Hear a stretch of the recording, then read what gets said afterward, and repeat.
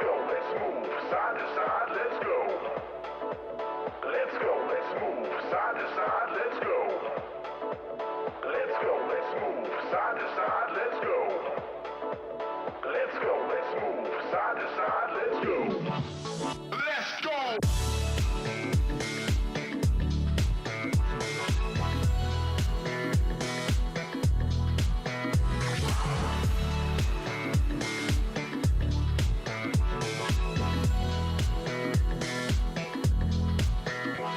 Let's go, let's move side to side, let's go. Let's go, let's move side to side, let's go. Let's go, let's move side to side, let's go. Let's go, let's move side to side, let's go. Come on, everybody, bring it in.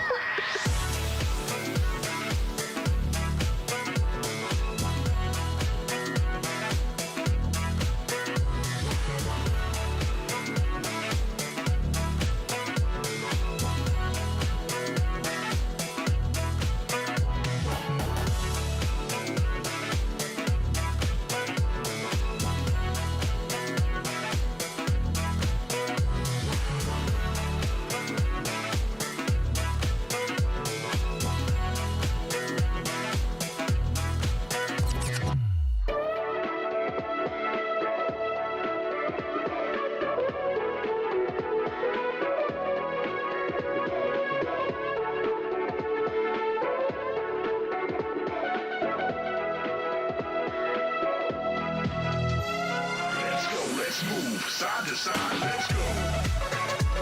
Let's go, let's move side to side, let's go.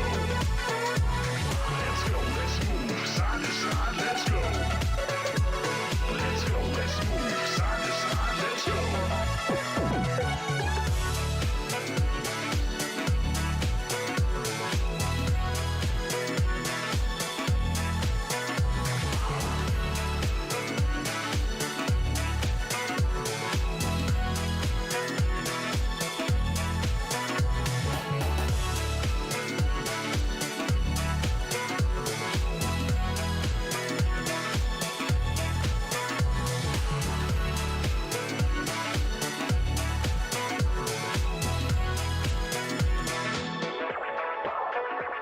Let's go, let's move side to side, let's go.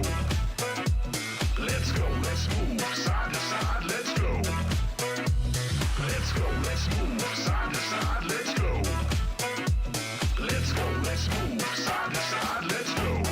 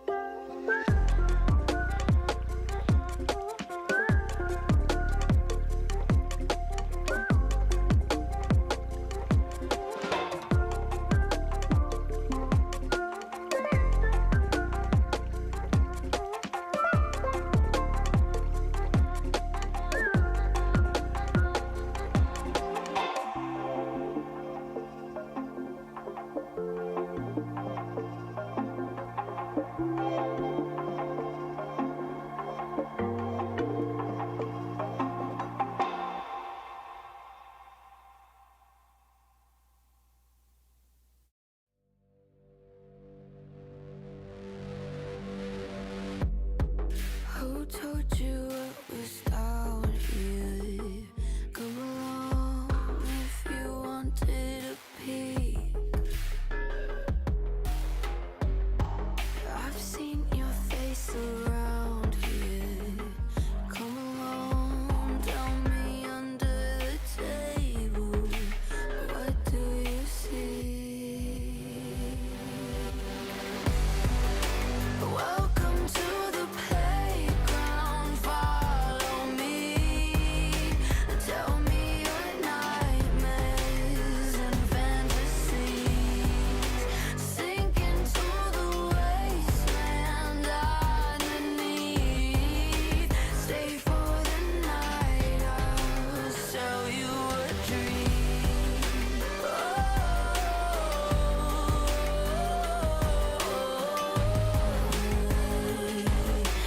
Welcome to the playground. What brings you to the lost and found, dear? Won't you pull up a seat? Everybody got a prize round here to play. Make me an offer, what will it be? Oh, what will it be? Welcome to the playground, follow me. Tell me your nightmares and fantasies. Sink into the wasteland underneath.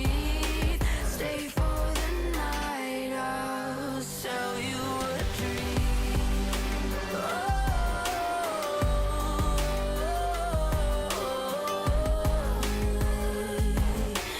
Welcome to the playground.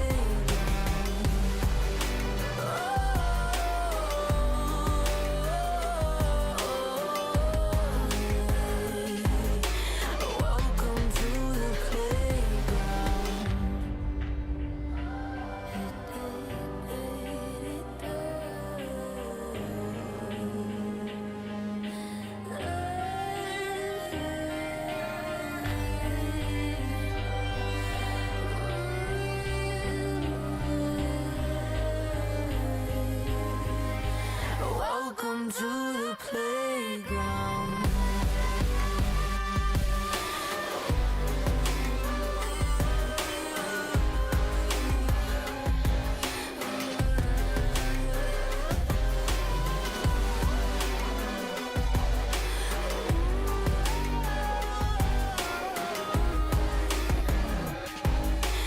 Welcome to the playground. Welcome to the playground, follow me. Tell me your nightmares and fantasies. Sink into the wasteland underneath. Stay for the night, I'll sell you a dream.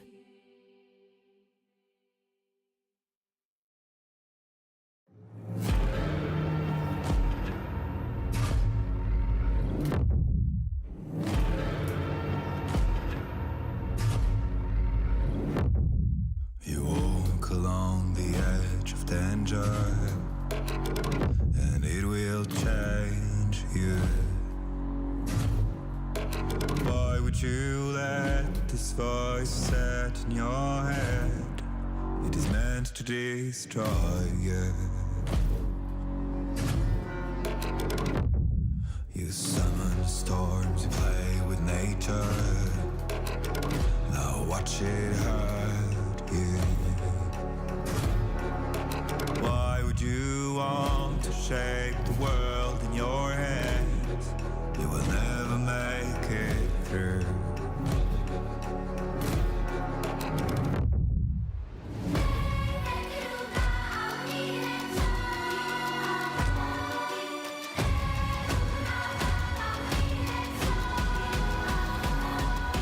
Catch the fire.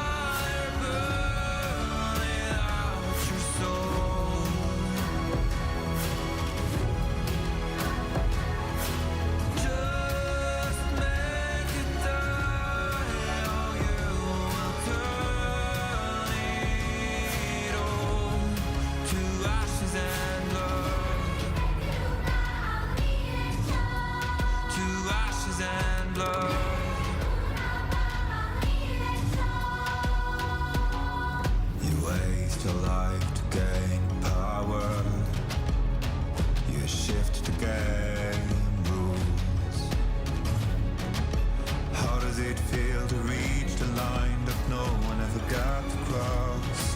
Does it make you work out now?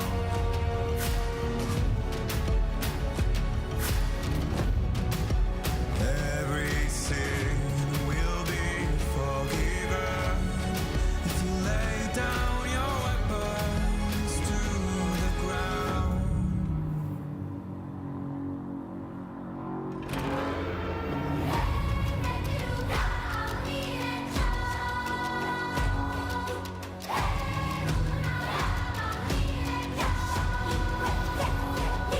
Catch the fire burning out your soul.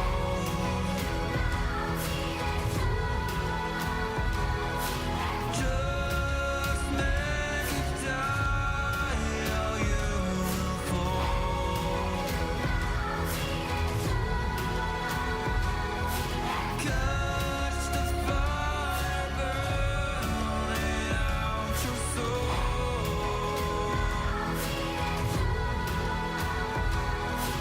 Just make it die, or you will turn it all to ashes and blood.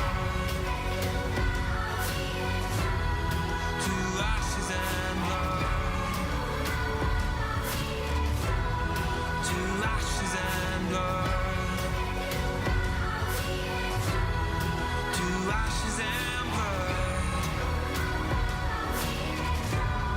To ashes and blood.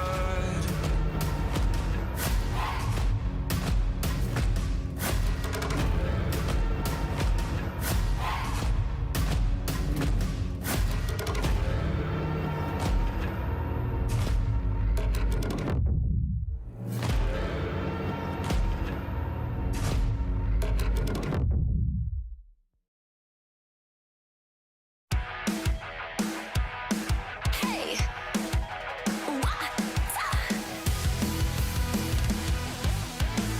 Hey, look up at the sky, it's just a starting line. Waltzing through the storm, feel the vibe align. Radiant rebels in the silent fray. In the pulse of dawn, we embrace the day. We find harmony in mayhem, finding our own beat. Eyes ablaze, we're laser focused. Dancing through the storm, we become the light. Against all odds, we'll stand and play in this never-ending fray. Eyes alive in the pulse of dawn, we find our beat when the chances take form through the noise. Hey, look down at the tide, it's our warning sign. It's time to rock the wave or get swept aside. Crash through barriers, our destinies untied.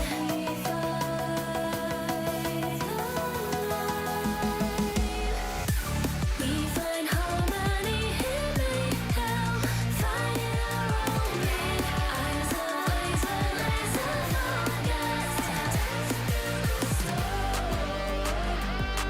We become the light. We become the light. Against all odds, we'll stand and play in this never-ending fray. Eyes alive in the pulse of dawn, we find our beat when the chances take form through the noise. Hey, look up at the sky, it's just a starting line. Hey, look up at the sky, it's just a starting line. Radiant rebels in the silent fray. In the pulse of dawn, we embrace the day.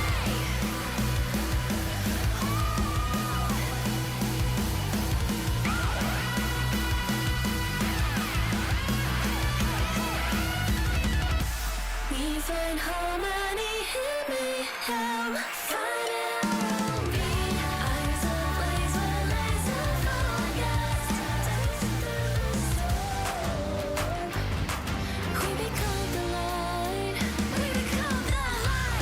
Against all odds, we'll stand and play in this never-ending fray. Eyes alive in the pulse of dawn, we find our beat when the chances take form.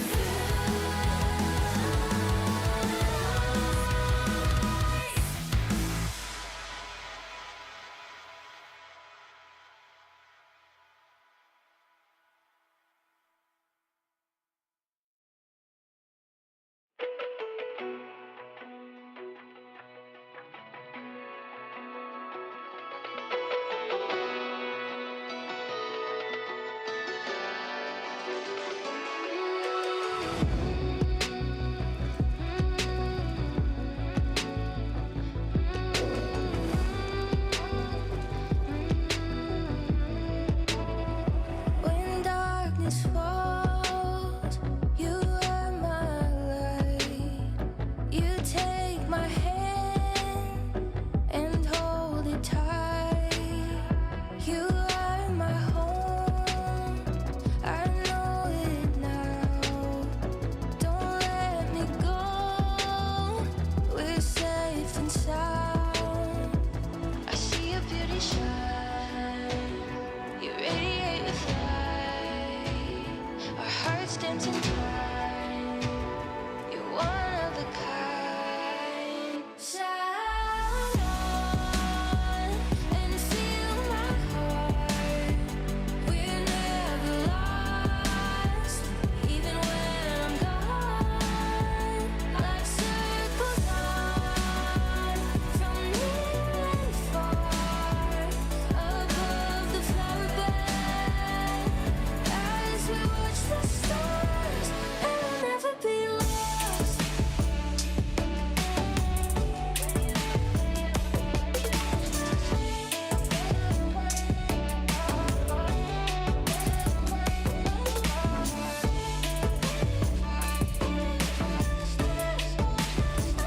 You are my home, you feel my pain.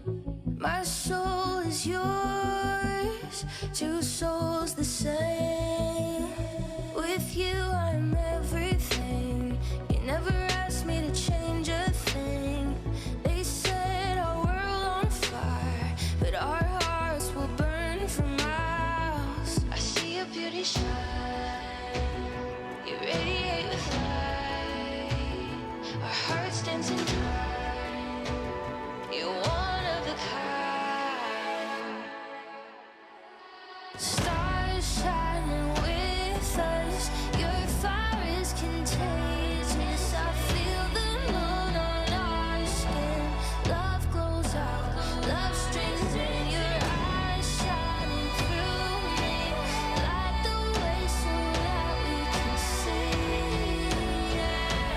And feel the warmth of my love. Shine on and feel we're lost, even when I'm gone.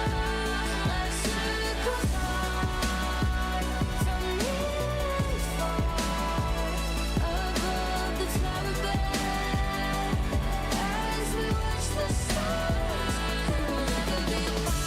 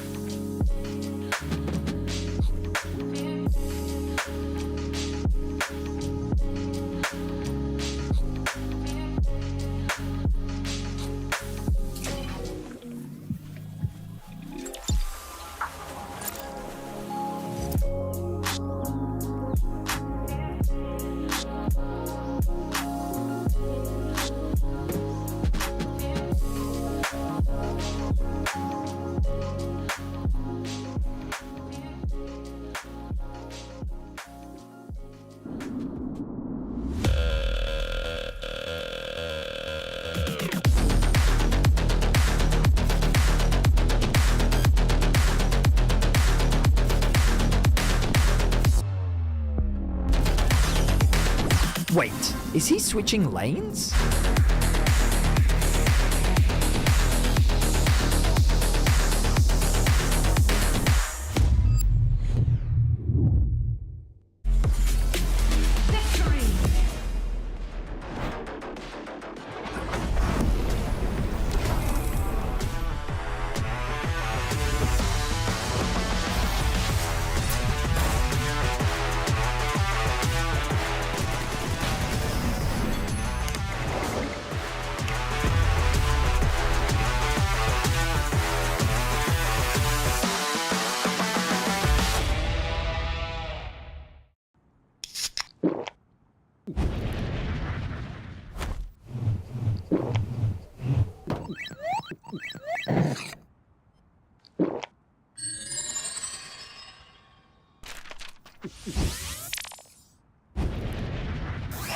Red Bull gives you wings.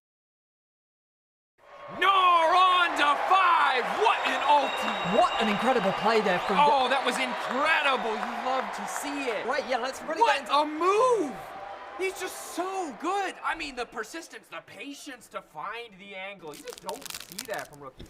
He's got it all. He's got the pizzazz. Have a break. Have a Kit Kat. Ooh, that looks good. Do you want to maybe share a little bit? Yeah. What a move! The human body was built to move. Not trapped at a desk in one singular posture for 12 hours a day.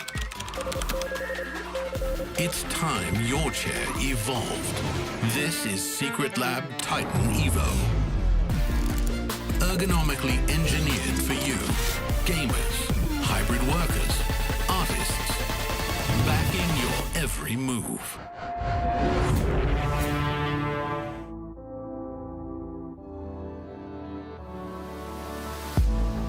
If you had it all, would you look the fall in the eyes? Could you walk away this time? Will you realize, recognize it's never over? And the flame that once had died, awaken. Will you rise above the days to come? Will you be enough? Will you walk away this time? Look to your left, to your right, leave the pain behind. 'Cause we all face the fires, and we stray from the light.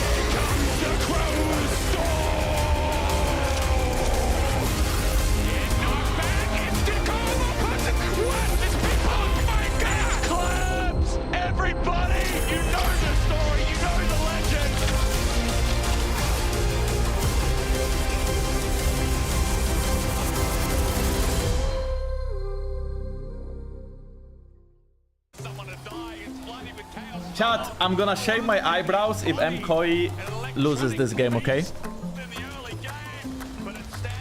Okay, I don't know how KC won this game. MKOI, you suck! MKOI, you f***ing suck! What the f***? I look like an old man! Oh my god! What the f*** is this? Oh my god! What the BB TPing LeBron. LeBron! And I don't think this is going to end well. Forsaken Jace getting in there. Patrick Ford's flash over the wall. Q over to the skies. And an easy then for Fnatic. Whereas SK, like Kadui's been in a great spot. Bit cooked. They're gonna have double stopwatch, double render wins, locket redemption. I think GG. I think GG. Unwinnable for SK. Oh my god, they got a connect on Rakan. Wait. Wait. Wait, what? Literally, XQ gonna ult. Oh yeah, 1-on-3 is going a bit deep here. He can't keep getting away with it. He can actually do no wrong. DP from Adam. I think he might have done wrong. He might have done a bit big wrong. Your goat is undefeated. Amazing. Nice lane, like, thank you, like, really good. I hate you. I have to play these matchups with someone like you. I wanna coach my eyes out. And that is just week 1. Welcome back to LEC Spring 2024, live from the Riot Games Arena in Berlin, Germany. I don't even know what to say, guys. Yonkers doesn't have eyebrows anymore. Everyone is losing their mind. And we just had 1 week of games. I'm Laure. I'm back with the Scandinavian duo, GB and Finn. And Roslatones, coach, assistant coach. Hi. Hi, I'm How are you doing? I'm a rat. You're a rat now, yeah. officially. I'm here to watch some banger games, and honestly, the reactions from the co-streamers is pretty much sums everything in a nutshell. I mean, especially Karzi's language was something. Yeah, I mean, my highlight of the week that we had was probably you losing to Baus as well. We didn't have that here, but that one we won was certainly just something. missed that one. Yeah, we did miss out. We should have included that, but Okay, guys, we can have it talk about the illustrated LEC. on that. It's fine, right? Okay, let's leave that in the past. Well, you were not with us last week, so tell me, what did you think about the madness that unfolded between our eyes last week? Let's take a look at the standing and see what happens, because this should not look like this. Like, things should not look like this, guys. Like, what is this? Production is doing them dirty, but SK should be rank 1 uncontested best team in the league, coming from, you know, being the 10th place last split into having, you know, such a performance, especially against Fnatic. Even though Fnatic might be cursed nowadays, it was still a great performance from them. I mean, I see SK, I see Heretics, and I see Vitality, and I'm like, stop the count. first place, stop the count, let's stop things here. No, but look at it. Like, these are 3 teams that I feel like there was not a lot of expectations around coming into last week. Different picture. I'm thinking about SK things first. What have they been eating? Who they implemented in the roster? Are we excited about SK? I mean, I'm extremely excited about them. We heard going into the first week that their scrims wasn't looking too good, but honestly, I think their macro was quite good against Fnatic, even in the position where they were losing. Old SK, they would have rolled over and they would have just died. There would have been no cross map. It would have been take a fighter on Dragon where you 2k behind, lose again, and then just the game will be over. But this time around, they're consistently looking for outs in the game or finding ways to still get a lead while they're changing or trading objectives. So I was actually very pleasantly surprised by watching SK. Yeah, I mean, I think that's why we're down a lot of like teams like Rogue, because we don't see any signs of life. But when you look at SK, at least you see those proactive seeds being sowed early in the game, and they're very, very active. I think especially Bukada. What do you mean you don't see any proactivity from Rogue? Okay, so hear me out here. Cue up the banger music, but Rogue had good early game showings. They got 5k gold up, sure. The Drake objective set up. Man, it's like Voldemort. It's like Voldemort meets Jack Sparrow. Right?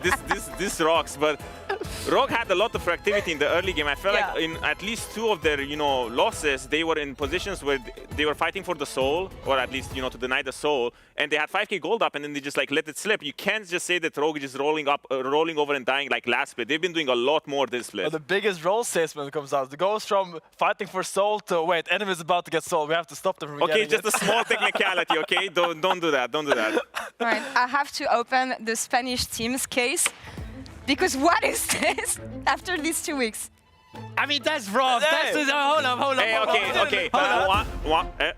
one of them is not like the others. You cannot say that Movistar Koi is in the same basket as Rogue and Giantex, considering especially their schedule. Yeah, because they played against, hold up, where are they? They played against G2 and they played against KC, top 2 of last split. That's not fair. Okay.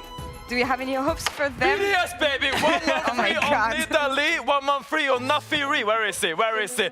Right at the top. #1 in the league, undefeated in the spring split, and I think they just come in and they're thirsty, they're hungry, and they came out swinging in week 1. And I think we see new life in this team. I think I just scored. Irrelevant back in lane, solo killing Adam back to back to back. You know, those kills start to stack. I'm not buying it.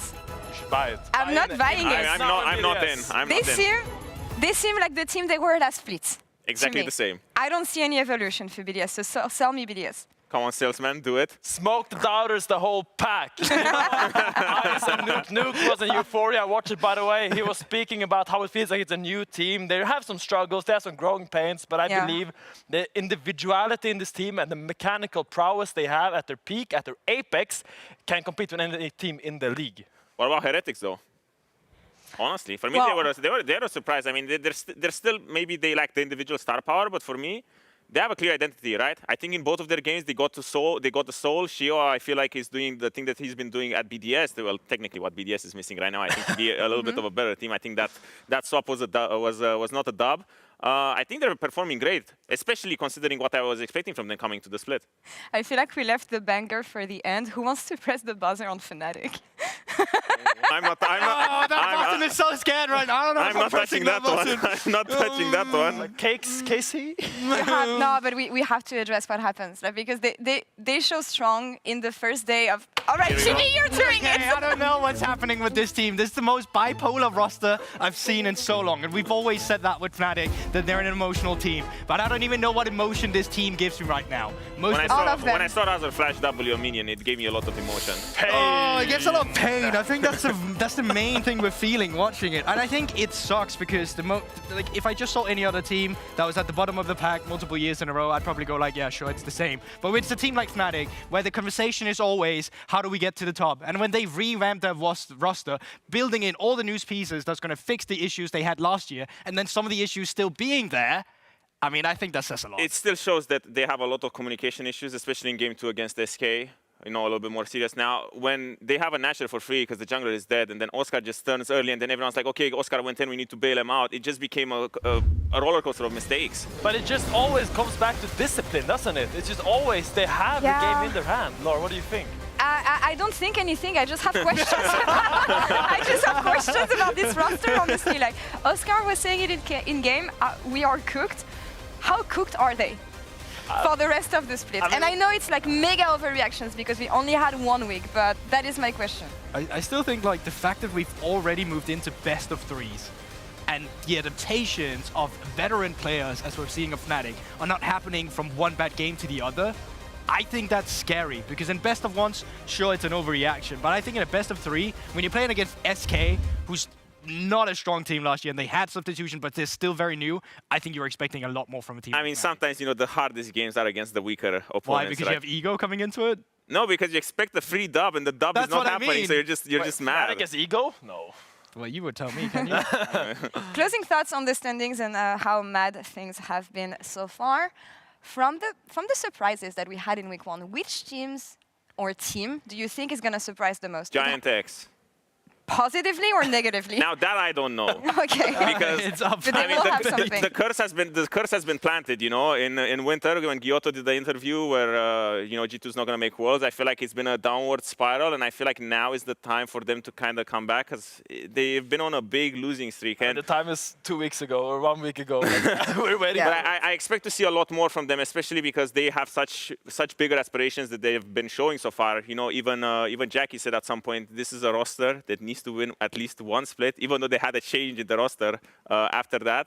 I still want to see it happen. Yeah, they set expectations themselves. Some teams didn't set expectations, but kept on surprising in week 1. I'm excited to see what's ahead of us here in week 2. Shox is now standing by with Adam from Rogue in the Marriott Bonvoy pregame check-in. So let's check it out because, yeah, Rogue has been difficult last week.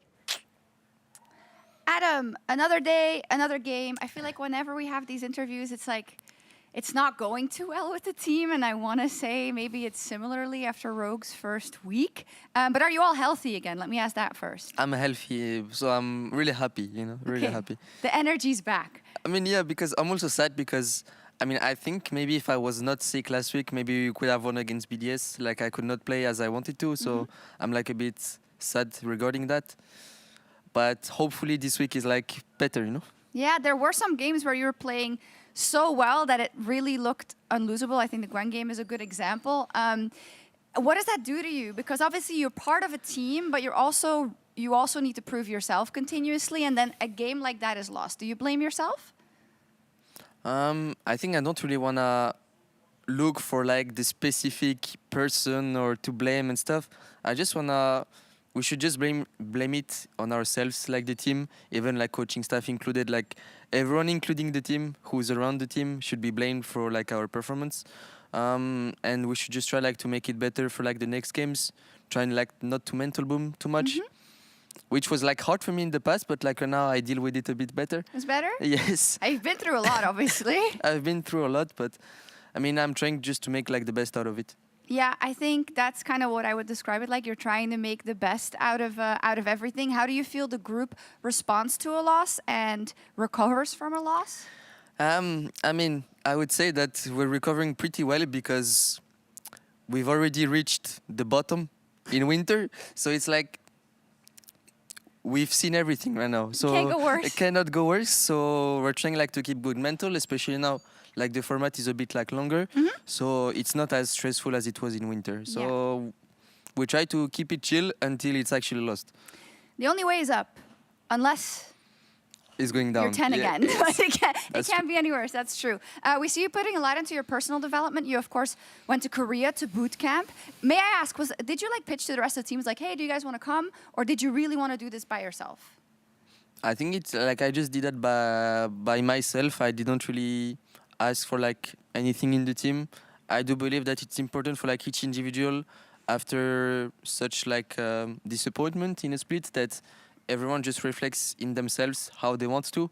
Just like it's important, I feel like, to not put pressure on like anyone, so that they do what they feel is the best for them to come back in fresh for the spring. So yeah. Okay. Since you've said it yourself, but you've gone through a lot, right? You've had definite ups and downs. There was a time where everybody was talking about you, and we had the Worlds and the Garens and everything, and now it's like a completely different environment. Do you feel because of all of that you've become a better teammate? I mean, I would say probably like this off-season that has been going for me and how this year is going, I would say it's like pretty humbling for me. Because I mean, like, I believe that I'm a player that like deserves like the highest peak of League of Legends, and I try like to reach that high by putting like so much effort into everything that I'm doing. So yeah, it's like pretty humbling. It's making me reflecting on so many things that I should work on, and so many weaknesses that I still have that can be like in the game and even outside of the game, of like what it actually means being like a teammate in League of Legends, and what it actually means like helping your teammate when they need you and vice versa. So yeah, I mean, so much questions going on in my mind, and I just try to work everything out. Yeah, it's the new Adam arc, the self-development arc. We love to see it. Thank you so much. Thank you very much. Great to hear from Adam and from Shox to kick off the day, but to kick off the action, it's Vitality versus Rogue as players take their way to the stage. Take their way, do they? They take their way to the stage. That's what they're doing, We're buddy. going to start off the day like that, are we? Just before we started this cast, you said to me, hey, we're going to be super professional, locked in. It would be nice if you used actual English. That would be nice. Take is an actual English word. It is. In this context, didn't make any sense. Didn't make any sense. We're going to be jumping onto the rim for our first best of 3 of the day. Oh, we're going to be jumping, are we, Betty? We're going to be jumping. Oh, we're going to be jumping, Medic. We're jumping for joy because it is a day of exciting League of Legends here in the LEC. Reminder that it is triple best of 3 days this Saturday and next Saturday as well, which means that we have all the League of Legends action that you could possibly want. Rogue versus Vitality. The pressure already starting to mount for Rogue. their schedule is not an easy one, and I don't mean that by the difficulty of their opponents, I mean by the sheer quantity of games they're playing. In week 1, they had to play double best of 3, and they're doing that again here in week 2. While they do have a game day break, they kind of have to just... The pressure is on for them, you know? And Vitality, they're only playing one this weekend against Rogue. They can put all of their focus into this matchup.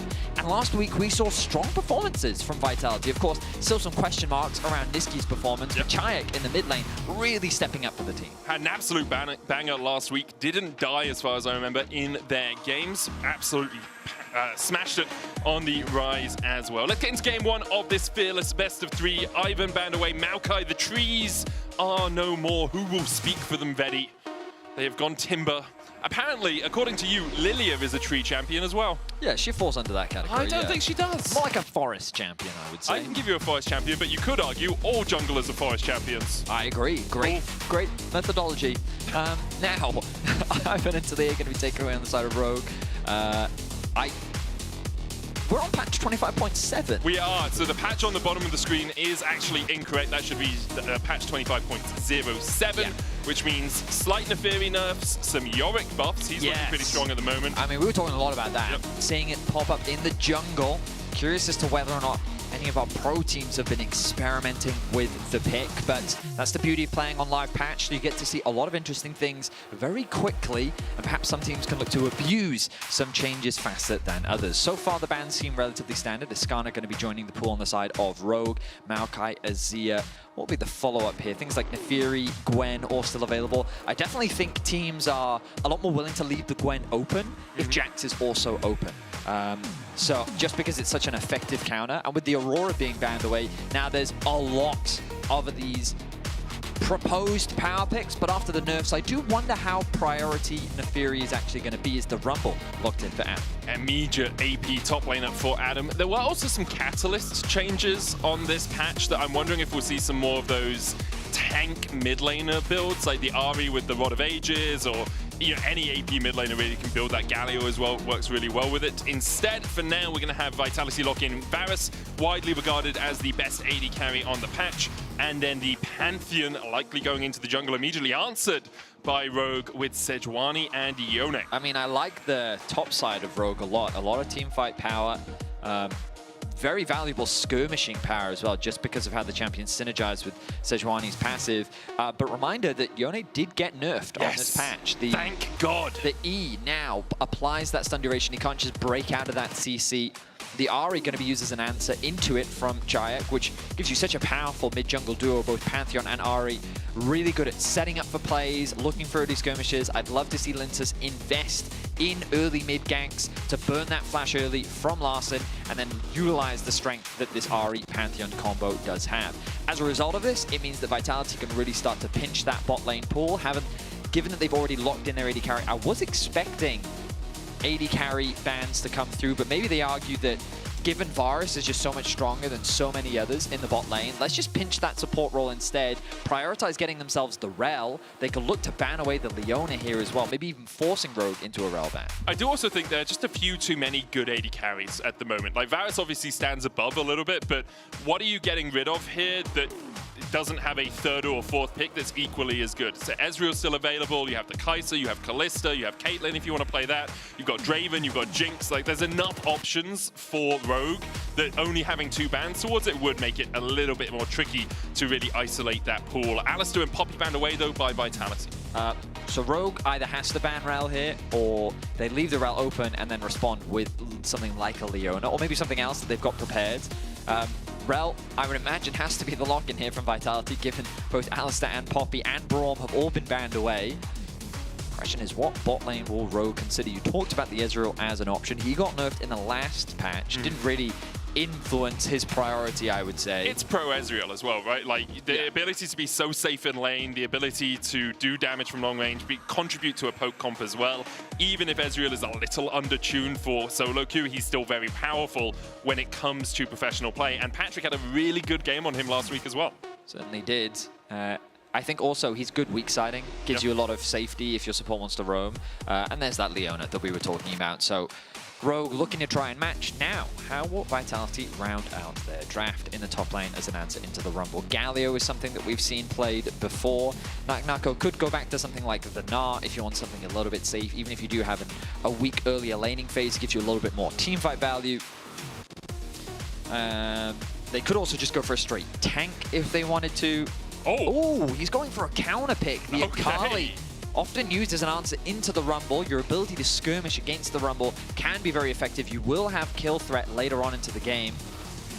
Early, it's very rough. Very rough. You will get pushed in a lot. You will get bullied a lot by the Rumble. But as the game progresses, you will start to gain that kill threat back towards the Akali. So Vitality going for a heavy side lane threat type of comp. A lot of skirmishing power in their kit. A lot of single target damage as well. Pantheon, Ahri, Akali, all about finding that single target, looking to lock them down, execute them. Ideally, Vitality want to be trying to find these picks prior to starting up these objectives, because Rogue, full-on teamfight. Look at the AoE, look at the engage that they've got. Rumble ultimate, Yone ultimate, Ezreal ultimate, the engage that comes through from both the Sejuani and the Leona makes it very easy for them to enter objectives, makes it easy for them to start teamfights.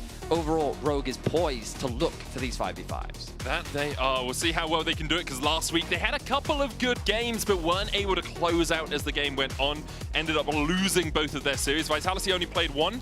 They won that 2-0 versus Giant X. And I think for Vitality fans, they're looking at this roster and saying, it's not just the veterans that are playing well. Nako and Chayak were standout performers last week. Can we keep this momentum going?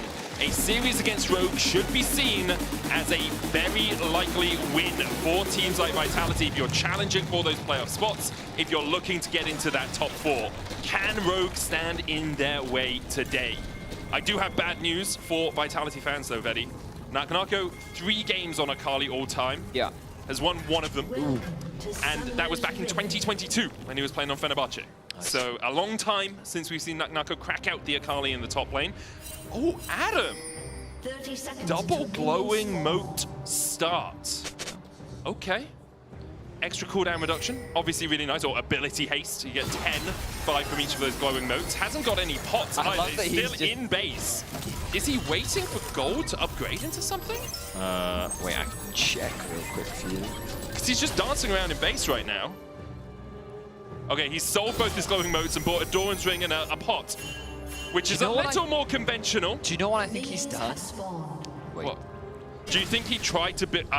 do you think he right-clicked an item that he wanted to build next? No, and no. I moats? think he wanted to start stacking up his heat meter earlier, so he leveraged the additional CDR from the glowing moats in his base. He then used his E to get slightly more CDR back, and then he returned them both, bought his items, then started going to base. And now he'll return to lane with, well, you can see a good amount of heat meter. Well, if he loses the lane now, it's all doomed for Rogue. That's all we can pontificate on that, or we can assume. I mean, that is like proper min-maxing. I mean, yeah, I love it. That's what I like about League of Legends. Like, I'm 8 years into casting this game and still see these little things that I haven't seen before. I'm sure there's many Rumble players, many Rumble mains in solo can be like, of course I do that every game. Yeah, I mean, it's the first time I've actually seen it, so I hope I am right in my theory, but I think it makes the most sense.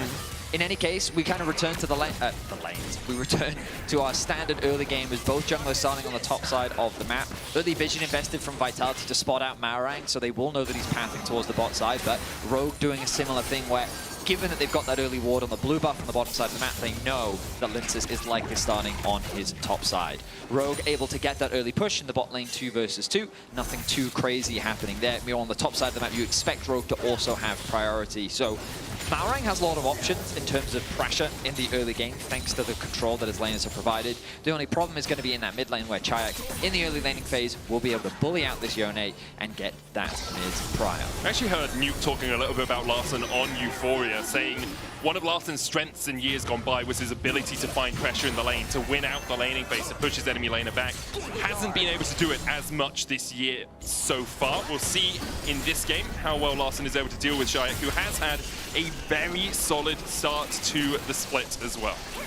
He certainly has. I was really impressed with his performance last week, especially when he started strong in winter and we were singing his praises, and then he wasn't really able to have the same impact throughout the rest of the split as Vitality fell further and further in the standings. So for him to have another strong start in Spring makes me optimistic, and I'm hopeful that we get to see that performance maintained from him as he continues to find very nice trades in the 1v1, doing exactly what he needs to do. Doing a really good job positioning well while still putting out quite a lot of damage. He had almost 900 damage a minute in the game against Giant X last week. And we'll see if he can maintain that form today. As for the moment, Larssen is very much chunked. You can see that Doran shield, probably running Font as well in his secondary runes just to try and get as much health back as possible. Lincers jumps in, lands the stun on Patrick, who will cleanse to get away from that Pantheon. Only level 2 or force back at a 3rd HP as well. Execute trying to catch the wave, will be able to get himself up towards level 3, which gives him a bit more power. The question is, can Patrick step forward far enough to get back to this wave? Malarang is waiting around the corner in the jungle. Vitality have the vision control right now. Execute doing a good job of holding the wave just outside of tower range, so Patrick can work his way back immediately. Niski engaged, though once Execute flashes away. Ignite and flash used by Niski, Execute down to 150. The W and the level up onto Execute made it a lot harder to kill than Nucko. He's in kill range here. So close. Yeah, Adam has to respect it. Flashes away from the 5-point strike. Very nice trades there. But you can see as the lane continues that Akali starts to get a lot more kill threat. Meanwhile, on the bot side of the map, just fantastic play from Lincers. The idea behind not necessarily forcing a kill, but just denying Patrick so much farm. In order to get that first push in, he actually lost a lot of CS. Just on the bounce back, Kazi was able to accrue a pretty significant CS advantage, and then to lose an entire wave off the back of that as well. Patrick already finds himself, what is that, 260 gold behind, nearly a kill's worth in terms of a deficit. Charm used by Shayak, out of range of the Zenith blade, well played by him to escape the clutches of Larssen Execute. I think this is more just to try and get the wave in for Larssen so he can... Oh, he's actually not going to recall because he's already got those triple daggers. I mean, the wave's in an awkward spot for him now because it's going to start slow pushing towards Chayak. He's going to need more assistance if they want to try and fix this lane. Execute's looping again, you can see. Chayak is level 6, and Niski's on the top side of mid right now. Execute just hovering. Doesn't have that flash, with Shark having the Spirit Rush. It's very hard to gank him. Good. Keep your eyes on the minimap as well. An early swap has already come through from Vitality. A lot of the conversation I've been hearing is that swaps are likely to occur more often, especially given when you have that winning bot lane, you want to prioritize getting those early growths, but sometimes in losing bot lanes, you just want to swap them out as quickly as you can so you can claw back some of the deficit that you find themselves in. Vitality have set their sights. Ooh. Oh, Execute going to follow with the Zenith Blade. Knock up onto Nucko here as he tries to get the perfect execution out. Gets into the Twilight Shroud. Looks for that 5-point strike again. Will dash away with the R2. Lincers, meanwhile, is taking the grubs away. And good play from Nucko to stop the Drake from Rogue. They'll get nothing out of the fact that they have a man advantage on the bot side for now. Completely. I mean, that's a great summary, Medic, as Nucko, while he did have to expend some resources, the cross-map now can't happen for Rogue, which gives Vitality the ability to play for the Drake themselves. But Lincers, he has his eyes set on the top camps. You can see the pings coming down. Top wave is going to be pushed in by Kazi, meaning that Adam needs to go and respond. No flash on the Rumble as well. Means that blue buff should be easy pickings. Going to secure that one. And again, the top side is just going in favor of Vitality as they continue to accrue advantages.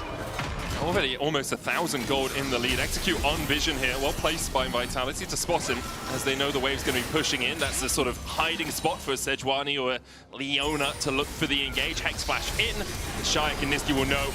Zenith Blade, Niski goes back in, gets Burst Blood. Shayak has another Spirit Rush charge in. Niski's going to fall though to the tower. Execute takes him.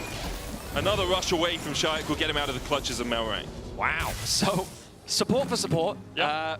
A bit of support. And both the supports got the kills. Yeah, not quite the way that either team would have liked it, but it ends up working out as, crucially, Larssen dying there, just more advantages gained for Chayak. And we're seeing Chayak just absolutely school Larssen in the matchup. Beautiful charm connects to start off that play.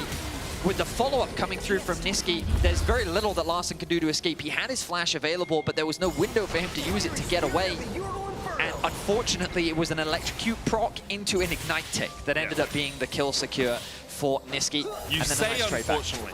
As a support main and as a Niski stan, I think it's very fortunate that this has happened. Niski's had a really good start to the split. Obviously only one series, you can see, did fall behind on experience, which I think was the big thing we pointed out last week, where he wasn't catching enough XP in the lanes, he was kind of being pulled everywhere. But 90% kill participation, highest kills and assists at the 8-minute mark for supports. Guy's off to a blinder in his first split as support. I mean, stats-wise for sure, but he himself said that his first game was a little bit shaky. Stats don't lie, Benny.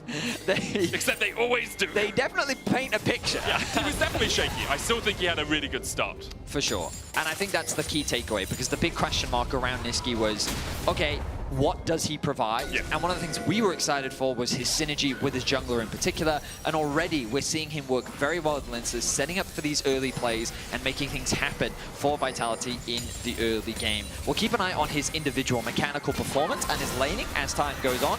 But for now, you're completely right that he is definitely having impact in the games.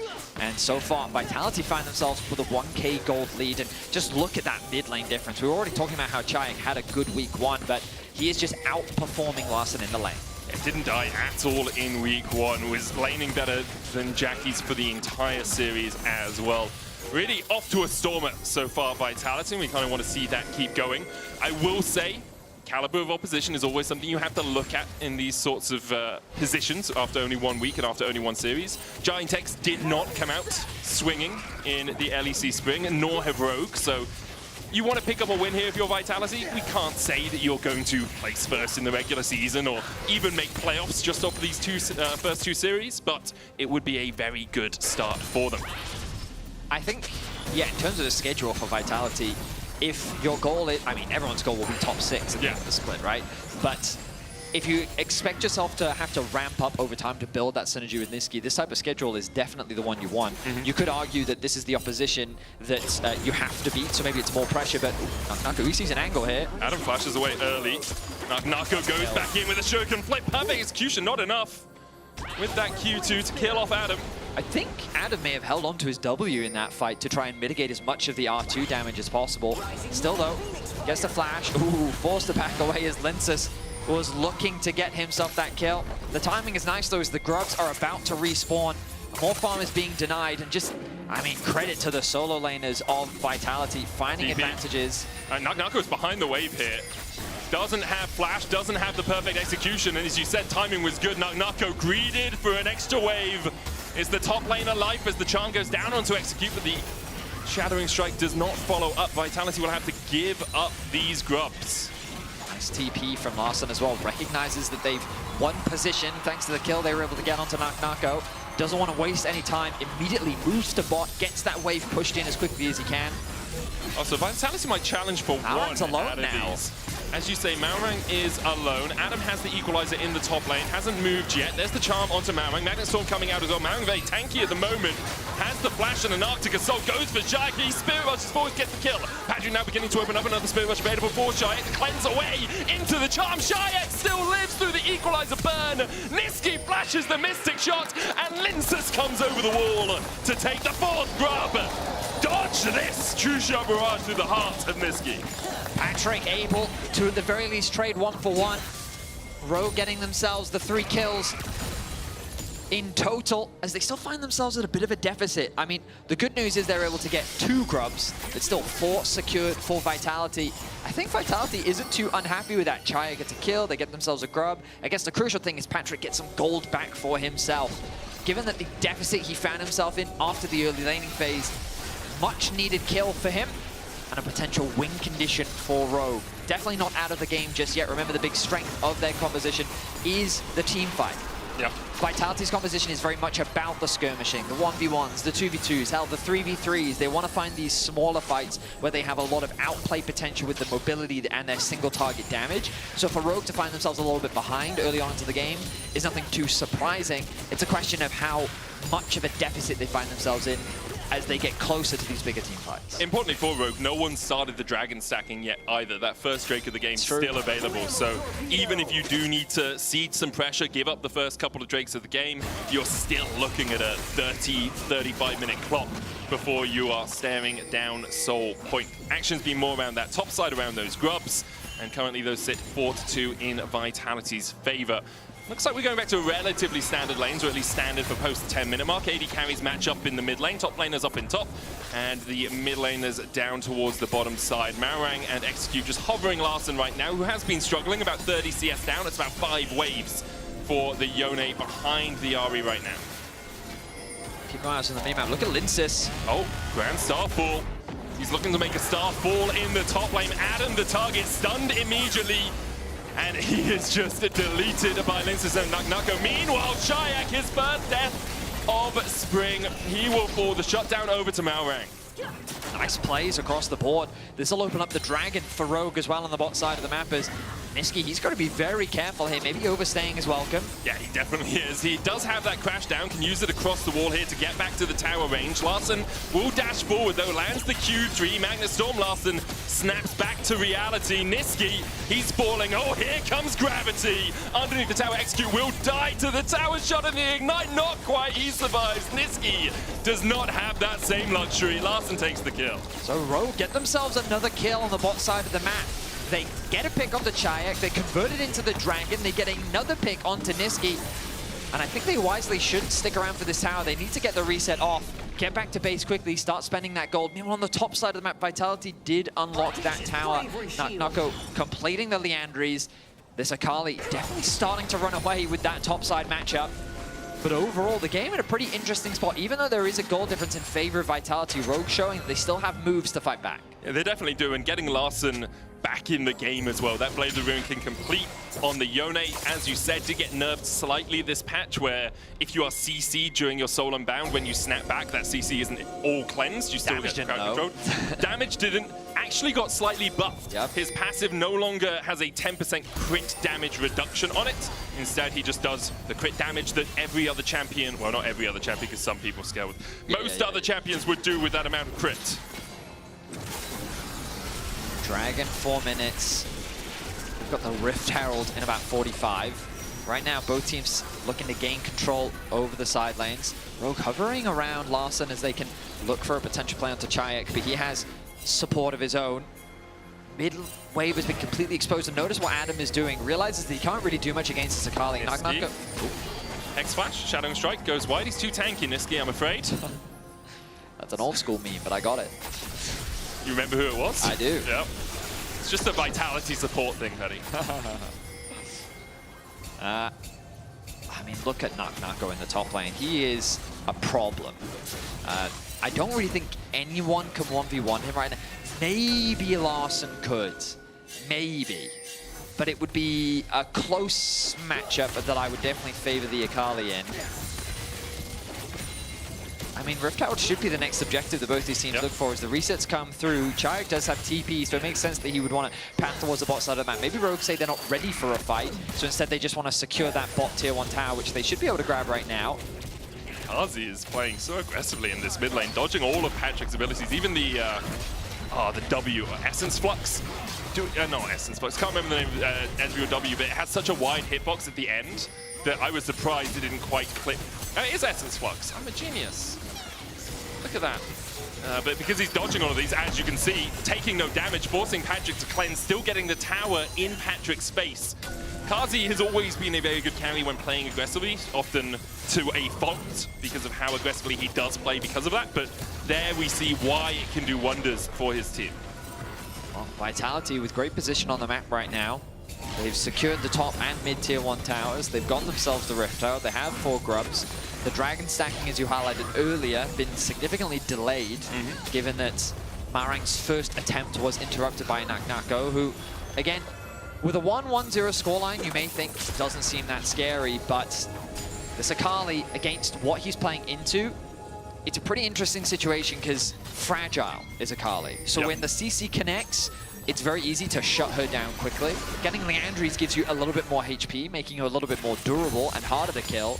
But in isolated 1v1s, she's just very difficult to manage. She has so much mobility, she has so much stalling. So if you over-invest on that side of the map as well, there's cross-map options for Vitality. It's also easy for Vitality to collapse because Chayak has TP, the Pantheon has his ultimate. So Rogue have to be cautious about what fights they take. And it was a really good play of them earlier when they made the cross map happen. They see two people top, immediately force the play bot, knowing that they can guarantee a play where they won't be at a numbers disadvantage. It makes a lot of sense overall. Next Drake up in a minute's time. Articon in 2 or so. The Rift was picked up by Vitality. Linces has that in his pocket. At the moment, Vitality using the mid pressure that Kazi is developing to get Niski into this side of the jungle. You can see there's actually a lot of attention being paid towards the mid laners who are playing through bot. Even when Shayak had backed in a bush, Rogue had a control ward behind that bush, so Larssen pinged it out and said, hey, can someone come and help me check this bush in the middle to make sure that Shayak isn't just waiting here, lying in wait, trying to catch me out for a little bit of a pick. Next Drake in 30 seconds. Rogue have no vision past the halfway mark of the map. You'll notice as well some interesting animation coming through. The QSS completed for Larssen. Patrick, he doesn't know he's on a ward. And immediately he's caught out. There's the Magnet Sword follow-up, and Patrick goes bye-bye. Execute's now going to flash the wall towards the red buff. Larssen is here as well. The charm from Shayak lands. A double spear rush forward again from the Ahri, looking for a little bit more, just forcing Malrang and Larssen out of the jungle. Nice timing from Vitality. Just as the dragon is spawning, they catch Patrick on a ward. Remember that Kazi had already burnt the cleanse from Patrick earlier on when pushing into that mid tower. So few defenses left for Patrick. He is chain CC'd, he is locked down, and Kazi's able to pick up both kills. That's a mistake we have seen from Patrick in the past, especially in Spring, just getting caught out on rotations, not anticipating the enemy team being a good spot to find these picks. He's on a ward, as you say, walks towards Malrang, then's like, oh, I need to catch the mid wave as it comes forward. Let me be the first one to walk, and Vitality are lying in wait. Yeah, I mean, I feel like he should have been a little more suspicious because, I mean, the old school rule is you look at the mini-map and you count. How many circles do I see? And I saw 2 circles, and so I was like, that brush seems very suspicious to me. And, I mean, props to Vitality. They find a pick. They secure their first dragon of the game. Now Articon finds its way onto the Rift. They also get 2 items apiece on their main 2 carries. Obviously, Naknako getting towards that spot as well, but Shayak has the Balefire Torch and the Leandries, and it's a Ginsu's Blade of the Ruin King on hit here for Kazi. You'll notice no Rod of Ages on the Ahri as well. Something that we've been seeing a lot more in solo queue due to its, well, high win rate and overall performance, so the logic being that you can't really one-shot anything anyway in the current strength of Ahri, so go for a little bit more of the sustain. And I think Shayak is emulating a similar idea. He's just abandoned Rod of Ages and said, I'm just going to go for more burn. If it's going to be more of a drawn-out fight and I'm going to chip away at you, then I'll add more value to my chip damage instead. It's interesting with Rod of Ages being buffed slightly this patch. Oh, Articon started here by Vitality, spotted out with the True Shot Barrage. Larssen has teleport. Any wards for him to get to? Doesn't look like it. Vitality already have the Articon down to about 4,000 HP. Shayak keeping Malrang at bay. As you say, Vitality will get it, but there are petals afterwards. They need to try and clear all of these before Rogue can step forward. They get most of them immediately on the spawn. Niski stunned up, locked up. There's the solar flare into Larssen. Niski draws his last breath. So does Linces. Kazi falls to flash away. And the rest of Vitality couldn't join the play. Now, Kazi, where are you going? You have a cleanse, but Execute has a bunch of CC to work with. There's the Shield of Daybreak into the Zenith Blade. Kazi will get Execute out of the exchange, but Adam gets a juicy shutdown. Naknako jumped on immediately, stunned up with the Permafrost, and there's another for Rogue. In the end, they get 4 for 1. Definitely not a bad fight for Rogue. A tower, a bunch of kills. They even got a few of the remaining petals. So while the proactiveness was promising from Vitality, it doesn't quite pan out the way that they would have liked. A nice gold swing for Rogue will also equalize the score. Now, crucially, with the Articon falling, notice how separated Vitality is. Naknako actually has to go back to base before he can TP in. And at this point, the fight has already started. A beautiful ultimate from Larssen locks up both Niski and Linces, meaning that the front line just collapses immediately. As Rogue is stacking up as a 5, these skirmishers can't really find the angle to get the pick that they were looking for. Now, some of you might be confused as to why Naknako even considers this play, but he's thinking, I have ultimate, I have Shroud, I can get at least another kill here, but crucially, this knockup from Malrang and Larssen means that he just doesn't quite get the opportunity to do that, and he loses his life as well. Yeah, really nice far side alteration into the bush there as well, as Larssen was snapping back towards it, so they saw Naknako waiting around the corner, and Rogue take the gold lead for the first time this game. It's a Drake apiece. Rogue have equalized the game out mostly. 2 items on Patrick. He has the Mana Mune and the upgraded to the Mirror Mana and the Triforce. 2 items now on Larssen when Immortal Shield Bow second. Niski going in. There's the Magnetstorm. Equalizes to follow up and Adam goes pop. The Solar Flare from Execute does land onto Linces, but the rest of his team is nowhere to be found. It's a double again for Vitality. Niski, oh, he looks for the flash. Chayek going forward. Chain of Corruption dodged by Patrick, but Linces has a flash of his own. Meanwhile, on the backline, Larsen's jumped on Kazi and should be able to mow him down. Patrick escapes. Nako starting to collapse, but he can't get onto Mawang and Larssen. Rogue do find a kill out of the end of the exchange. A chaotic scrap, but I'm not really sure what Vitality can get off the back of it. There's possibility of looking at the bot tier 1, but the waves aren't in a great spot. They'll need to answer those, and also the HP bars aren't the best. Quite a lot of flashes were committed on the trying to kill Patrick, and while they did get his summoner spells, look at this. Hex Flash over the wall, drops the control ward, they lock down Adam, and he is given no recourse for counterplay. Meanwhile, again, you look at the minimap and you'll just notice that it's a numbers differential. Larssen wasn't there, and it was good awareness from Vitality to force the fight, but crucially, the idea behind the fight, cool, okay, maybe get a pick, but at this point, you've gone way too deep. Just way, way, way too deep. Larssen finds a nice pick of his own onto Kazi on the back end. Ends up being 2 for 1, but crucially for Rogue, like, nothing was really lost. You know, they didn't lose any objectives, they didn't really lose much vision, and it's Rogue immediately back with control over the river. Patrick did lose his summoners, but as you say, 2 flashes were burnt to get those summoners out. Shayek's and Lince's. Niski's flash, I think, was burnt more for Adam, so you could argue either way where Niski's flash went, but still a bunch of summoners used by Vitality, and Rogue will have the setup around the Drake. Second of the game for either of these 2 teams. Now, for Vitality, it's a difficult thing to face check into this composition because you're fishing into both Leona and Sejuani. You're very reliant on your Pantheon and your Rel in order to try and create space, and this what makes it difficult because you're also just walking into the poke of this Ezreal.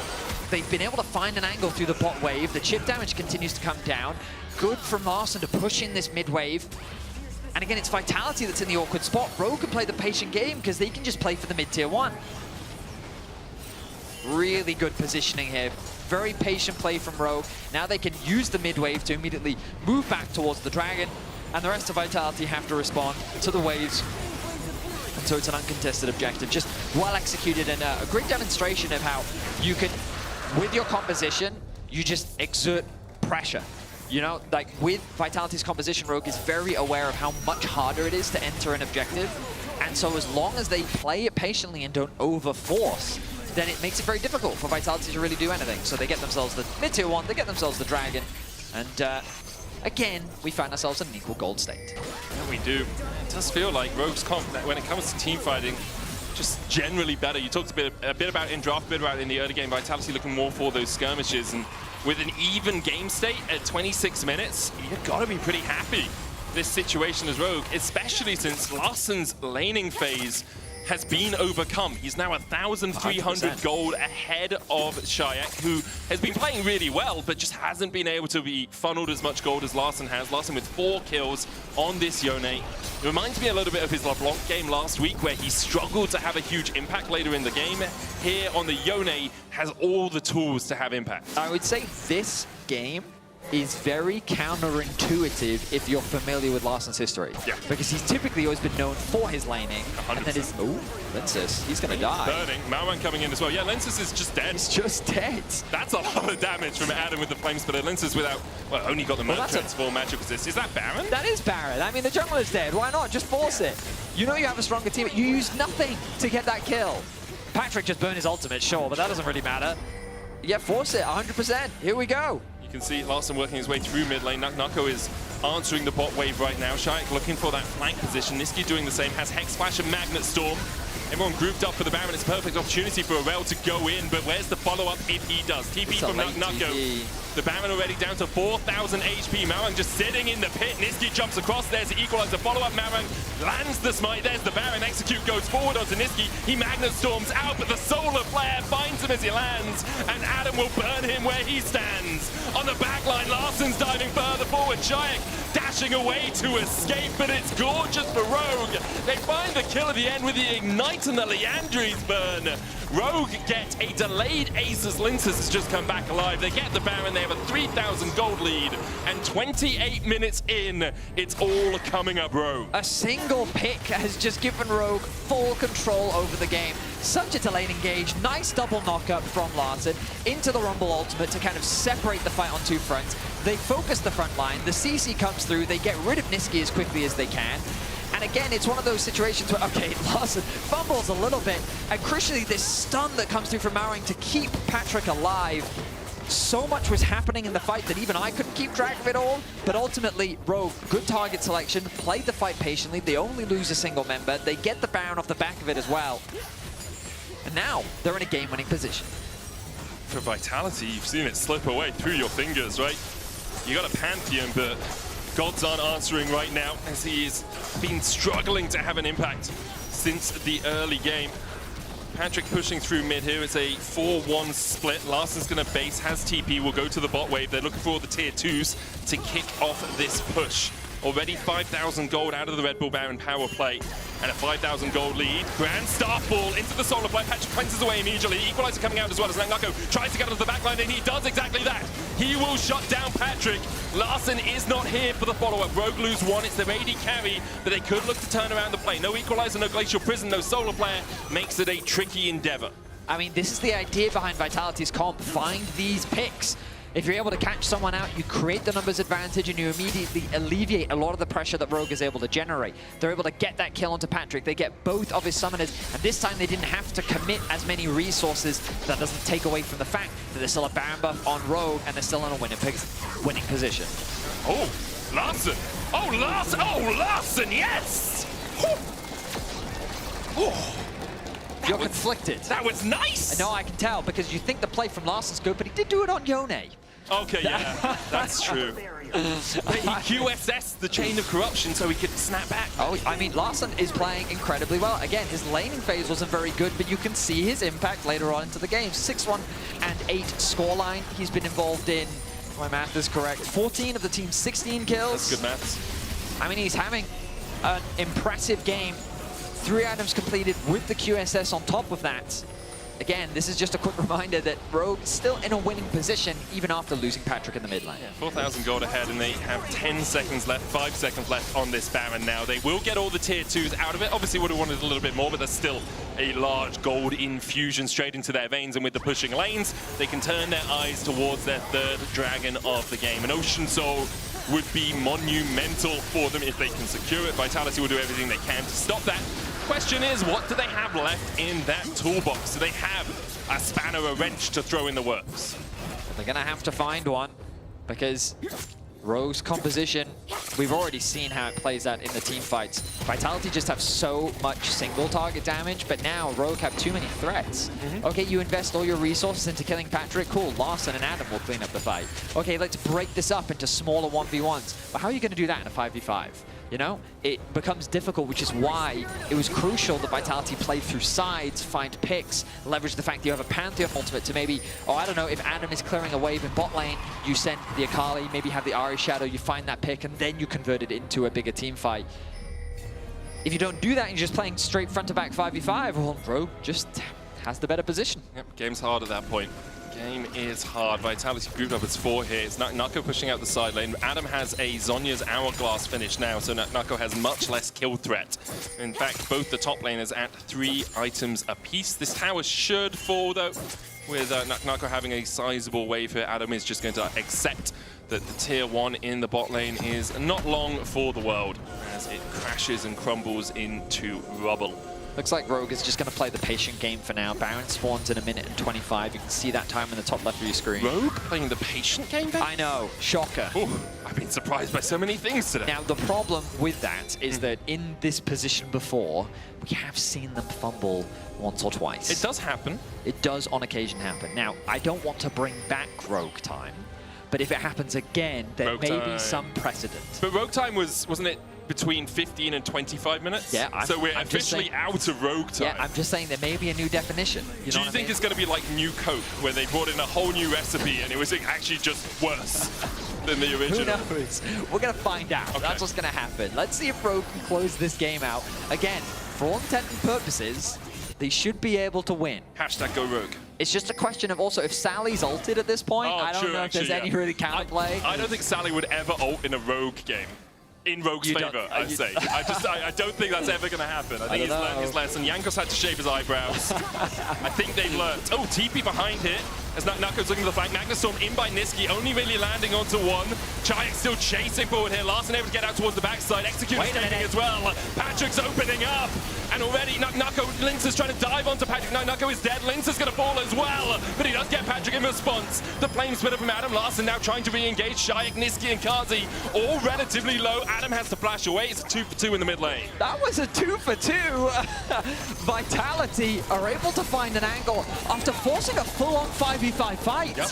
I'm going to need to go back and see this replay because initially I thought that this was just a losing play for Vitality. I thought that things were going to fall apart here, but then they were able to get some decent damage down. I want to say it was because Nako found a good angle. Hang on a minute, they've TP'd back in, they're just going to force the Baron, and they can do this. Sejuani's already on his way back. So Chayak does have teleport. Doesn't matter, there's no smite, unless Kazi can do the Gumayushi. Can he do it? Well, they'll see it. That control ward, though, denying any further vision in the pit. The Baron already down to 2,000 equalizer. Okay. Kazi. No. Not going to happen, and that's a Baron secured. Bring in Smash. Sub him in. Okay. That is okay. I'm not going to touch that. Baron secured for Rogue. So ultimately, the fight did end up going negatively for Vitality. Let's look. So the TP flank comes in to start off the fight. Larson QSS is early. Nice engage overall from Niski as he draws a lot of the focus. Execute gets shut down very quickly. Nako dives onto the back line. He then becomes the next target. And then Chayak and Kazi just have the freedom to free hit in the fight as Linces trades his life for Patrick. So understandable why it ends up being such a close fight. But of course, losing our jungler means there's no smite. And now Niski, is he overextended? Nako's there as well. Solar Flare does clip Niski only for the slow. Nako almost killing off Adam. It's enough. Nako gets him. Will pay for it with his life, you have to feel. In the Zhonya's, sniped out by Patrick at the last possible minute, but that's only 4 Barons are left for Rogue. Adam is down. Top wave is pushing in, but with Drake up in 30 seconds time, no one's going top. QSS away from the stun.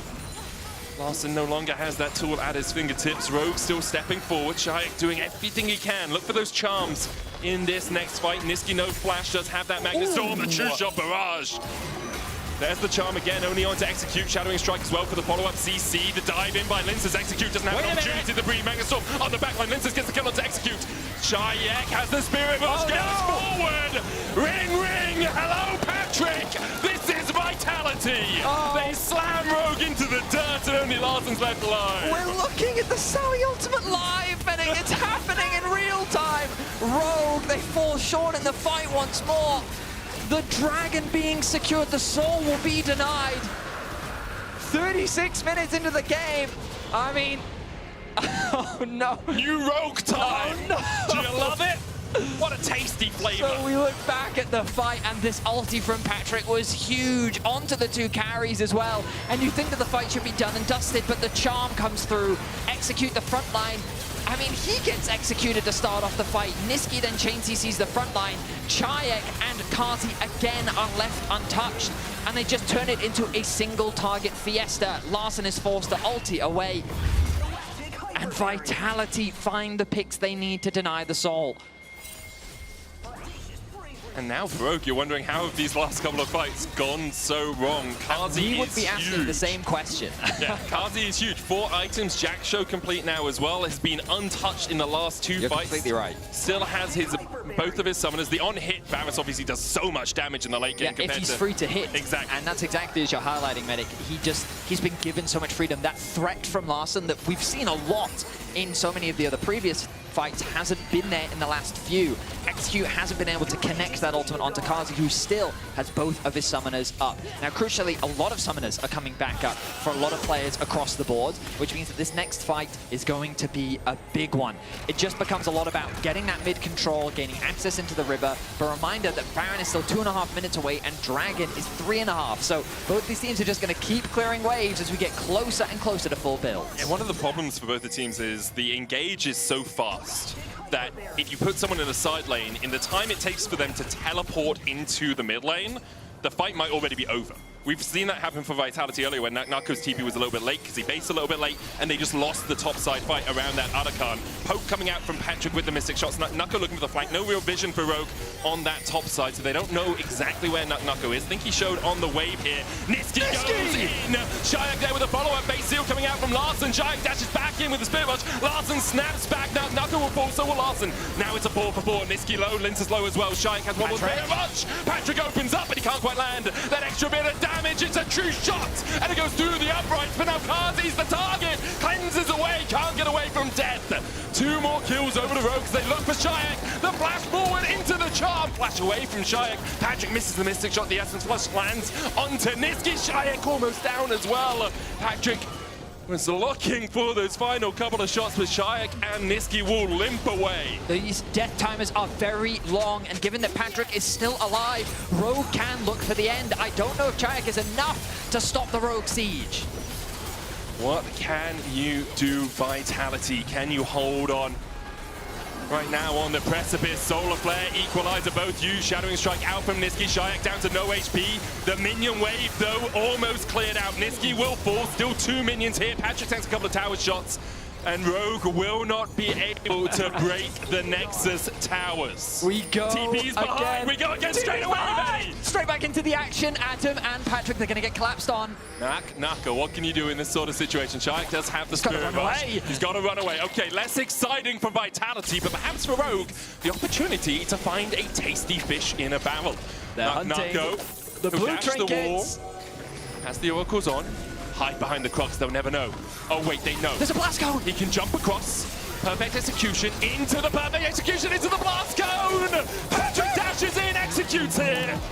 And Patrick will take the kill. He's on a rampage now. Nako dead for 60. Oh, okay, so I thought the E over the wall was really bad because I thought Execute was someone else. But it was completely fine. He ended up getting that kill onto Nako. Now both TPs from the solo laners are gone, and crucially, Baron up in 10 seconds. That's going to be a 5v4 around the Baron, and Vitality have to fight it.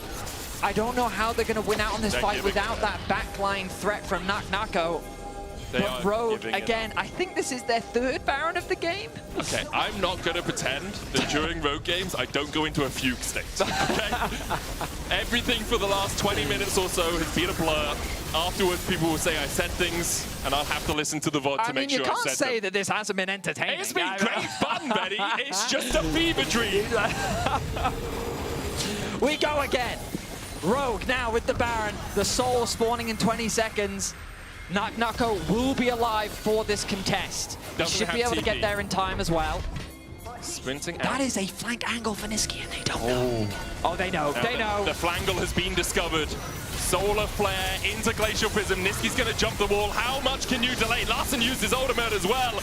And the QSS here to make sure that Niski's dead. Soul for Rogue is their prize. I wondered if Vitality might fight it, knowing that all those ultimates are down, but without their key engaged tool, they're not going to go for it. Now, Baron plus Soul, surely nothing bad will happen to Rogue. Surely. Stop trying to be Sally, man. I'm just saying, like, logically, based on all of the evidence presented, it would be highly improbable that from this position, Rogue would lose. Hypothetically, yes, that would be the case. And I feel through this paper, I will discuss why that's not been the case on many occasions. And this paper, yeah, that's a good one. All right, so, let's see. Rogue pushing through bot. Nako looking for a flank position. Could just be catching the next wave as well, but it is a super minion. Now he's going through his own jungle, but it has been warded out by Rogue. Nifty is alive, has the Hex Smash, has the Magnet Storm. They don't have the wave clear to stop this. This should be an uncontested inhibitor. It's definitely going to be the inhibitor tower. I wonder if the contest might come a moment later, Betty. There's the inhib. Nexus tower has regened a little bit, but only up to a third of its health. Knuckle has the flash. There's the Magnet Storm for the follow-up. Equalizer on the backline. Nifty's so low, but look at the damage coming out from Shayak and Knuckle. Larson down to half HP. He's got a GA executes the first one to go down. The Giant Guardian's Angel for Larson will bring him back to life, and the Charm and the Shadowing Strike do not connect. Adam burning Knuckle. Shayak and Linsus to the ground. Shayak forced away. The GA popped on Kazi as well, as Rogue will win the fight, and after 42 minutes, they will claim the first game of this best of 3. An exciting back and forth, a comedy of errors, but Rogue will secure the final team fight. The Soul proving so valuable in that final fight as well. Vitality just didn't quite have the damage, even though they got a fantastic engage. Wow, what a banger for game 1. The banger, man. It's like 3 p.m. on a Saturday afternoon. I was not ready for that, I'll be honest. Rogue coming out swimming. Shox is standing by for an interview. Let's hear from her. Indeed, with Patrick here on the sidelines, they just did not want to die. So how did you eventually kill them? Because they were gunning for you every single fight. Yeah, this game was super hard for me. They always managed to just click on me and kill me. And I feel like we misplayed some of the fights. So yeah, I'm just happy we managed to win at least like one really good fight and then end. Or like get Nash and go for end. I see that you're careful, that you're trepidatious. Of course, last week we know what happened. The first game was won, then the series wasn't won. Sometimes you gave up an advantage. So is there kind of a new directive to make sure that you can bring it home, that rogue time is a thing of the past? I think rogue time still exists, sadly. It's you know, something we are working at. I feel like so often we are in good position and then we just run it down and lose. So I just gonna get better with time, I guess, and everyone needs to be super mindful about you know, going for revive fights or getting caught and stuff like this. And we'll look at that for the next game. Thank you so much, Patrick. Hopefully you can bring this one home, and we'll be right back.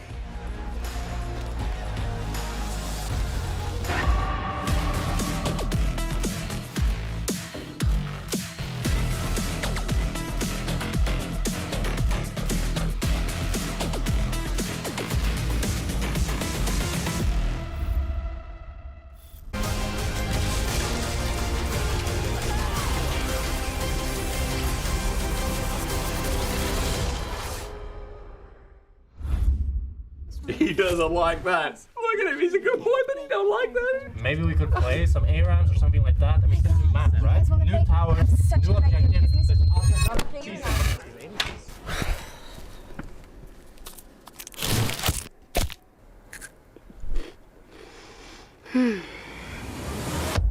Have a break. Have a Kit Kat.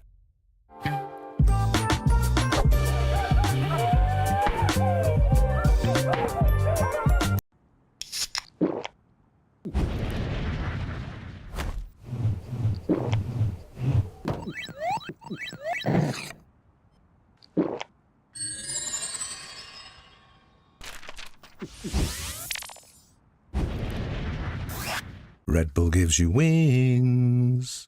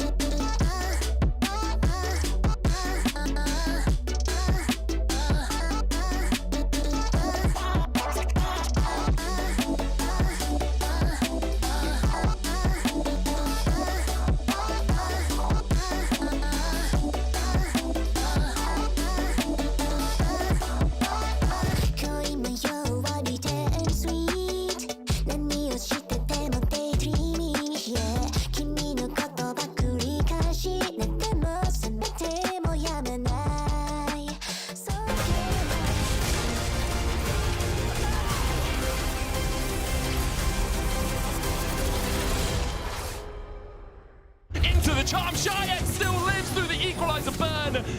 The goat. Niski flashes the mystic shot, and Lincers comes over the wall to take the 4th grab. No! Not the goat. As Ronald. I flash somebody if he comes again. Yeah, wait for this. Okay, okay. I'm TPing to this. We have force the file. Go on. Leona, she will flash. I will go. Go. Just send it, okay? Deep. One more maybe. Nice. That doesn't take away from the fact that there's still a Baron buff on Rogue and they're still in a winning position. Oh, Larson! Oh, Larson, yes! Whew. Oh, You're conflicted. That was nice! That was really nice indeed, Larson, yes. actually. For Larson, yes, yeah, from Ginger Dog to Ginger God again this week. Rogue takes it, guys. It And goes back that's and what forth. matters. It doesn't matter how they did it. They got the W. It wasn't clean to begin with, though.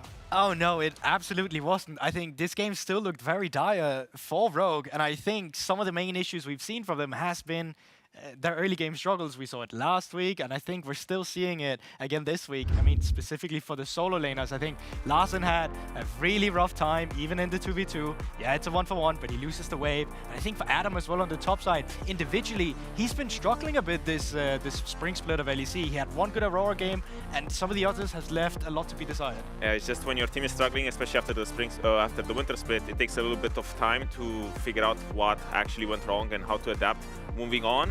And I think this game, it was just Vitality making good plays. I felt like Niski, especially for the early game, he was exactly where he needed to be, putting a lot of pressure on the Yone. Yone prefers a little bit more of an isolated matchup, but to be honest, even in the isolation, he was struggling. He was not doing great. Yeah, and I mean, big kudos to the Vitality solo laners. But man, if this Rogue roster needs to keep the improvement going, that early game, man, that gotta be fixed. Outside of the early game, what is it going to be about? Because I remember Vitality in Winter, and we were like, they need to get more stability. They didn't get that stability quite yet, but I want to praise Rogue for seizing those opportunities that just Vitality handed out to them. Oh, for sure. And I think that's really where we see a lot of Rogue strength as well in the mid game. They still have good team fights when there's an area set up there for them. I think that Arakan specifically is where Larson actually shows his veterancy and actually has a really good team fight. Yeah, because the game was quite lost for Rogue now, and now Larson just finds a great engage here, layering on the CC and the Pantheon kind of self-CCing and trying to jump in. And for me, this was a big turning point, and this is when Rogue Teamcom starts becoming online, because even though in the early game they struggle a lot, in the mid game they have a lot of tools to keep forcing fights. Is Rogue time positive again? Because I'm really lost here. I lived through all of the Rogue times. I went through the Rogue time where it was positive, then it was negative, and then it was positive again, and now I'm still more on the side that it's negative, because okay, if we go back and we think about last week, there were many times where they approached Drake and were like, okay, this is going great. Nothing can go wrong. And then guess what happens? They lose. But now we flip the clock again. We're on the positive side, and now I'm just dying to see what's happening next time, to be honest. But ray of sunshine for now. Oh, for sure. But I mean, we still see some planning as well. I mean, the game just from that point wasn't really wrong. What do you mean? Won from Rogue sides just from that, because they still had a deficit. They had. We did see the micro throws at every single objective. I mean, we did see, and I think that's why I have some main criticism from Vitality, but also Rogue who managed to get a pick on Lincers as well that led into that Baron later on, because just the fact that they've set a trap up on those wolves with the vision really allowed themselves to find a position where then, okay, enemy jungler is down. We're now going to be able to then find the Baron. I think it's unfortunate with Lincers. He's already used his E in this scenario on the wolves. You don't see it from his point of view right now, but he was on vision the entire time from Rogue. Like, let's look at the waves. Everything is pushed, and it feels like you have so much control, and then Adam just sneaks a catch out of nowhere, and oof, yeah. Yeah, it's rough. You know, you get that Baron, and I think Vitality is just really here to look around, and I think that's probably the struggle that Vitality is going to be facing now, because as you said yourself earlier, Lol, they have found some stability in the early game, but now it's the mid game that suddenly becomes a little bit of an issue. Yeah, and it feels like a symptom what a of... gold graph. I know it's a discussion that we had in Winter, bringing a new component to a team, especially on the support role, where there's a lot of responsibilities when it comes to communication, organizing plays. Niski check here. How do we feel like he's doing and also implementing into the systems? Because I feel like some of the stability that we want Vitality to have might be due to the fact that it's his new role and he's getting used to the systems as well. Niski is prime Schrödinger support for Vitality, where what? Where are you going with this? Because he's at the same time both better and worse than Healy, right? Because he brings stability in some of the times where Healy would not, in the sense where, you know, there's this sort of neutral objective dance, this dance around the mid waves. And all of a sudden, you know, Vitality chair is sitting and they're like, what's happening? Is something going to happen? And then Healy sends it. The element of fear is gone. The fear is gone. And it feels like now it's a lot more stable. You don't really have this X factor where you feel like everything can go downhill because Nisqy's building this, because it's also his whole playstyle when it came from coming from mid lane. He was always this kind of guy where he wants to push, he wants to move, he wants to control, he wants to trap. And he's doing that perfectly. But now, when I look at Nisqy, the end comes from the fact that he's walking into places where he shouldn't be. He doesn't have the backing up from his teammates at all, and he's walking in alone, and then he gets caught. So now it's a little bit of a trade-off where I feel like in the long run, because you don't have this sort of X factor where you feel like anything can go wrong at any single moment, it can still improve from here, but now it's just growing pains. Yeah, you're completely right, and I think we still see some of those, you know, good fundamental plays and links up. I think the early game with Nisqy and Chayek was phenomenal because Nisqy did put a lot of his early game time around that mid lane to make sure his mid laner was doing okay. And it was also really good link up with Linsas in the mid game to get a few picks. I remember the one specifically around red buff where they get a really good team fight. The game looks really won from there, and then you still obviously have those improvements. But this is just the Nisqy buff because he was a mid laner and now he knows what when he is mid lane or when his mid laner is mid, he knows exactly what he would want from a support. So now he's giving it, because I didn't really feel like he was overdoing it, where he was looking for plays or looking for catches or kills. He was mostly playing for the pressure and just backing him up so that he keeps having this winning lane going on for a long time. So to sum things up, better early games from Rogue, more discipline from Vitality is what we want to see here in this game too. Casters, what do you want to see from each team? League of Legends, I'm going to be honest. You want to give us Chaos? Yeah, that one. I've heard that somewhere before. Yeah, you probably have.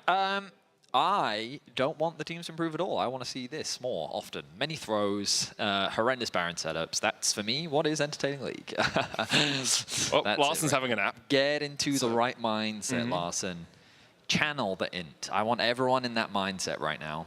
I know, it's just fun League for me. It is fun to watch. I do like it when there's, like, mechanical goodness. Listen, man, it's one of those things where, like, are we as good as Korea? No. So just accept it. We are who we are, you know? Bit of int, that's us. Yeah, I find often if you are hyper-competitive and want to be the best at your craft, you see someone better than you and just like, screw it.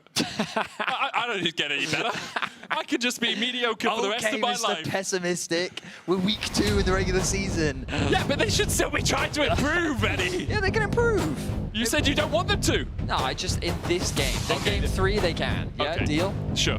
But what if Rogue win this game? Well, then that ruins all the fun. Because if they say exactly the same, the logic dictates Rogue would win game 2 because they won game 1. Come on, give us game 3. Yeah. I want this matchup more. I'm having a great time. Now, Talia and Ivan taken off the board from Rogue, Azia, and Aurora. Ooh, looks like bans are largely just going to be the same. No Maokai ban yet from Vitality. They did elect red side as well, so maybe they're going to leave that open and try and get some power picks for themselves. Gwen's still available as well. Obviously, all the champions picked in Game 1. You can see that series ban graphic just above the middle of the scoreboard. That shows you who cannot be selected in Game 2. I think, by the way, we should do Giga Fearless, where on any day, you can't play any champion that's been played that day in the LEC. But then, like, if you're last in the day, you just have a mega disadvantage. If you're last on the day, best of 3s, 80 champions are gone. I'm sorry. Yeah, okay.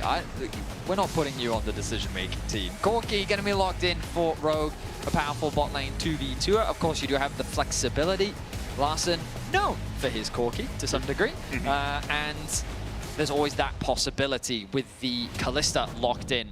After Varus, Kalista still a very powerful laning bully, especially in the hands of Kazi. Okay, early wave pick here. Ooh, my instincts was like, I don't like an early mid pick here, but it's Nisqy support, which means that there is the possibility that it is not a locked-in mid lane pick. There was a little while when Hui support was being played. Yes. I remember playing it and accidentally pressing the buttons way too often. I don't think we have seen it that much recently. I'm having a look currently at LOL VVV to see how often it's being played. Not very often at all. Nisqy's played it last month. A month ago? When he was practicing. He's played it, yeah, twice last month he played it. 1 win, 1 loss. Luden's companion. Well, I'm just going to leave it open there. It's a possibility. Right, sure. The Maokai locked in already. Rogue have got a very solid draft. I mean, Sejuani game 1, Maokai game 2. and they're going to lock in amid that. Okay, now this is very rogue. Yes. This is about as front to back, scaling, team fighty, very much a rogue style of composition. You kind of have that guaranteed late game insurance. You got strong team fighting. You imagine that Adam's going to play some sort of front line. Into Kalista, Garen is something you really have to be cautious of. Do we get the Pengu Garen? I don't think so. Please tell me. Competitively, I really want to go Newt. I think the skin is banned competitively. Yeah, but I saw it in my ranked games, and they said it wasn't going to be in ranked, so... Oh. Who knows? It would be... it's probably banned because of model changes on the tournament realm, but that would be fun. But I don't know. Anyway, we'll only worry about that if Garen gets locked in. I'm worried about Vitality it right now, might even ban the Garen. I think it would make sense. Mundo being locked in, we assume that this is in the jungle. We saw it come out from G2 in week 1. It's been popping up elsewhere as well. I think it's just a very strong tanky jungler. And in particular, it's into mages. Traditionally, like part of the reason why it's so good into Zarya is just because it's a stats check. Yeah. Right? You have to have some way of dealing with Mundo, and most mages typically can't. Also, how do you CC him? Very true. Like, he runs at you, you're like, oh, here's a gravity well. Good luck. And he just runs through it. Very true. Goes where he pleases. Renekton is the ban here from Vitality, so it could still be a Mundo top. Of course, the way we're debating whether Niski will crack that out in the support role would be range support with Kalista, which is something we often see. Usually things like the Renata are put into that slot. Nautilus banned away by Rogue, so they very much think this Hui is going in mid. Yeah, I'm not sure what other mid laner you would necessarily pick into the Victor anyway. Like, I think Hui is a perfectly fine matchup into the Victor, and if it was a flex pick, then this is the value. You get to see what your opposition is drafting, and then make your decision based on that. With the Poppy banned away, what are they thinking for top lane? Are they thinking about Jax themselves with Gwen ban? Why would they ban Gwen if they're... Ambessa, probably, yes. Renekton, Poppy, Ambessa, definitely the pick. Good awareness from Rogue. That was a nice ban. I think that makes a lot of sense. Now what direction do you go if you're Vitality? Do you still want to lock in your top laner? Because if they were able to get the Ambessa there, it would have been a relatively safe blind. Nope, but that's what confirm it for is Alistair locked in, means that the Hui is going to go into the mid lane, and Alistair down bot. Very purple comp on the side of Vitality. Very true. Trying to wonder, like, what jungler or top laner would you pick to make it more purple, Veddy? Cho is probably a little bit more too He's a bit red. reddish, isn't he? Yeah, kind of ruins the, but there are purple theme. skins. As LS would say, currently we have a purple mid-range deck coming out on the right side here for Rift-bound players. Play your Mundo in attack mode. Rakan is the lock for... Sorry, I've gone off on this draft. Totally Apologies, yeah. Rakan is the lock, going to be Corgi Rakan in the bot lane. Rakan okay into the Alistair. Obviously, if he combos you, but you can use your Battle Dance to dash out. And if he has already used his Headbutt Pulverize, which Niski was very aggressive in using last week, it does make the engage a little bit easier for you. Jace is the final pick. I think Rogue were in two minds about the Jace, because you can blind pick the Jace, but the... Again, like, how do you deal with the Mundo? They were probably considering... Ooh. Okay. Oh, he's going for the Yasuo again. Yeah, so okay. He played this game 2 last week. I will say it wasn't him that won them that game. Yeah, I don't know if I really like it that much. I think Cho would have been good. I think Camille also would have been good. I don't know if I like the Yasuo that much. You've got Alistair for knockups, you've got Kalista ulti for knockups, but my biggest problem with Yasuo, right, is that he's susceptible to CC, and that might seem like a weird thing to say. No, I get you. But it's just one of his biggest strengths is, oh, I get to dash around a bunch, I have my wind wall, I get to stab you, I do a bunch of crits, blah, blah, blah. I'm really good in 1v1s. And have you met my friend the tree? Yeah, exactly. And so, like, Gravity Field makes that really difficult. Maokai W makes that really difficult. Rakan Ultimate can also make it really difficult because, again, he's very short-ranged. And that's kind of my concern with Vitality's composition, at least on paper, is that you've got Kalista that's also relatively short-ranged. You've got Yasuo who's short-ranged. You've got Alistair trying to engage onto a Maokai. You're kind of very reliant on this Mundo, who shouldn't really be punished by Maokai and should have a relatively free scaling, but... yeah, we'll see how the Yasuo pans out. I think they could have been better picks. I think I would have preferred a Cho'Gath a little bit more. In any case, Rogue is very much about scaling. They have good poke, they've got really good range. Corki, Victor, Jace, they're going to be hitting you from afar, and they've got a great front line to play around as well. let's get into game 2 of the series. Rogue's laning phase in game 1 was a bit of a struggle. They fell behind Vitality, about 3,000 gold or so.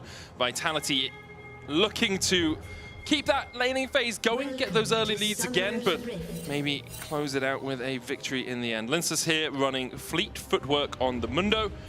Is going to be Mundo jungle for us.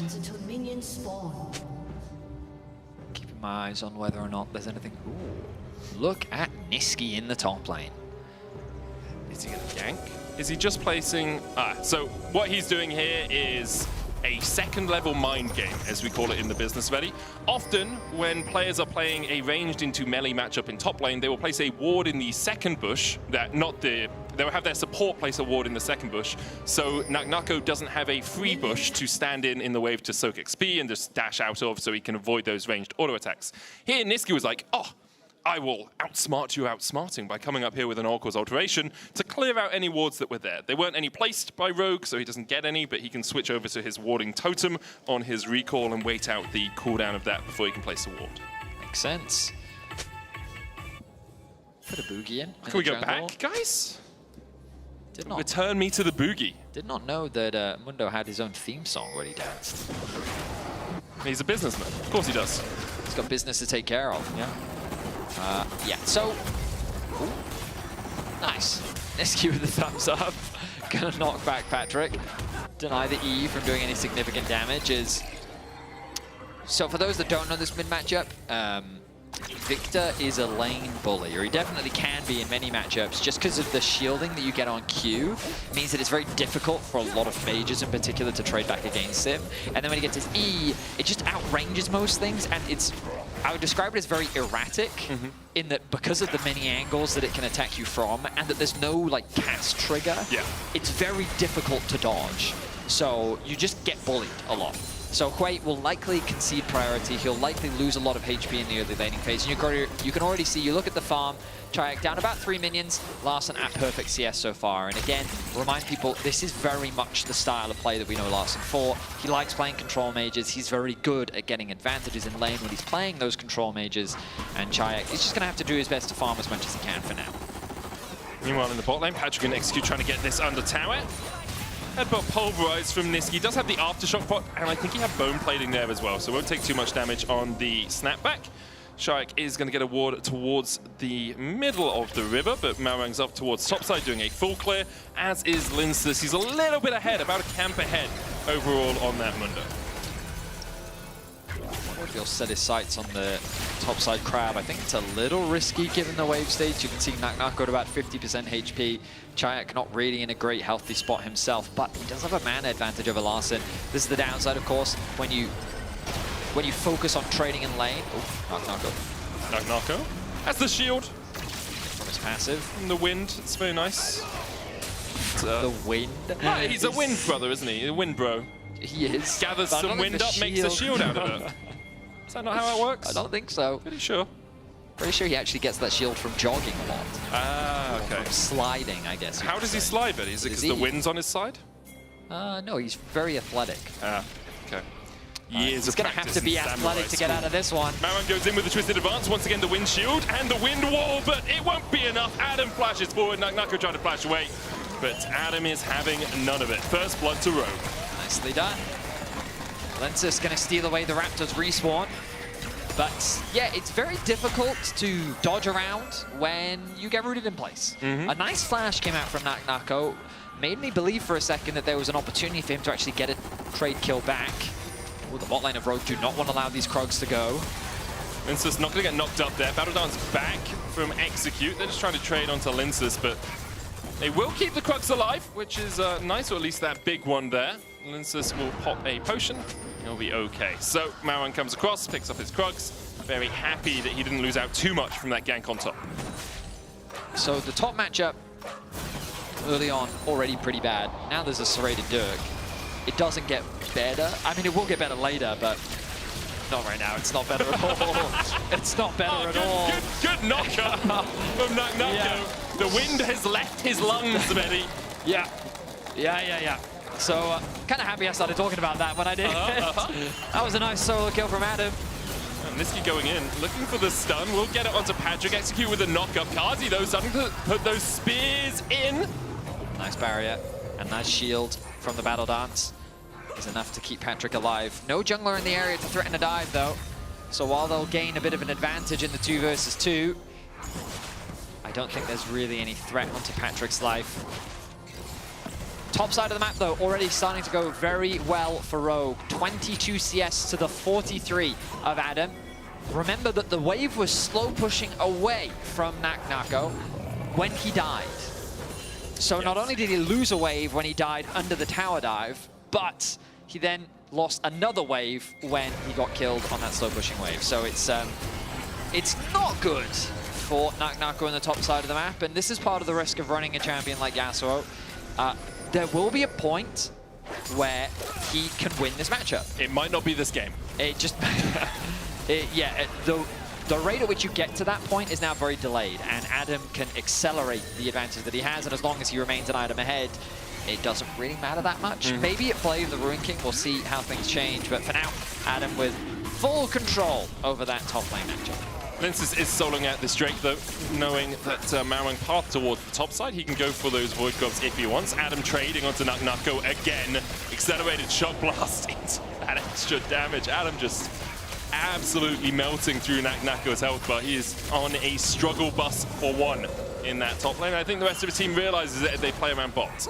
The other thing is, for the Windbros specifically, is they never build things like armor boots or merc treads. Yeah. They always have to build Zerka's Greaves, which means that, especially if you do get that early lethality, many other top lane matchups would have just built early armor to help mitigate some of this range pressure. But he's not going to do that. He can't do it, really. Like, Zerka Greaves you have to have on Yasuo or Yone, and also having your flash kind of a prerequisite to not dying. So Nature's Grasp first. See you where you're going to win wall. Well, he didn't give over an assist, Betty. Yeah, it's getting better. That's pretty much the best thing you can do in that situation. The downside is you did give full solo experience to Adam. 3 out of 10. Yeah.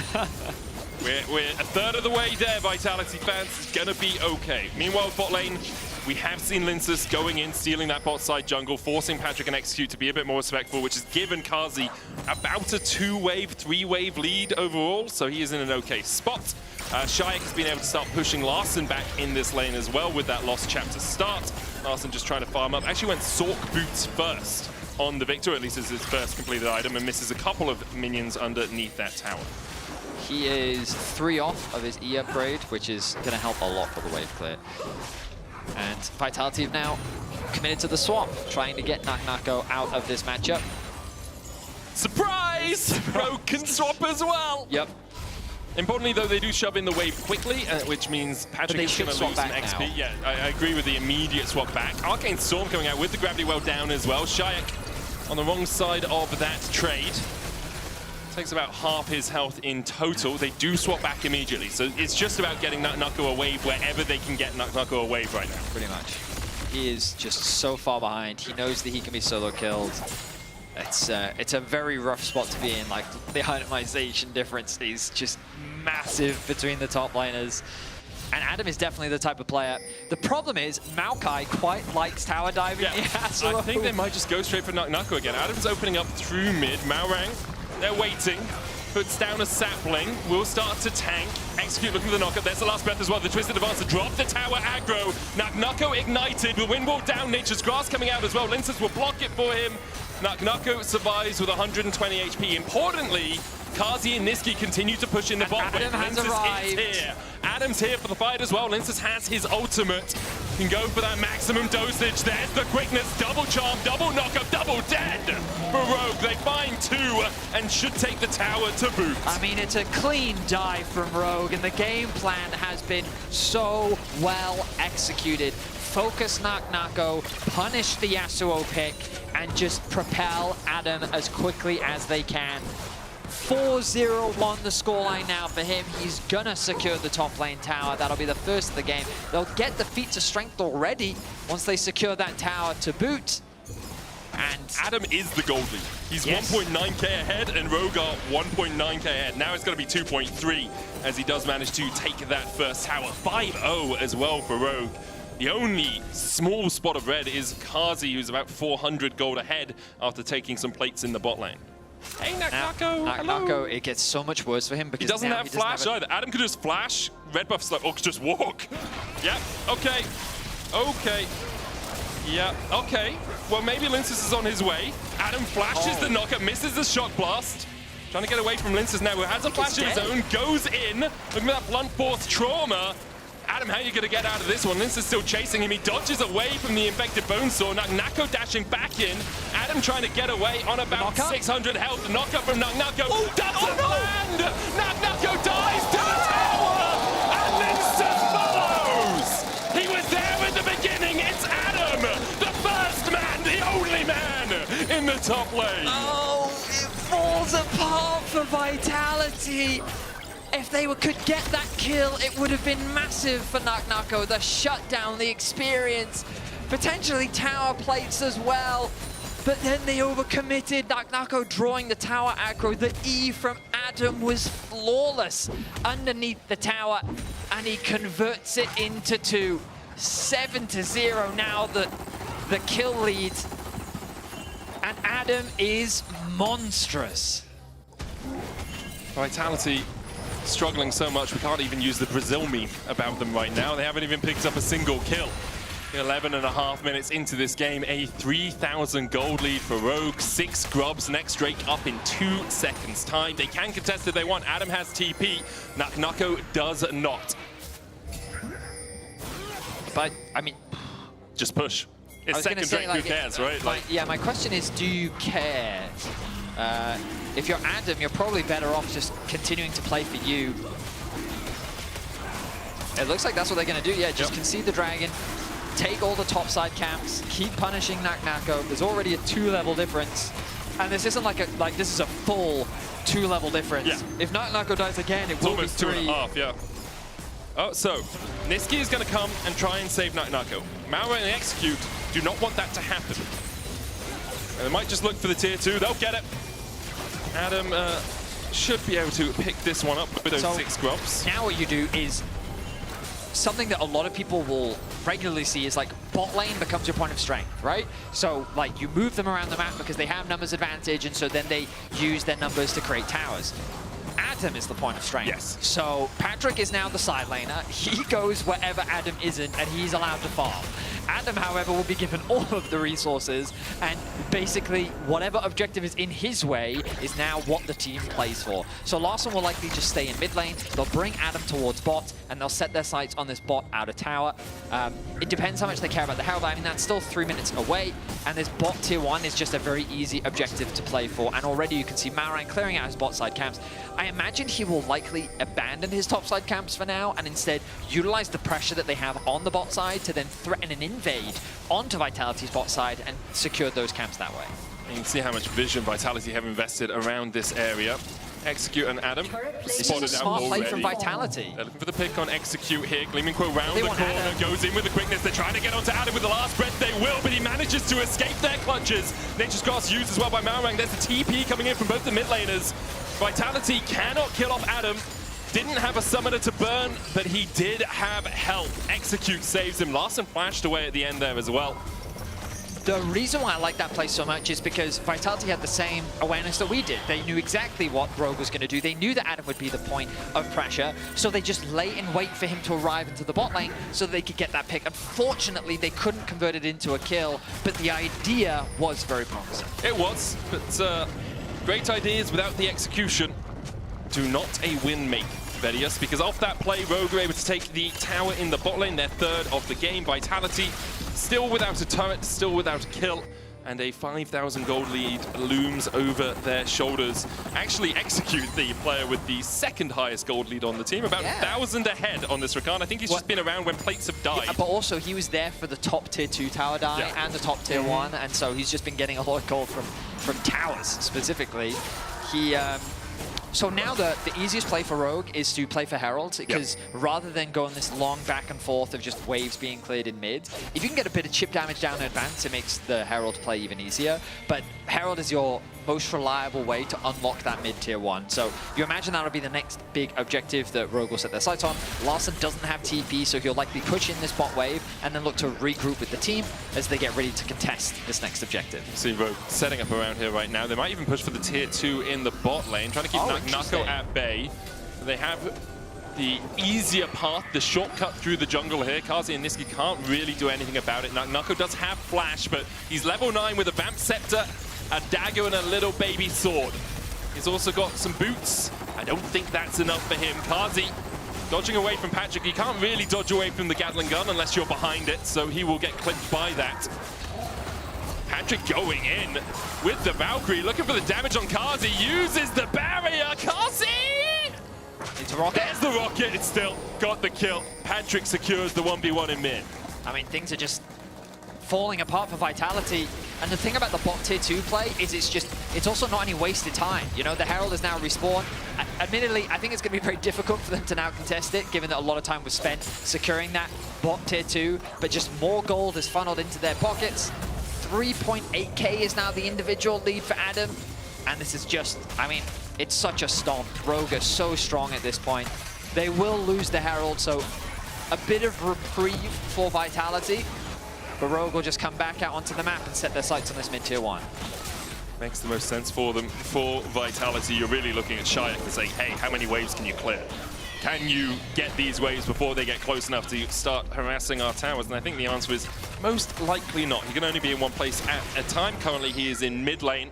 Importantly for Vitality, they have got 2 dragons, so they've delayed any possible soul from Rogue. They've also got the Rift Herald that you were talking about, Vedi, which delays the taking of this mid-tier 1. Adam going to get a little bit more gold, and you can see Larssen going down towards the bottom lane, then immediately parts back towards mid. Rogue have a huge man advantage here as the Arcane Storm goes out onto Shayak, forces him away. Execute looking for that flank position, but there's the tier 1 in the mid lane for Rogue. They continue to extend their lead. Nako is up towards the top side. Okay, someone give Execute a dash, guys. Guys, Adam! Adam! Adam! Okay, it's fine, he's fine. He's going to be able to get away. Top tower at the very least exchanged. Vitality, I admire that they're still trying to be as proactive as they can be on the map. I mean, it's pretty much all they can do. He's going to go for this. Quickness. Gets Nako. There's the knock-up onto him as well. Adam trying to open up. Lince is healing up as well through the fight. The wind wall, not in the best of spots. There's the ignite. Maximum dosage used by Lince. Kazi forced away. Patrick doesn't have the flash. Probably already used the Valkyrie. Nature's Grasp only pings onto one. Kazi will jump across the wall. There's the Valkyrie out from Patrick, but he can't find that final bit of damage. Kazi, at the very limits of his HP there, will be forced to go back to base. So top tier 1 secured for Vitality. They couldn't quite secure the top tier 2, given Execute committed his ultimate to push them away, along with the arrival of Adam. And now the Dragon going to be uncontested in favor of Rogue. Game likely going to slow down quite a lot now, because the next objective is Artican, which is a very dangerous objective to just force on spawn, unless you're able to find a good fight. Which means that, given how much of an advantage Rogue has, this is where, and it's not uncommon, some teams just stagnate. Rogue time. I mean, I wouldn't even call it, no, because our new definition of Rogue time is throwing with a lead, which... They can have multiple times. I mean, okay, fine, they could. We might have to come up with different names for them. Rogue time Mark 2, but the Electric Boogaloo. The idea is that when you don't really have that many objectives to play for, you end up not really knowing what to do. Sure. And you kind of end up in this kind of paralysis of, well, we don't have any objectives to play for. We could try and play for mid-tier 2, but Quay just keeps wave clearing, so we're just kind of standing here, not doing anything.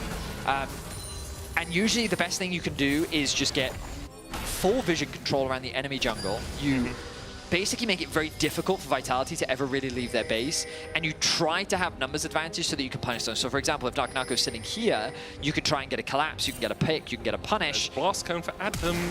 Flash, twisted advance, Adam there for the follow-up, and as you say, Vedi, you can look for a pick, you can look for a punish, and that's exactly what Rogue have tried to do. Adam, in the end, having to burn his flash, was locked up, does get the kill.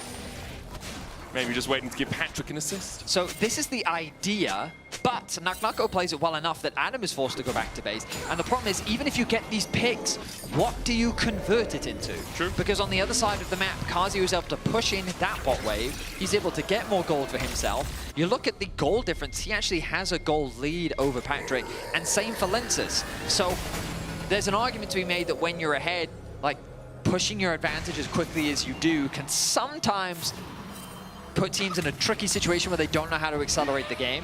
And now the test really is on, like, admittedly, it's a great position to be in. Especially with a 3-item top laner. Yes. Like, he is absolutely massive. Niski has to flash. He did decide to blast cone into the pit when none of his lanes were past the halfway mark. That's one of those mistakes that you make at the start of your supporting life and probably don't make as you develop a little bit more as a support. Okay, this is Arakan. an angle for Vitality. The shred from Arakan is nothing to joke about. But can they even gain access to the objective? Execute and Patrick keeping Linsus at bay for now. Does have that maximum dosage if he wants to go in. The problem for Vitality is your engage tool is Niski flashing into the backline or Naknako finding a knockup. Niski has no flash, nor does he have Hex Flash, and the poke is too much from Rogue. Kazi will path up towards the top lane here, maybe trying to catch out someone, but Execute has the flank now and has the quickness, and Kazi does not have a cleanse. They decide to not go for it, don't know where the rest of Vitality are, but they will take the Arakan. They'll take all of those petals, get them up to about 37 or so. So that was just very well played from Rogue. They controlled the space incredibly well, utilizing all of Victor's kits to make it difficult to access the river. On top of that, there's the Maokai saplings. On top of that, if they did encroach on their territory, the Maokai ultimate was ready, along with the Rakan ultimate and the poke from Adam. So you can see how difficult it will be for Vitality's composition to even gain space against this Rogue comp, especially when they're first on the objective. So again, like, you look at the potential win condition for Vitality and they feel like they get narrower as the game continues. The best hope is to try and find a pick. Last breath coming out. There's the quickness, though. He'll jump away, back onto Adam, and will escape. So he gets out for the exchange of Nako's ultimate. I think that's really nice from Rogue, though. Execute is actually about 5 seconds of walking ahead of Adam at any one point to make sure they have vision before Adam gets the wave in.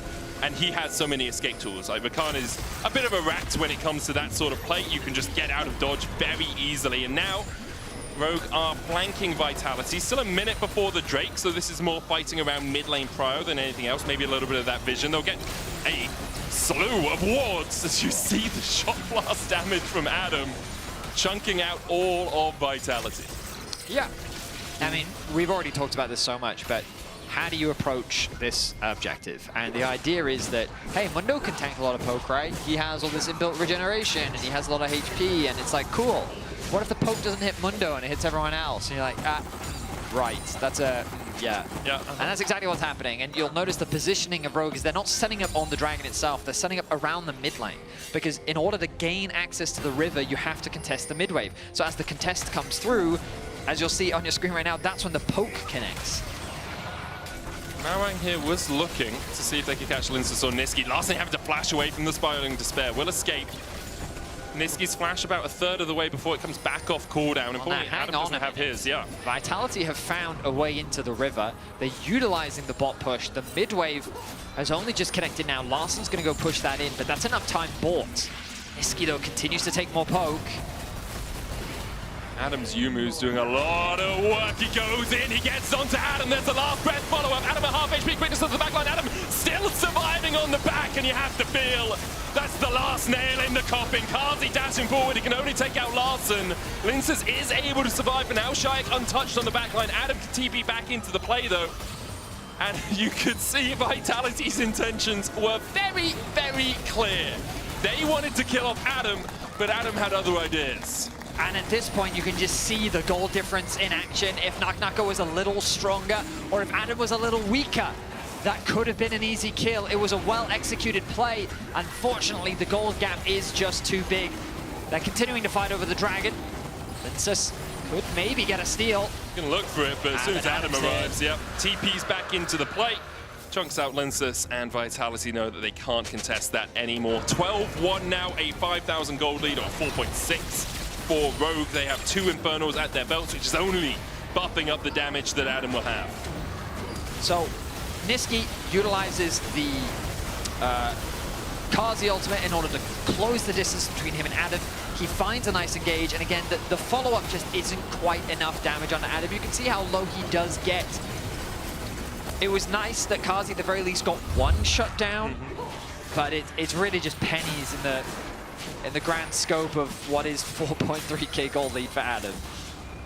But if they can kill Adam, Benny, maybe they can do it next time. Don't know if it matters. I mean, if you want to compare AD carries and mid laners, their itemization is very similar. So if you cut Adam at the start of the fight, yes. And he hasn't done any damage to you with his accelerated shock blast. Yeah, you're right, the gold difference disappears. The game becomes even again. So just, all you have to do is kill Adam, right? Should be easy enough. Surely. Obviously, you may invest a few resources to do that, and the rest of Rogue will be very happy if you do so. Adam, still unkilled so far, now has 3.5 completed items, 600 gold bounty on his head as well. He's about to upgrade to Muramani, he's very close. It is delayed because he actually completed Yomo's before he even got a tier. Yeah. Which I think was the correct decision. Oh, 100%. Especially just gives you more upright power, right? Like, you were winning so hard. If you can get double lethality and then stack up the Manamune, I think you're very happy with that. Baron available for Rogue. They can play towards it. Vitality trying to make one last stand, but I don't really know, even if everything goes their way, how effective it is going to be. Nako's still only on an item and a half. As you say, Kazi and Shayak have 2. So if they do have a bit of time in a fight, maybe they can work their way through Rogue.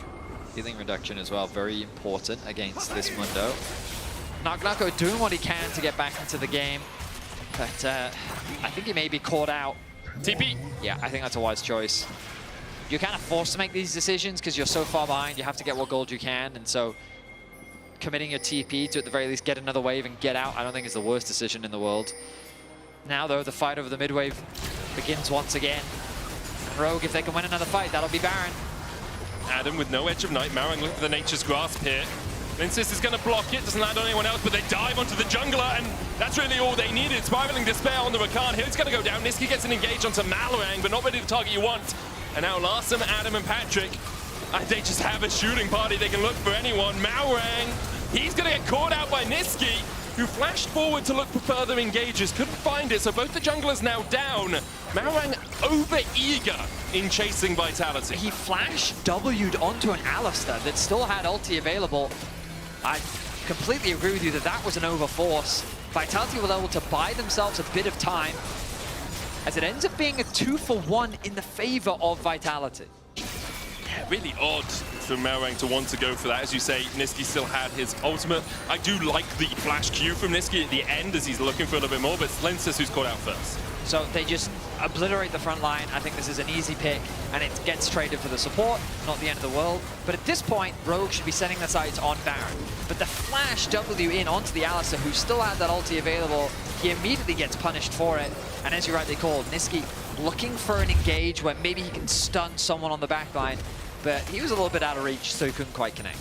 I always looking for those places. Alistar is one of the things I think that changes a good Alistar into a great Alistar, the taxiway Q flash, because it just gives so little time for anyone to react. As you say, out of range, so not quite a great Alistar yet from Niski, but was trying to make the plays, trying to get his team back in it. Adam clearing out a control ward here. Baron still the option for Rogue. There's a Drake up in 45 seconds time though. Would be their third of the game. Obviously doesn't put them on Soul, but it gives them something to play around, and something you talked about earlier was that sort of decision paralysis when there's not a major objective to go for. Obviously Baron available, but it's a bit tricky to get. Maybe the Dragon a little bit easier 100%. For Rogue to play in. Yeah, I think Dragon is the easier play, especially when you're stacking them so effectively. Because you could always argue, like, Vitality's not going to start Baron. They're too far behind. But Vitality can be like, they have a 3-item we Kazi, got nothing right? left to lose, bro. Like, we're already behind. 3-item attack speed Kalista with Rend, like, yeah. And Leandri's Blackfire I mean, Yasuo's not slow either. He's behind, but I think they've done a good job of Rogue has pushed in the bot wave. They still have control of the mids. They should be able to push in this wave very quickly. Larson has just gone back to base, picked up 2 large rods. I actually think it's a really wise call. You send Patrick to go and get the Dragon, keep Adam around because his poke is more effective than Patrick's at the moment. Patrick can solo a Drake, and this way you know that Vitality aren't doing the Dragon. Niski is waiting in the wings, to see if anyone from Rogue oversteps. Now he's forced away. Baron was aggro, so Kazi and Lince take a little bit of pain for the trouble of walking back towards that top side. So Vitality were largely just spectators off the back of that play. They didn't really have any real threat around the Baron. They conceded the mid wave, they conceded the bot wave, they conceded Dragon. I guess you could argue that they stalled a bit. Chayak was able to get a bit of farm. Credit to him, he's done a good job of keeping up with Larssen. The goal difference is largely just the objective difference between the two teams. And so that death cap is going to come through first for Larssen, as you would expect. It doesn't mean that Chayak is that much behind him.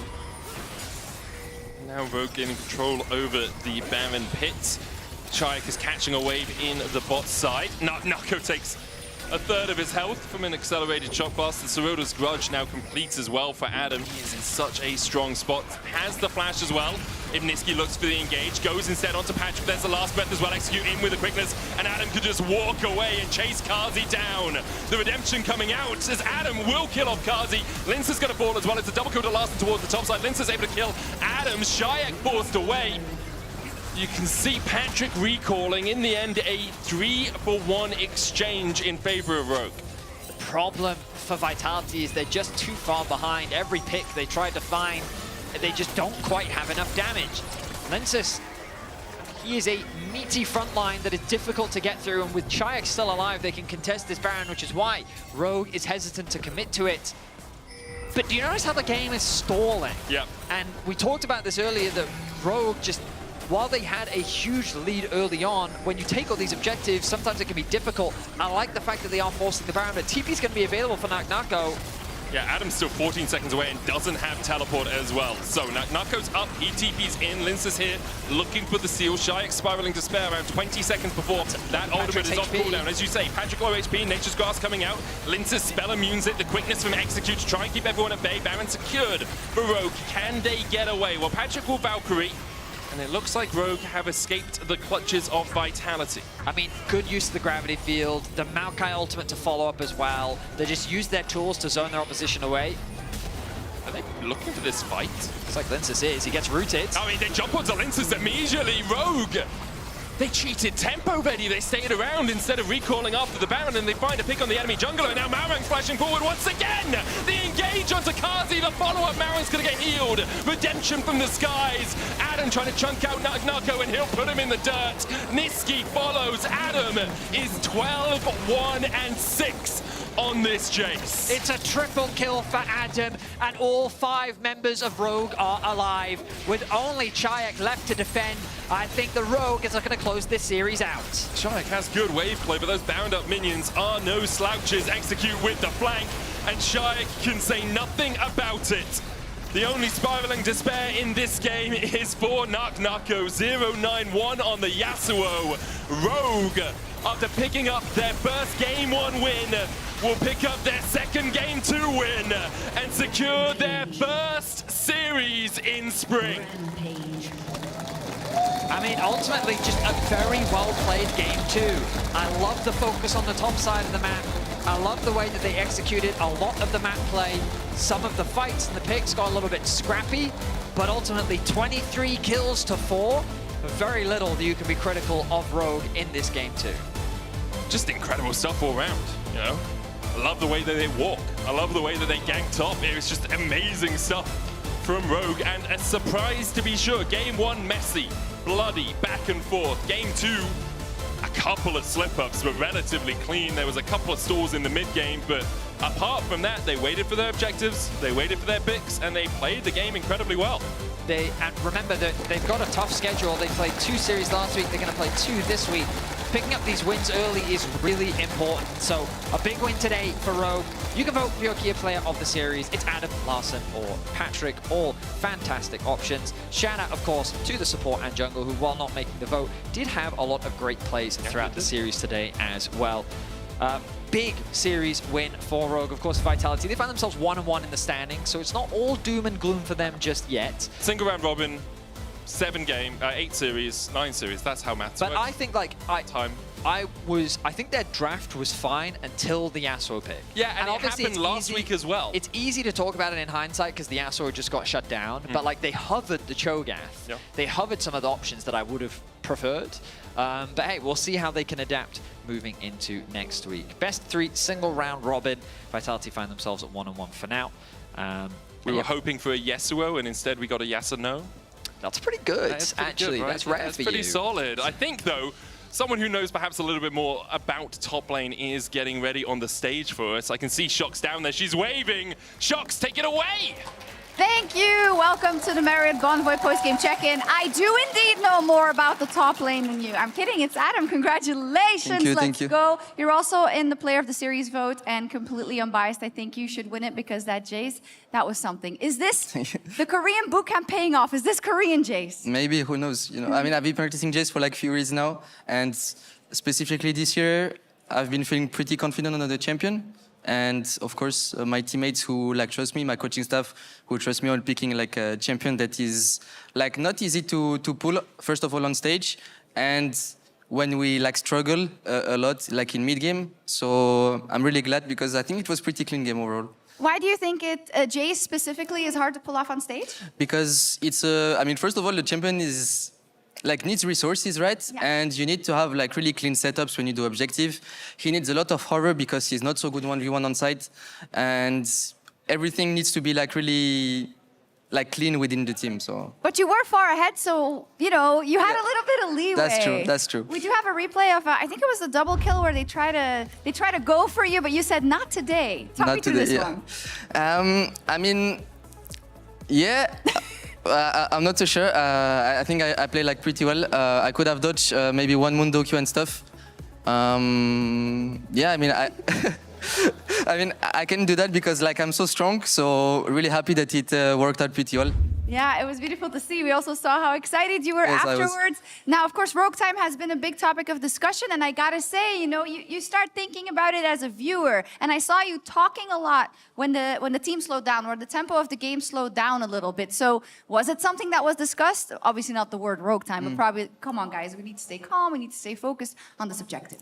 I mean, I would say that, you know, we finished like last in winter, but I do believe that in the 9 best of ones that we played, there were some games that we should have won, and we actually lost them because we didn't like take time like to chill a little bit, or like think about like just chill, you know. Like we had so many times the games in our hands, and I think we learned from our mistakes, and it's also important like to just calm down, and that we have to realize when we can just win the game, right?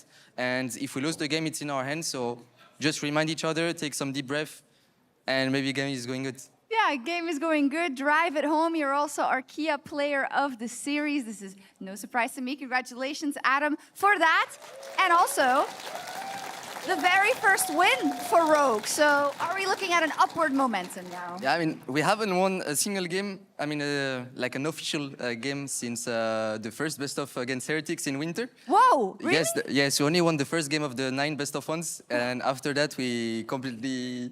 Let's not talk about that. No. But I think it's like a win that is really needed to us because since to make playoff, we need like to reach top 6. This is way harder than top 8, obviously. And we had 2 best of 3s this week. If we lost the 2 of them, we would be 0-4. And this would be really mentally struggling. This would be straining, but you pulled through today. Congratulations, Gear Player of the Series. And Rogue with their first series win. That's enough from us on this side of the stage, rather. When we come back, it's KC versus BDS.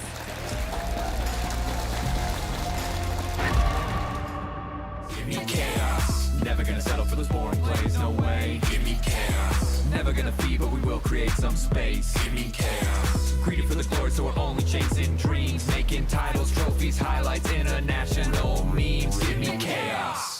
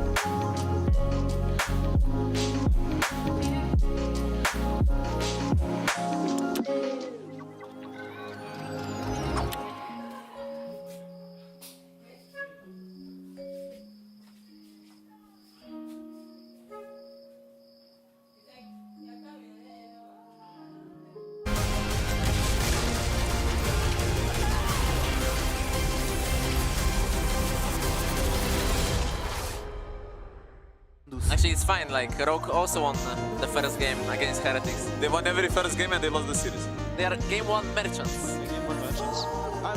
Okay. Look at you. Bunto. Nice. I'm slowly coming there. Holy shit. Nice.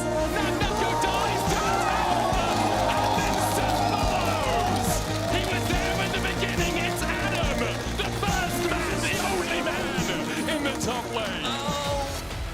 And we're back to the desk after Rogue goes 2-0 against Vitality. Larson, thank you for being with us. You can chill. You can chill. You can do whatever you want. You had an interview last week with Sheep Esports talking about your situation and everything and saying we have to go 2-0 next week. The odds were not for you in that matchup. I know that Nuke said the chances of Rogue winning this are highly unlikely. So tell me about 2-0. Yeah, I mean, I don't know, I feel like we have a lot of like solid games in LEC, but we just throw in mid game. Like if we didn't throw so many games in mid game, I feel like we like the win record would be like way better. Like against Heretics, we had like 7k goal lead, and we like just lost the game from there. And Rogue time. yeah, Rogue like time, even yeah. this game too, we were like I felt like we were 10k goal ahead at minute 15, but we were not apparently. But it was still like it took so long time to end this game, and yeah, we definitely like have some mid game issues. Still a lot of hope, I feel. Although I feel, oh my god, I reunited you with like your 2 former top laners. Something we'll discuss later here. But Which one yeah, of us was your favorite, actually? yeah. Which one did you like the most out of these? You can choose Adam as well. Yeah. Did win LEC with you, so. Oh, I'm sorry, Finn. There's just no winning for me ever. Is No. I mean, last time I did bench you off of Rogue as well, and then That's I won true, with him. So technically, it's a clear dub, you know. Oh my This is god. some psychological warfare. Put me on the spot like Even this. on the desk, Oh you my can't God, catch a can't break. escape it. But yeah, thoughts on Rogue improvements to 0 this week compared to last week and mid-game issues that Larson was just mentioning. I mean, it's kind of it's the same as Larson said. There's a lot more proactivity compared to Winter, so I feel like you guys did a good job on that. It's just that there's a lot of times when you approach just a neutral objective with so much goal lead, and you guys Rogue time kicks in. Because it used to be really good. Rogue time was bad, then it became good, and now it's kind of bad again. So I guess it's on you to kind of turn it around. But still, signs of life, big signs of life compared to Winter. How is it internally now? Do you feel like you're a little bit more proactive as well? Do you feel like this improvement as well? From your perspective, you know, being in the game. Yeah, I mean, definitely, like in scrims, we've been doing better, but also because we were like really bad in winter in scrims, and now we're like not like really bad, but we feel like bad. So it's like a small improvement. But mainly we've just been trying to work mid game, right? I don't think early game was ever our issue. Yeah. Really. So, yeah. And how do you approach reviews? Because I wonder, like, who's actually making the calls in game? Because I was thinking about it, like, are you actually now stepping up to be more of a shot caller in the team? Do you have to like take that responsibility more? I definitely try to split to be way more vocal, but going into this week, I was like, okay, I will just try to play more like solo queue and not talk as much, because then I'll focus more on individual gameplay. It's like on the Joan gameplay, like you can see me killing Corsair a few times, and like if I was talking too much, maybe I like wouldn't see those opportunities, you know, because I would like too focused on like macro or whatever instead of just looking at my screen. So I think that Adam is doing like a lot of talking in mid game for sure. I know that you guys were sick last week. I also know that you played a lot of games so far in the beginning of the season. 2 games last week. You're gonna have GX on Monday as well. How is like energy managing and also your health as a team? Are you guys feeling better? I mean, going off the 0-2 week, definitely didn't feel better, right? But yeah, I mean, as I said, like if we go 2 this week, we will be very happy and we will be on a good track. So. All right. Yeah. Let's focus on the next series. We have KC versus BDS. We have Nuke versus Vladi, former KC mid laner a long time ago, versus the golden child, I want to say, of KC. How similar are their trajectories, though? It's also quite similar. It's funny because it's also similar to what Larson is doing now, where he's on his improvement arc, where he wants to talk less. While from Nuke, we're seeing this growth where he was kind of doing, you know, what his job was. His job was just to play control mages and, you know, just hit well, position well in team fights. But now he even has a cool quote where he feels like he's stepping up more in this sort of leader position where he has to be doing a lot and he's scared of failing. While Vladi went through his, you know, getting beat up at international event arc, and now he's trying to adapt his champion pool. So it is interesting to see that all 3 of you guys are kind of going in this similar trajectory. But I want to hear your take on this mid lane matchup and how do you feel like they're, you know, transitioning or adapting to new challenges. I definitely think Nuke was playing a lot better last year than this year. I felt like in lane it was definitely harder last year. And overall, I think but I guess that's also because BDS has been struggling more in game. Maybe they don't have like the same like leadership and the same like fundamentals as they had last year. Because last year they were like very disciplined and like they played good macro. Like they were taking the game slow. Like they knew exactly what they were doing. But this year I feel like they haven't found their how to play the game identity, together. Their identity. So that I think has been hurting Nuka a lot more. Like probably has to do a lot more shot calling and stuff. So maybe it's not focusing as much on individual gameplay. Yeah, and while we have you here, it's so curious to hear what you think about Vladik, because obviously this guy came into the league and won the split won in his first ever split, or second ever split, I guess you want to say it. So how have you seen his improvement from last year to this one? I feel like when he came in, he was already like really good. I was like impressed instantly by Vladi because he was playing so aggressive, and I really like to see it. Like he was playing very aggressive in scrims, and that's what you want to see. And I felt like he was also like trying to skill shit too, like Caps would do in the past, and I guess Caps still doing. So I think he's just a really good player. My opinion at the beginning of the day, seeing BDS last week, cover your ears, Finn, you don't want to hear this, was that I don't feel like they're a different team compared to what we've seen in Winter. What do you think of them so far? BDS? Yeah. Yeah, I mean,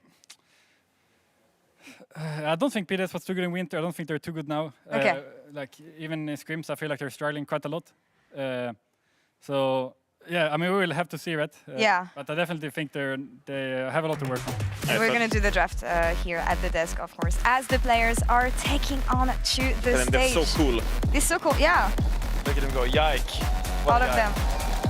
What do you think about this matchup and what BDS needs to do to hopefully get a victory here? We saw that compositions work for them. I think BDS needs to get some discipline back. I feel like every time you watch them play, you never know what's going to happen. And I feel like they will make 2-3 good steps, but then on the third step, they'll just lose their minds completely and go like way too deep and always sort of overreach a little bit too much into the enemy side. And I feel like we need them to calm down and come in humble and ready to like beat Casey at their game. I actually think it's quite the opposite because so discipline used to be BDS's name of the game. They always be like, oh, let's take these drakes, let's just position, let's take these fights and etc.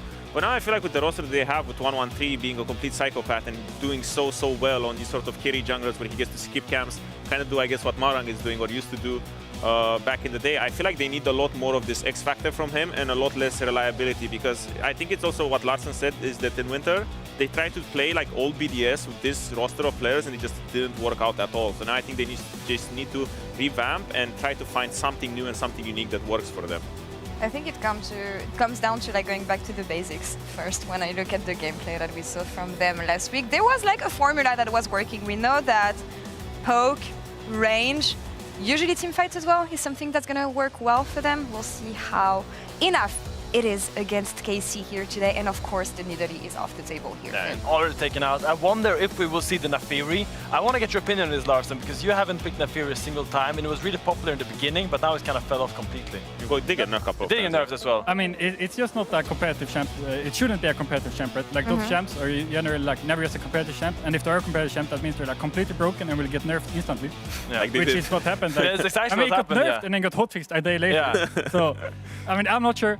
I don't think it's a competitive champ. Yeah. I think only those like Zed and Naafiri, those type of champs are only competitive if they're like really broken, which is usually only for one patch. I mean, it makes sense. Usually we will see the Maokai, the Vi, the Sejuani, the Skarner, the classics, but right now all of them are up and available for the team. Naafiri is open, so let's see if it does get picked. I think we might see a Maokai or something. That seems to be the classic. I think the prior will go down because you do need this plug and play jungler. I feel like Maokai is the flavor of the patch right now. What do you think? What do you feel like is super prior now? Obviously without leaking too much from... I didn't really pay attention to the draft. No, that's fine. I mean, it does go with what you said, right? You just do your own thing. You just play your solo queue. Don't talk so much. It's fine. Yeah. It's on brand. Zyra first pick. Wow. We haven't seen this champion in a while, right? How is it internally in scrims? Because I feel like this champion used to be super popular in Winter, and now it's not really so much. But maybe now with all the hotfix nerfs coming to the junglers, it starts becoming a little bit more. Yeah, so the thing is, Zyra is the champ I have no clue about because we perma-banned it week 1 and even in scrims. But this week we opened it and they didn't pick it, right? Because we didn't think that had to pick it, so we opened it. So actually I have no clue about the champ because I haven't seen it in scrims. It's like it doesn't exist for me. Okay, yeah. I mean, it kind of fits 1-3 style of this really high, fast and clearing jungler that can like kind of be first on objectives and kind of make it really annoying to get in. I also think BDS likes AD mids a lot, so I think they are some first AP angler and AD mid, like Nidalee spam, so they just go to the next AP angler. Yeah, makes sense. And we see the Maokai as a response, which is the classic Yak does like the trees. Yeah, friend of the forest. Yeah. What you would expect. And Kalista, I mean, we know how good Kalista is with this champion. Usually it's banned out most of the time. I feel like Kalista has been open a bit more end of last week and this week as well. I want to see what's going to happen with this champion. What's on second rotation for BDS here? What do you want to look? We do need some engaged support. I definitely think that the comp from BDS needs a little bit more space making. I think Ashe is a great pickup, coupling it with a melee support just so this way you have a lot of skirmish power, you have a lot of tools to be playing around bot lane, and Zyra has this sort of prio lane that can always make things happen around. I also think KC's adaptation so far compared to last week has been good because we did see that horror game with Ivan Elise that I felt like there was no front line and not really any sort of playmaking. Yeah. I'm surprised for this. I think what they're scared of is actually if they pick an engaged support, the Renata on free will kind of make that lane really hard to play, and I think they just don't want to hold. But they're going to have to blind no matter what, even if they pick the Gnar here. So they're kind of just prolonging their demise in that way. The Gnar, I guess, is the safest blind, they think, and they really... I mean, it's irrelevant. It's like one of his best champions. I think it's just pure comfort. I guess it is pure comfort, but at the same time, it does invite counterpick from Kana, which I feel like he's always been doing good in this position. But I do guess that at one point you would be having to pick this blind pick top. It just was not the best one, and I think it might be just because it's such a huge comfort from Irrelevant, and maybe other champions like Jax would be having a lot more counterplay. But I see it's very difficult to drop AD mid. Like, if you drop mid there when you pick Zyra, you really want an AD mid. And Jace is already out, and now you can actually ban 2 AD mids if you want from KC. Does Nuke actually have that deep of a pool to go back? I think so. He likes to play out of AD mids. Like I saw in solo kill playing out of Lucian. Oh, Lucian is back. Maybe. I'm doubtful, but I mean, there's still Jon, Tristana, Lucian, I think, for him. Yeah, I'm not sure if I missed one, but like, I also think when you have Gnar, you have like good AD damage, you could go AP, even though it's like less optimal. Yeah. Okay. I mean, as long as you have free, that is like the big thing. Yeah, exactly. And now the Jon and Tristana is going to be open. One of them is going to be open because, as we said, KC identifies that BDS really needs engaged supports, and they're starting to ban out. I'm expecting maybe a Nautilus or even a Leona ban from here, just because it's synergized so well with Ashe. And the Renata is already taken out. Yeah, I think it's really clever to take out Renata because that is the hardest thing to run into as an engaged support. You can basically never fight in lane, and you kind of relegated to just being an engaged spot in team fights, which doesn't even end up that well for you. So now it allows Paris to have a little bit more freedom in lane and outside of it as well. It just feels so weird now. With Yone being out, I feel like even if BDS finds the sort of AD champion on mid with the Tristana, it feels like you're having so much range and squishiness on the side of BDS that K-Corp has an easy time, you know, just diving with the Maokai, diving with the Ambessa. So I feel like even if you get this, you know, synergistic composition where it ticks all the boxes that you'd like, it still feels a little bit suboptimal. Yeah, I think KC just has a great plug-and-play comp. They have so much comfort across the board, very solid lanes here. Picking the silence on 4 would be risky. We shouldn't really talk about hovers, but the Taliyah is going to get locked in for Vladdy. What do you think of this Taliyah, Larson? I think Taliyah is really strong. I think it's good with Marcus, but I think it's just like what they should pick here. So yeah, good combo execution, strong 2v2 mid. It allows them to move around the map and execute plays. And now, what do you think BDS' answer to this Taliyah would be? I mean, I think he'll go Tristana, but I don't think it's too easy to pick here. I feel like they should go like Tristana, Leona. That would be my bet. For sure. It would fix the team comp, yeah. So Leona, hopefully, okay, Leona's coming through, and yeah, definitely I think it would be. You can still go AP mid, but what would be open? Victor is out. Is it like Orianna or something for Nuke? I just feel like it's a little bit anti-synergistic, so I feel like it might just go for another marksman and just pray for the best here. Yeah, you're kind of running into Merc Fred's value to the max as well if you can AP mid there, so I feel like you have to pick some kind of AD carry. I think if Oh, the Larson lead. So we were just talking about it, there you go. Oh, it's actually locked in. Mid lane Lucian. How is this matchup looking like? Because it does feel like Taliyah would still be getting prio, and it's a little bit hard to find good trade openings as Lucian, Larson. I don't think this will be an easy game for Lucian. I think it will actually be pretty hard against enemy comp. So let's see if it pulls it off. I think it's going to be hard. The only win condition I see for BDS now is just having strong lanes and pushing hard so that the Zyra can be looking to do solo invades or just out-tempoing the Maokai. Because for me, when I look at most of the skirmishes that are happening, I don't really see them as winning. So I don't really see a lot of win conditions from BDS outside of just the Zyra being able to abuse through proper lane power. Yeah, a lot of is on one of his shoulders here. He really has to make the Zyra first pick work because he cannot put himself or his team in this position where they have to draft around him. So he really has to show that he can actually carry with his Zyra and make things happen in the early game, because otherwise, if it comes to these 5v5 team fights, I really think KC is favored heavily. I definitely think so. I think they get very outscaled BDS. I think Ashe, Lucian, they just don't scale too well. So they definitely have to make something magic in early game. Time to shine in the early game for BDS, facing off against the first 10 finalists. Let's see if they can make it happen. Casters, over to you. Thank you so much, Larson and his 2 ex-boyfriends, top laners. Top laners, that's what I meant. Yeah, we're getting into game. I think the desk highlighted it so beautifully for us, Mr. Spectra. I'm Dracos, Jack Spectra.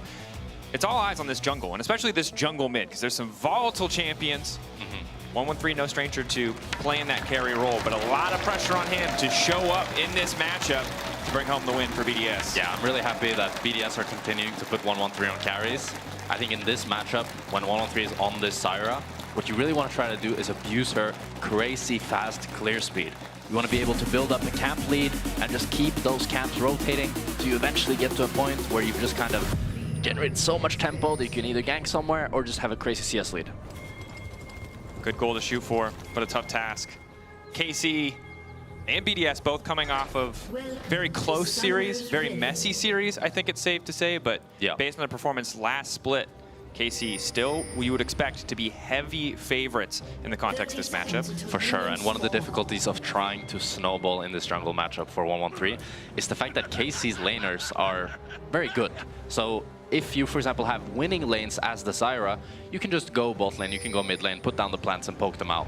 But if your lanes are losing, you don't really have much gank threat. If a Zyra comes from behind you, it's like, okay, I'll just run away, right? So she's really obnoxious when the winning team is able to just continue poking, but can be quite useless when behind.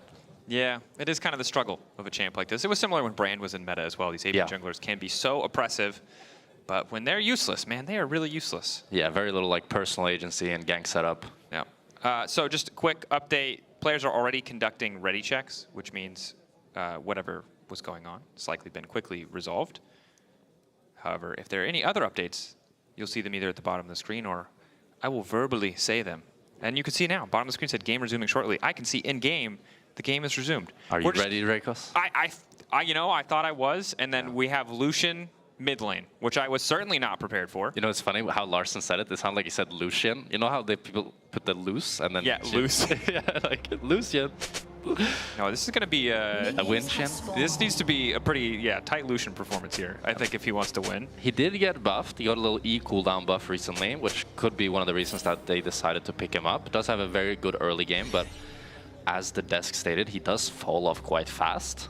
However, in this draft, I think his ultimate has decent value. The only thing is the Braum shield that can block a lot of it, but other than that, if he can get that onto the Kalista or the Talia, he can do quite a lot. Maybe chunk someone out before the fight starts. Oh, we got a little bot lane shenanigans here, maybe.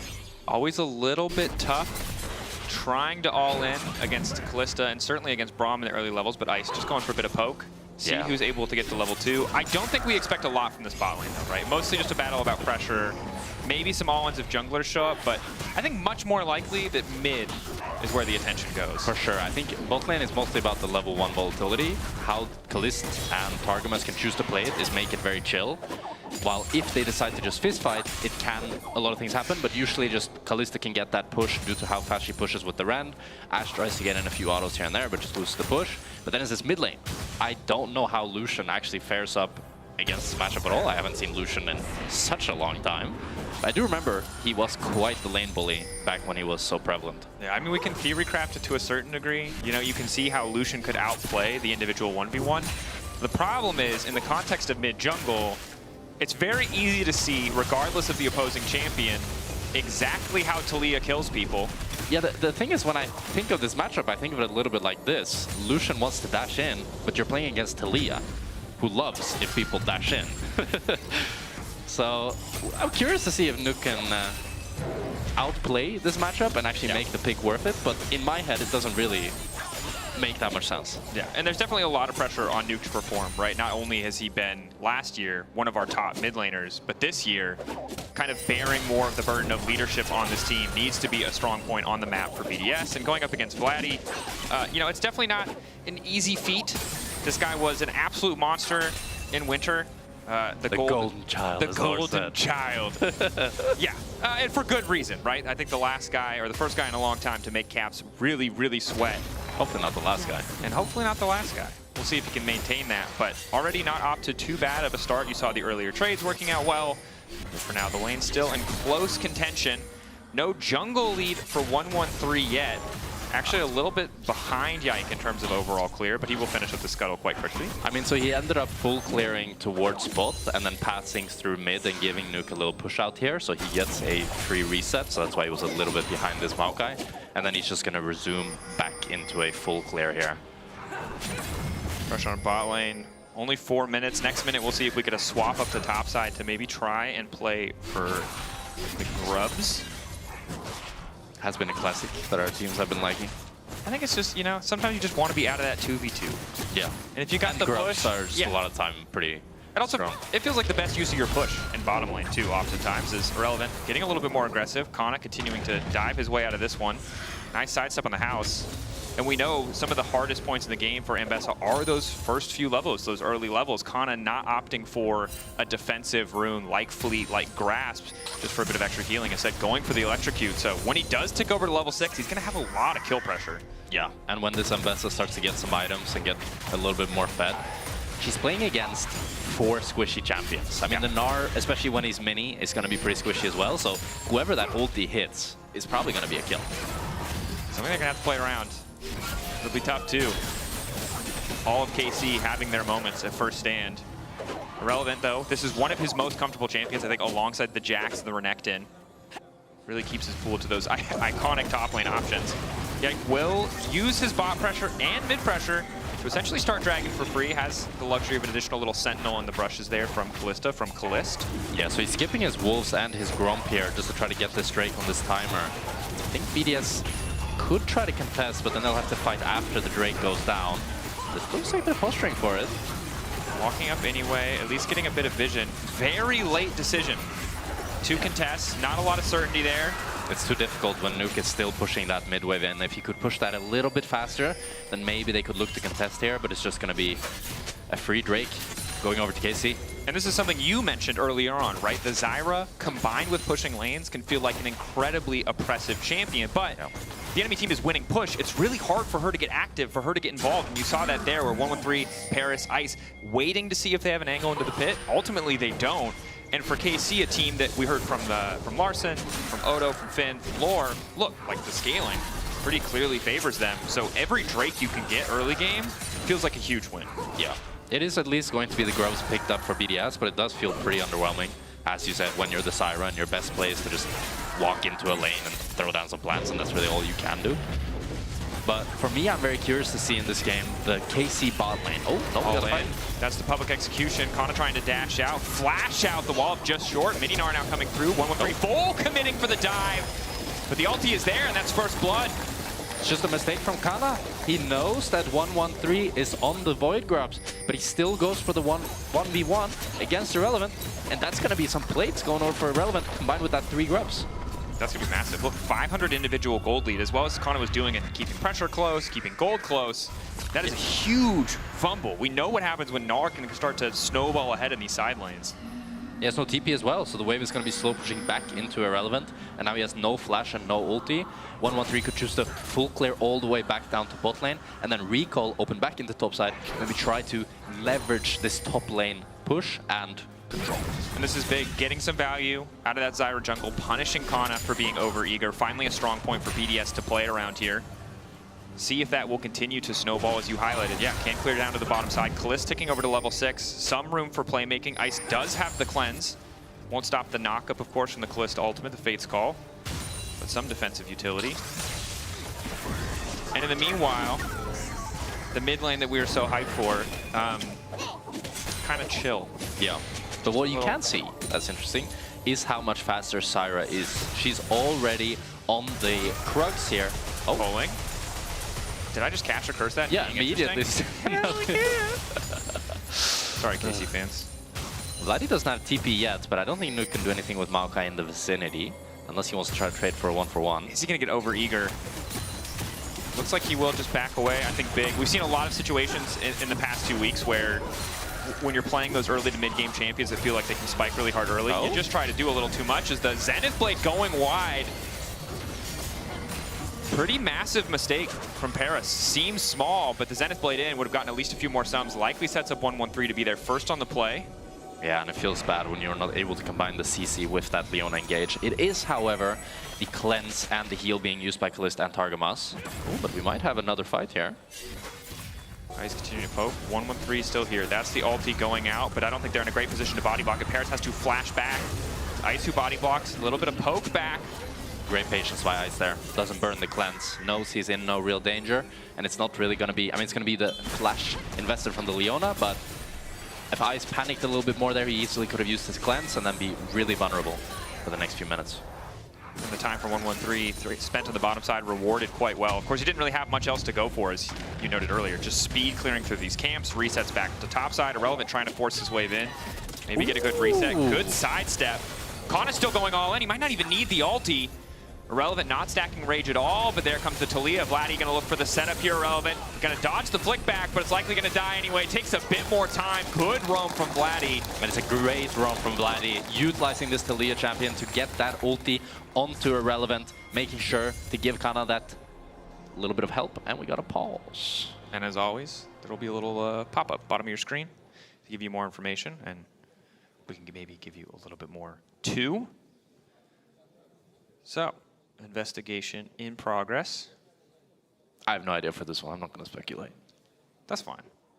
Yeah, I don't really know either. Well, they're ready already, so. They're ready already. Ready already. Callisto becomes... All right, nice. Everyone seems to be in a good mood. It's jovial. I like that Vladdy got up there already. Because again, I think that the... whenever I see Lucian, and it's been a while, right? Because usually in more established metas, you have a stronger understanding of where the pick is going to fit in. It's oftentimes one item spike, you know, dominance in some of these fights, using the culling as we saw briefly earlier. How does Vladdy fight back against that? Well, it's getting support from Yike, or in this case, getting some push, leveraging it to find that play, to make that gank happen. Yeah. For me, the question is, when it comes to this Lucian, is like, when do you feel like you're stronger than this Talia? Because it hasn't been the early laning phase that much. We have yet to see a lead. And I don't really see it in my head that if Talia has one item and Lucian has one item, that he's considerably stronger, apart from if he can get a crazy good culling. But I just feel like Talia, so fast on this map, can roam to every side, she can clear waves so fast. Champion is just kind of strong. Definitely. I mean, a pick that's been looking good no matter who's been piloting it for us in the LEC. And Vladdy's certainly one of the most proficient. 1-0-0 has completed that item. It is only the Archangels, so we'll need a bit more time to stack up. Getting it at 10 minutes definitely feels good. Doesn't have any boots, but won't really be punished for it as we're seeing this reassigned. Mid laners going top, both respective bot lanes showing up mid. It's a standoff here for the Grubs. Both teams wanting to contest. Talia ready to move first, but no Weaver's wall. Ulti from Paris going to get a bit of a slow. Nice knockback going in from Yike. Quick twisted advance into the flash out, and Targus will retreat as well. Yike no flash. That feels pretty good from Paris. He just sends it on him, ends up getting his flash, but now it's going to be an extended fight here because they still want to stick around for these Grubs. Close just continuing to poke. It's a bit awkward. Nuke moving into the top side, trying to push in that wave, so he has first move. Battle for mid prio continues. Nobody really gaining much of an advantage here. Very back and forth. I think it's really important. And it's hard for BDS to pull the trigger right now without that Leona ulti. Ice's ulti is up, but Kalist, small window of time before that cleanse will be back and available. Scryer's Bloom spotting them, or excuse me, Blue Trinket. BDS slowly zoned away. This is part of the reason that the Maokai is picked still, right? You get so much of that passive vision. Yike just continuing to throw saplings in to keep track. Targamas caught out briefly, trying to burst the Braum, and they'll be successful. Maokai ult used, it will just be the 1-for-1. Paris traded for Targamas. It's a 1-for-1 support trade, but it looks like Grubs might go over to KC, or they might continue fighting. Flash away from the flick. Nice placement from 1-1-3, or excuse me, from Vladdy. 1-1-3 caught out. This is big for the side of KC. Giving over 6 Grubs to a Gnar that had started to win side lane would have been pretty devastating. Instead, grabbing their second complete objective, BDS committing a lot of time, a lot of resources, ultimately to walk away essentially empty-handed. It's an awkward standoff for both teams, as you really lack that full engage for the side of BDS once you've lost that Leon ulti. It's a good Ash arrow from Ice, but it just means that when Paris goes in here, he's up against this Talia, he's up against this Maokai, and they can just bop him and bop him and he's going to end up falling down as well. And then, just due to the fact that Ice was zoned out in the mid lane with low mana, it's Grubs going over to KC. Also an awkward commitment from BDS. I mean, we'll give credit to Ice that it was recognizing this very small window of opportunity, but Fate's Call was there for Kalist. It looks like he was just out of range. True. But if that had been a quarter of a second different, Braum lives. Targamas is able to walk away. So still very close margins. Gold 200 in favor of KC. They're up an objective in the form of the Drake. Nuke now finally with that first item. Maybe this is where he feels more comfortable to start playing really aggressively in the context of that 1v1, especially as Vladdy is out of mana. But yikes, setting up for another Drake. And if like KC are just, it's incremental, but they're winning out so hard in most of these exchanges. Yeah, this feels great for KC because there's no real cross map for BDS. They might be able to... No, they can't even take a topside camp as 113 is just continued full clearing towards the bot side. And they can't really pressure this Taliyah either. She's going to lose one wave, but one wave for Drake, you're very happy with that as KC. And I think the struggle here is, we saw what BDS were willing to invest in 113. Zyra's let through, we're immediately going to pick it for you. One of the strongest champions in the context of jungle on the patch. But the thing is, no matter how good 113 does individually, the comps are going to be what matters a lot here. And as you highlighted earlier, both sides really kind of want people to walk into them. And even if 113 is ahead, if BDS are behind, if they don't have push in these lanes, they're always going to have to be the ones walking in. Is Irrelevant trying to force the play. Nice knockback, doesn't quite connect the wall for the extra damage. Kind of uncertain where to go. Lots of poke coming in from 113. Looks like it's going to be another finished kill here. While up there, another kill down for Irrelevant. Fantastically played by 113 there. A great E, but we're on to another fight. Lock up there on the Paris. Lots of spear stacking. Kalist taking his time, waiting for things like the Aftershock to stop. Being there, being a part of the equation, but won't be able to finish the kill. They do get the flash out at the very least. And what an exciting game we have here, as the fighting just doesn't stop. KC are looking for this top tower as well in trade for Kana's death bot. Nuke in decent position, has the culling. As long as Vladdy's got that flick, he has to be careful. Unraveled Earth already down. Nice dash back, does eat the stun, but doesn't eat any additional damage. Yeah, and it's a great play from 113 onto Kana. One sad thing for him, though, is that he's not able to take enemy jungle camps. If you see, their blue buff and their Gromp are still up, while Yike and Targamas were able to take all of 113's topside. Definitely a little bit awkward. Is now in better position to get control of the Herald, but it's still a minute out. And when we looked at these drafts, we thought it would be about mid, but again, topside, where all of the advantage is for BDS. They do now have the feats completed, and more attention to Irrelevant. We mentioned last week in our last cast when they were playing against Rogue, like, this is a guy that was supposed to be, you know, the new hot thing on the block, had a decent showing on SK. Would he be able to do the same on BDS? It wasn't the case in Winter, but in this game at least, putting up some pretty good numbers. Yeah, and I think if I'm seeing this right, I think Nuke is going Wits and second here. Could also be the Triforce, but that is some interesting cooking. It's probably more likely the Triforce. Yeah? Did you? I mean, he's up against double AP, but I don't remember if Wits and now is double Negatron and Recurvo or if it's Hearthbound X. It's actually a great question. I build that item a lot, and I also do not remember. They changed it a few times. I think it's, you know but what? It gives tenacity as well, and I saw the Merc Treads onto 113, and I was thinking, could be. You know what? This is a time where we're very blessed to have internet access. As the fight's breaking out, Knockup is there. 113's ultimately not going to connect for too much damage. Excellent poke to start the fight, and suddenly KC are running wild. A perfect public execution. I was caught asleep at the wheel, and it seems BDS were too. Losing jungle, losing support in the trade, and now an easy setup onto this Herald. Wits and be damned. KC are playing great here, able to get a pick onto both Paris and 113, and able to convert that into the Herald. Kana here, getting a little bit poked down by Irrelevant, but he's going to be completely fine, and KC are walking away very happy. Definitely are. Ultimately getting those kills, able to transition to the objective.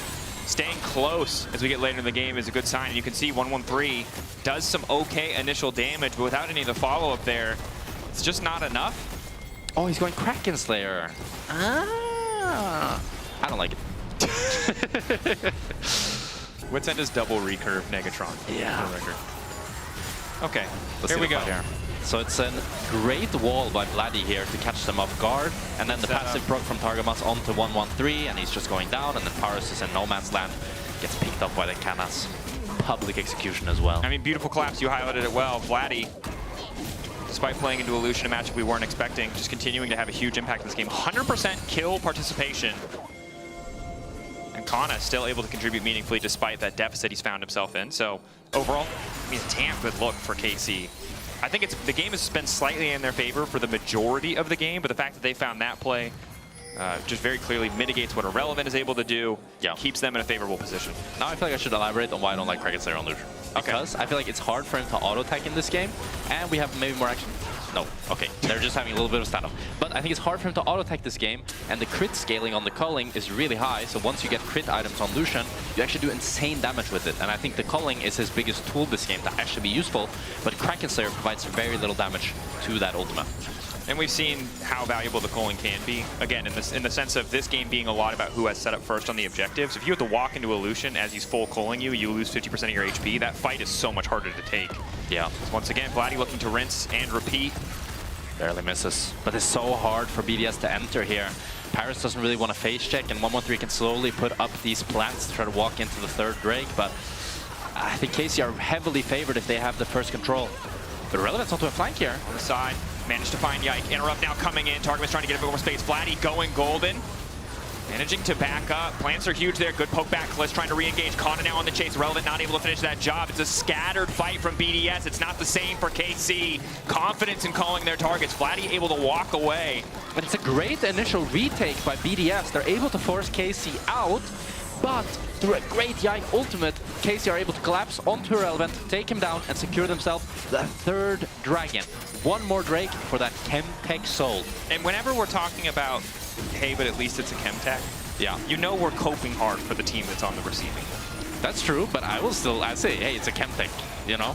I think it's fine. But also, but if you're in the position to get 4 Drakes, you're likely in the position where you'll get first setup on Elder. Or first setup on Baron, or Otacon. 113 continues to power clear, continues to hold on the individual gold lead. Yeah. But I think you've mentioned it a few times already. The setup in this game for both sides to a certain degree is pretty tough, but it's definitely looked much easier for KC with the power of Yike's ultimate, with the power of Vladdy's Weaver's Wall.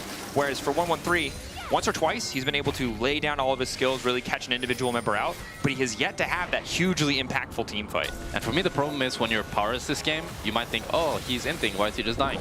It's because when you have to play against as the singular front line into a Braum Maokai, it's so difficult. You need to find the perfect engage, but also not die in the trade because you need to go in. And it's just, you know, how much can you ask of him? Definitely tough. Voracious Atacon spawning. Good for the side of BDS. While it sucks to concede the GAs, you're behind in terms of the overall objectives, and losing that to KC could be devastating. Irrelevant has to move to mid here. Could look to maybe get a numbers advantage. Now he's going to move back to bot. Just pushing that in deeper.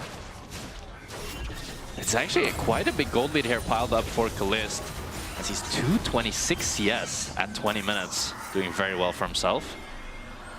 Yeah, it's tough when you're the Ashe. If the Kliss starts to be able to just out-auto attack you, you're pretty tough. And you mentioned it before, right? The amount of time where you get to auto-attack on your terms for the Lucian, for the Ashe, is pretty small. If KC are playing to their win conditions, playing to the way their composition wants to work. Yeah. But the endless battle for mid-prio continues as Vladdy, once again... Great arrow. Ripped the knife from ice. But you can see how Vladdy is just continues to make these plays and continues to pressure, which forces Lucian to... Oh! Getting crazy. Kalist caught out. Flashback out. Cleanse out. Positive trade. Hugely positive trade for the side of BDS, but it does cost 113's flash. This game's on a knife's edge. I feel like whenever I start talking... It pauses? They engage. So maybe if I stop talking... nothing happens. The hat trick of hopefully, you know, small pauses. But the thing is, like, you might ask yourself, why are they A-ramming? Because they've been A-ramming now for like 2-3 minutes. And the problem is, if a nuke goes to a side, then Talia can just ulti down and they dive because the tower is so low.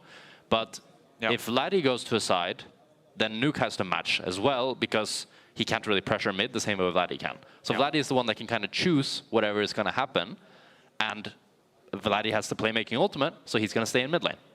And so far, it's generally working out well for him up until the flash committal from 113 to try to shift things back in the favor of BDS. As an update, both pauses, this is directly from our wonderful production team, and there have been 3 now, so I assume they mean the 2 most recent have been due to players alt-tabbing on accident, which in a close game, look, we've all been there. I think for the quality of game, it's good that the fat fingers have resulted in alt tabs and not random flashes or press D to dance. It's a weird thing to accidentally press though, no?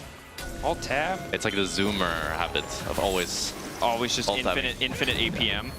No, just like, I gotta check Twitter while I'm walking to lane. You know, like pro players do that. Gotta change the Netflix show on my second monitor. That's a Yumi POV. Need to constantly have 5 sources of media stimulation at the same time. BDS are setting up this Atakan here. Decide not to go for it. Splitting. One try to group up on mid here. Kalist has no sums. Paris. Barely misses. Managed to walk out. And again, with the GA Otacon, with the false life buff, we're close enough now to Baron.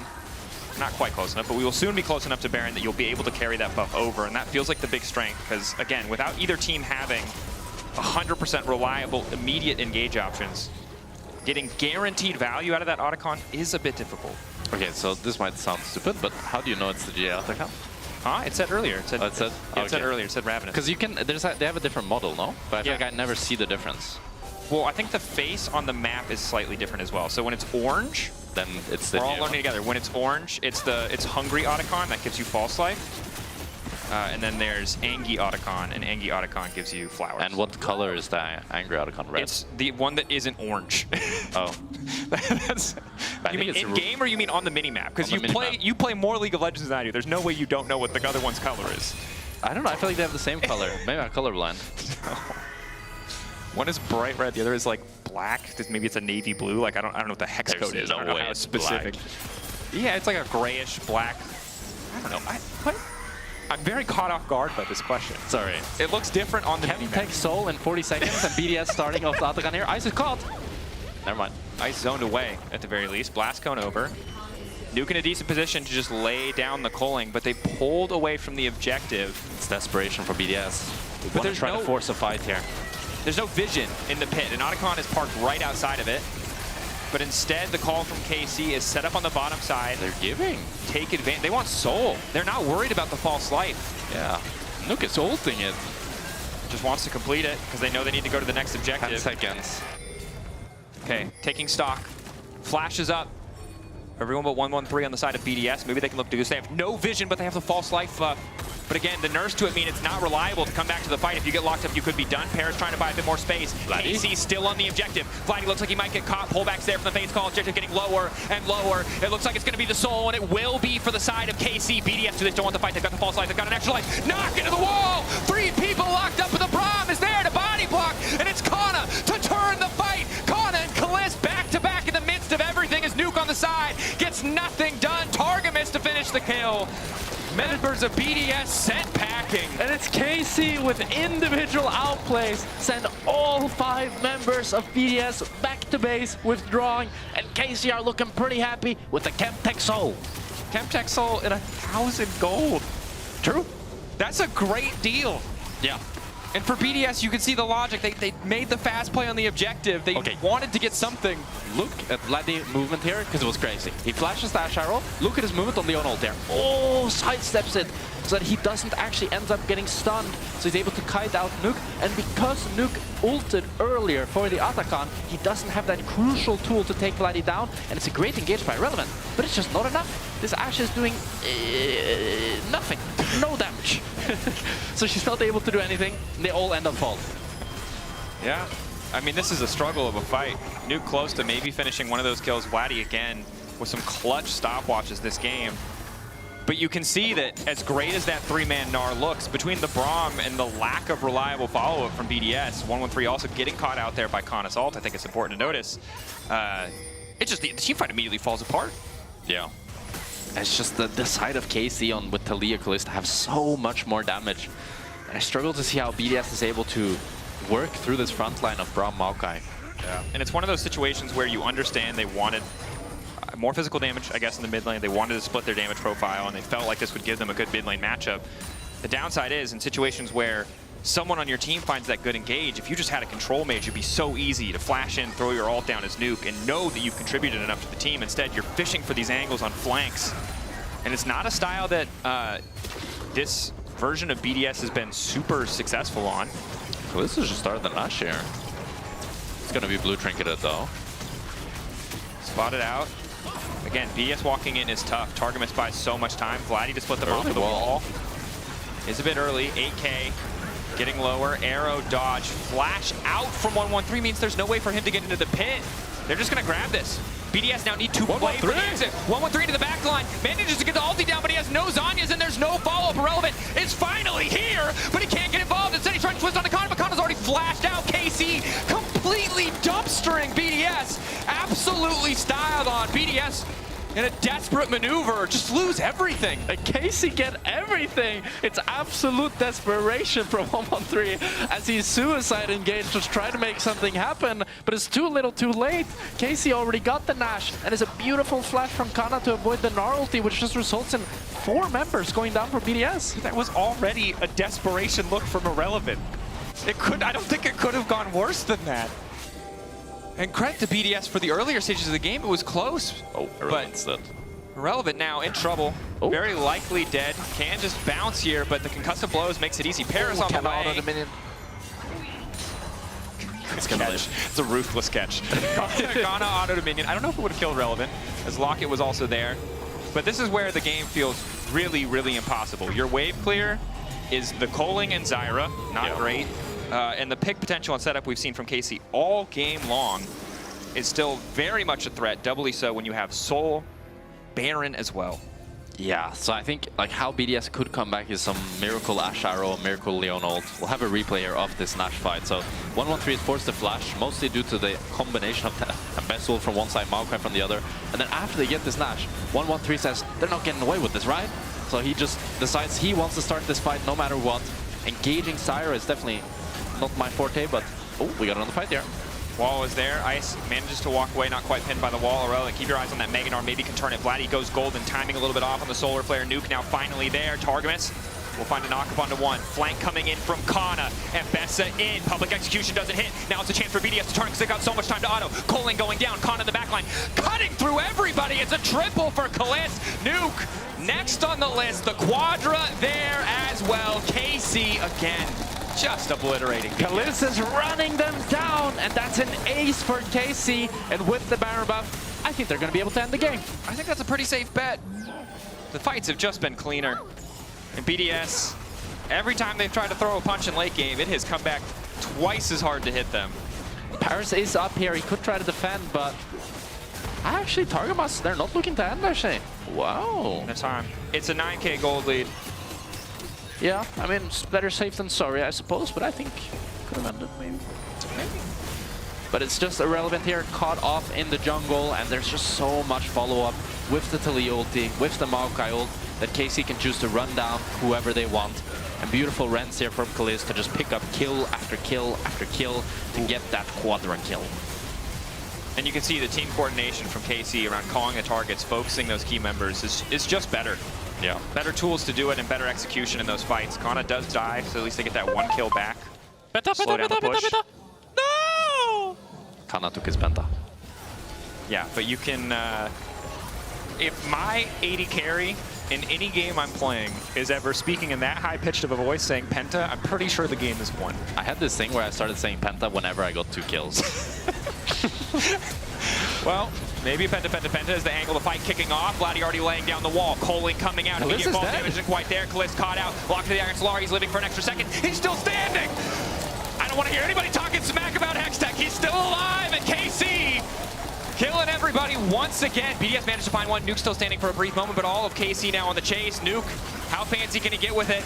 Some extra slow coming in from 113. A flashback safety trying to finish off Targamas, trying to get a bit more damage down. Flag, keeping it going. It just does not matter. KC too far ahead. Kalist still alive, grabbing the Elder. And KC go 5 for 0 with the Elder, surely being able to end the game now. But you have to feel for BDS. It was so close. If Kalist is just 20 HP lower, he ends up falling, and the fight could look completely different. KC so dominant in these 5v5s. The investment into that aggressive AP jungle option of the Zyra not paying off for BDS. It was a great Kalista game from Kalist. I'm very happy with how he played. Overall, both carries from the side of KC, mid and ADC, just maneuvered every team fight beautifully, built up an individual CS lead, were just more impactful. Certainly were. 13.1k gold lead, dominant finish after what was a relatively quiet early game. KC taking game 1 in this best of 3. And KC are a scary team. KC are looking good. Very happy with their performance. I'm happy that they're showing different styles, being able to play more things, and just snowballing bot lane. And it's a wonder to watch them play. Definitely is. But game 2 is right around the corner. We'll see how BDS adapt right after this break.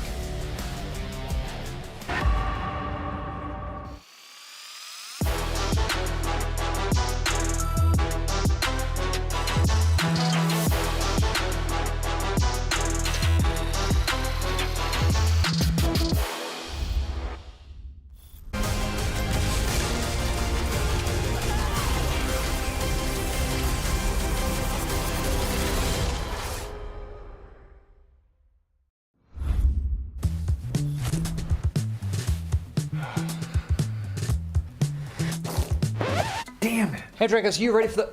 Oh, that doesn't look good. Wait, I have a solution, but you have a break. I will be right back. Just wait.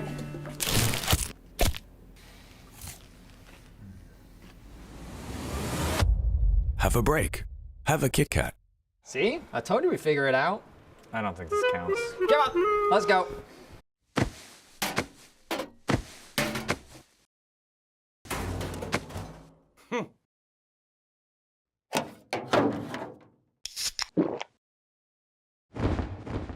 Red Bull gives you wings.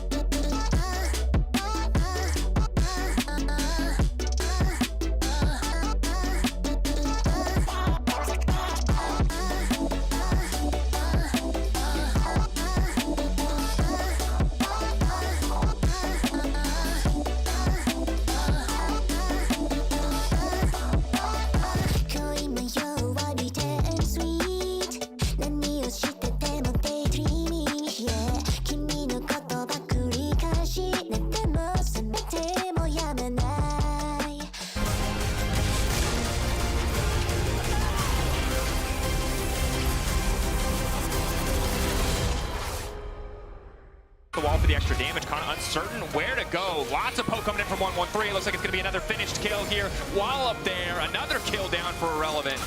Kan ulta mot. Där går mega, okej? Där går mega. Kill Leona. Zara. Kill both. Look Leona tool, they can't win. No flash. Yeah, he dead. I'm tanking. Don't worry about it, guys. I'm tanking. I died for you. I died for your penta. No! I died for you guys. Delusion, wait. Oh, it was a penta! I'm dead. Good job, Kana. I'm happy that you Kana! So good. Quadra kill, some fun comes on the side of KC. Pretty smooth sailing game from them. I got tired of the two top laners, so I was like, might as well bring some real analysis here. Wise. Happy to be on the analyst. That's the breakdown. It was. It kind of felt like a very one-sided game, to be honest. Like, the early game was a little bit back and forth, where you felt like there was a moment of tension, but the moment we got into the thick of things, it felt like that the expectations around the draft pretty much live it. Let's roll back a bit here and talk about the draft. Lucian mid is something that Larson was expecting, because that's what BDS has been playing in scrims. But what do you think about the overall approach of BDS here against KC? Well, I think it's difficult, right? Because I do agree with the assessments that they had on desk. You're first picking this Syro, so quite clearly early in the draft you say, all right, this is what we're going to be drafting around. But I'm not sure I agree with the priorities around the Syro, because it puts a lot of constraints on the rest of your team, specifically in contrast to what you're drafting on KC's sides. I would have loved to see a lot more emphasis when you're building around this Ashe, right? I think when you go into the second ban phase, that's where I feel a bit of misses. If you want to build it up with the Leona, okay, nice to have Braum on 5. That's going to make this Ashe into Kalista very difficult. And the Lucian in general, for me, I mean, it's rough, right? There was other ADs up, and for me, it really didn't give a lot this game. The problem they were going to run into is that when the fight started, it was going to be very difficult for Lucian to play, for potentially Zyra to play. Yeah. And when you early prioritize Zyra, I think that your idea and responsibility should be to leverage power early to gain advantages so that you can control.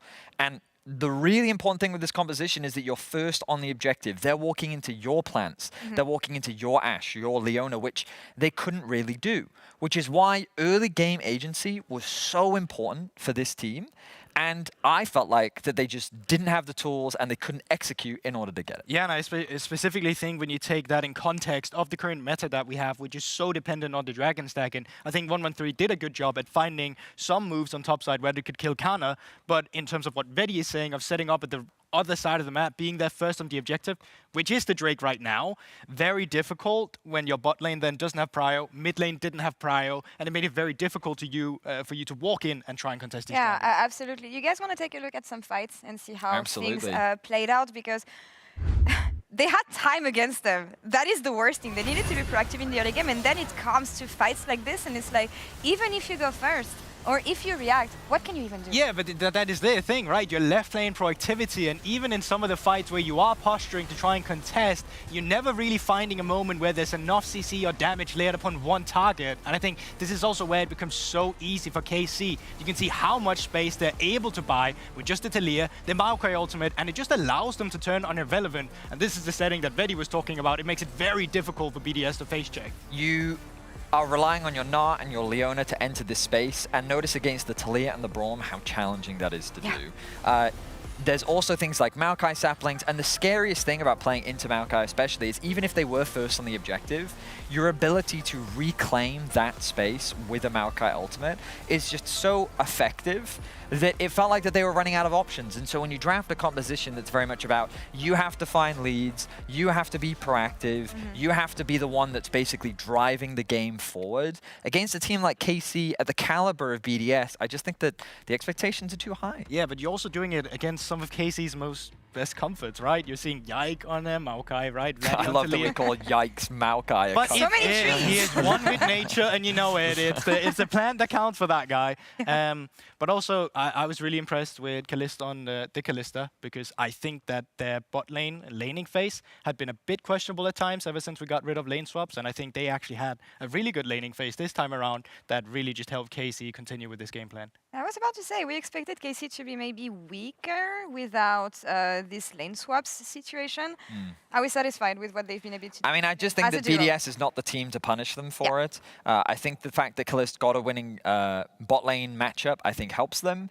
But I think the pressure for him comes on this idea of when you get winning bot lane matchups against strong teams, we want to see you dominate through that bot lane matchup. And I think that you could, if you want to be really nitpicky, then I would argue that I don't think we saw that in this game. He gained advantages. He did what he was supposed to do in the lane, which again is fine. But if you want to put it on the level of, we now evaluate you as a champion, we now expect you to be winning split after split after split, then when he gets a winning matchup, I want to see him doing things where he is dominating and slaughtering in that matchup, and he is the one kind of building the lead so that he can win and carry the game. So we need more, but we need more from BDS as well. First things first, because red side here, we didn't like the approach they had in game 1 in draft.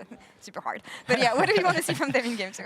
I actually want to see more from the BDS bot lane. In the past, I've been impressed with Ice, but I'm still left wanting more from Paris. This guy who's super hyped coming in from the DRLs, who's one of the best supports you could get into the league. I want to see them with a winning bot lane on red side. They have the capabilities for that, and I'd like to see them try and leverage that instead of the top side. Personally, I'm of the opinion that Irrelevant, when given a carry in a meta like this where the lane swaps are gone, is the best version of him. Last week, again, he's a monster on the Jax. Even if it's not into things like the Gwen, he's just very good at the pick, and it used to be permabanned against him. I think that you prioritize getting him counterpick, you play through the top side of the map, and personally, I think as long as you give Ice the freedom to be the carry that we know he is, I think he can pop off. So I think they should just stop.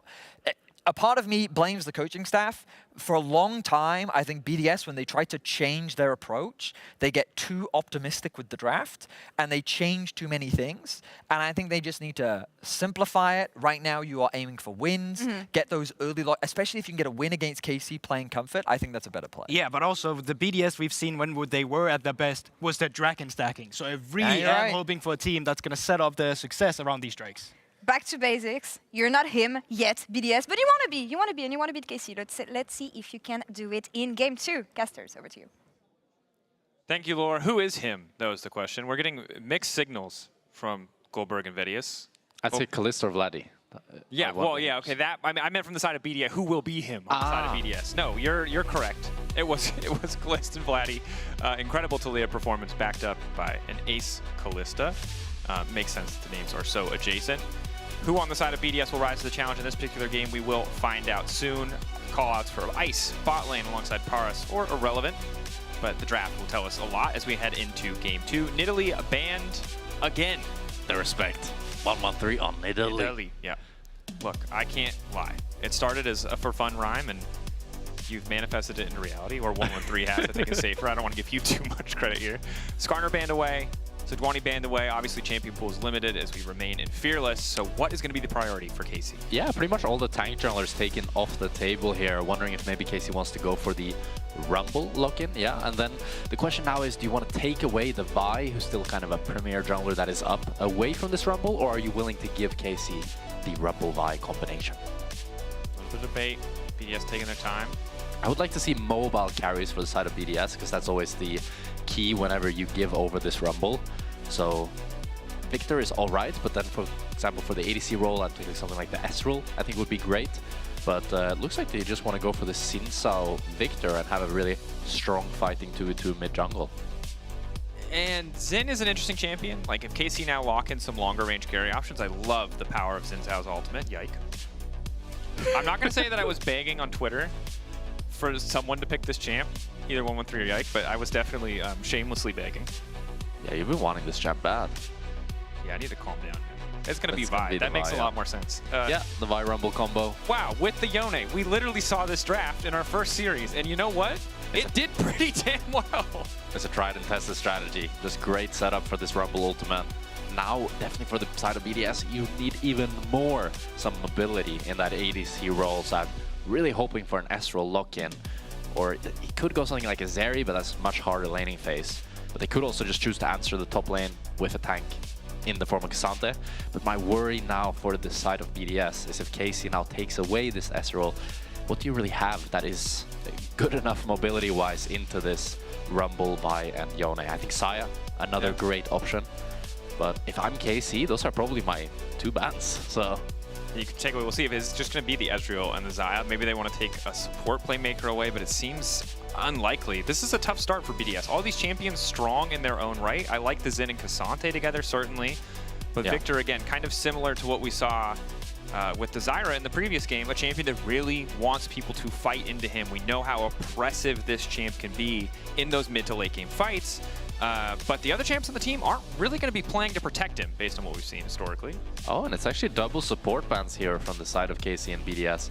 I would think that BDS maybe now wants to ban away the Jhin. Kalist had a great showing on that on first stand, and it's also really good with both Rumble Vi and the Yone, as it can provide some long-range follow-up. And it's also just good into both the Ezreal and the Xayah. Yeah. I think the other call out I'll have is the Yike Vi. Definitely an opportunity for redemption. It was... the Varus. I forgot about that one. Yeah, Varus comes out as well. Yeah. Okay. So, again, just limiting conventional strong options, the lethality Varus, or on-hit Varus against something like Cassante. Pretty solid. But we'll just call out Yike back on the Vi. Need to see if his domestic performance can be a little bit greater than what we saw from him internationally. Still a hugely impactful pick in the meta, but just didn't really hit the same as his tank junglers or things like the Ivern or even the Lilia last week and all the crazy movement he kind of brought to bear. But now, final pick phase. I'm really thinking, so they banned the Xayah, so I'm thinking for sure for Ice now, Ezreal is just quite an obvious pick. And then I would predict the Jhin Nautilus answer, maybe for the side of KC. Something along the lines of that, and you have quite a strong lane. Braum is also out. But instead, oh, it's gonna just be maybe the Rel pickup for Paris here. Interesting to last pick ADC. Some teams have started doing this, but I fail to really see, like, I love last picking ADC as an ADC, but I kind of cope all the time because, like, usually there's very little value to it. Oh, and Kai'Sa's still left open. Also a great option to follow up this Vione. Yeah, and sort of one, it works incredibly well with the composition. It wants to do exactly the same things that the Vi and Rumble want to do. Also, not early game, but certainly after one item, I think is what you told me before when we talk about that matchup between a potential Ezreal and a Kai'Sa. Although they'll take their time here. They're going to lock in the Alistar first. Very stock standard bot lane matchup. Alistar Kai'Sa, I wouldn't love, like we heard earlier from the desk, right? They want Ice and Paris to have a winning lane, but I don't know if they wanted KC to gift wrap it for him. I mean, I think the thing is, if you pick Kai'Sa here and then BDS goes something like the MF, I think this lane for Kai'Sa is quite difficult early game, as you have both a strong Rel and you'll have a really strong lane bully on the side of MF. And you also have a great Rel MF wombo combo, but maybe Ice just wants to go for the Zeri and go for the hyper scaling, in which case bot lane is probably not going to be the most exciting. No. Mayhaps we'll have to look elsewhere on the map. Sivir into Alistar. That would be crazy. Oh, wow. He actually ends up locking it in. So typically, whenever you want to pick Sivir, you always ban Alistar because you can't spell shield his combo. Yeah. But Ice doesn't care. Ice has locked it in. And I will say to BDS, their last draft was a little too complex, right? There's a little bit too much going on. It was a little bit too volatile.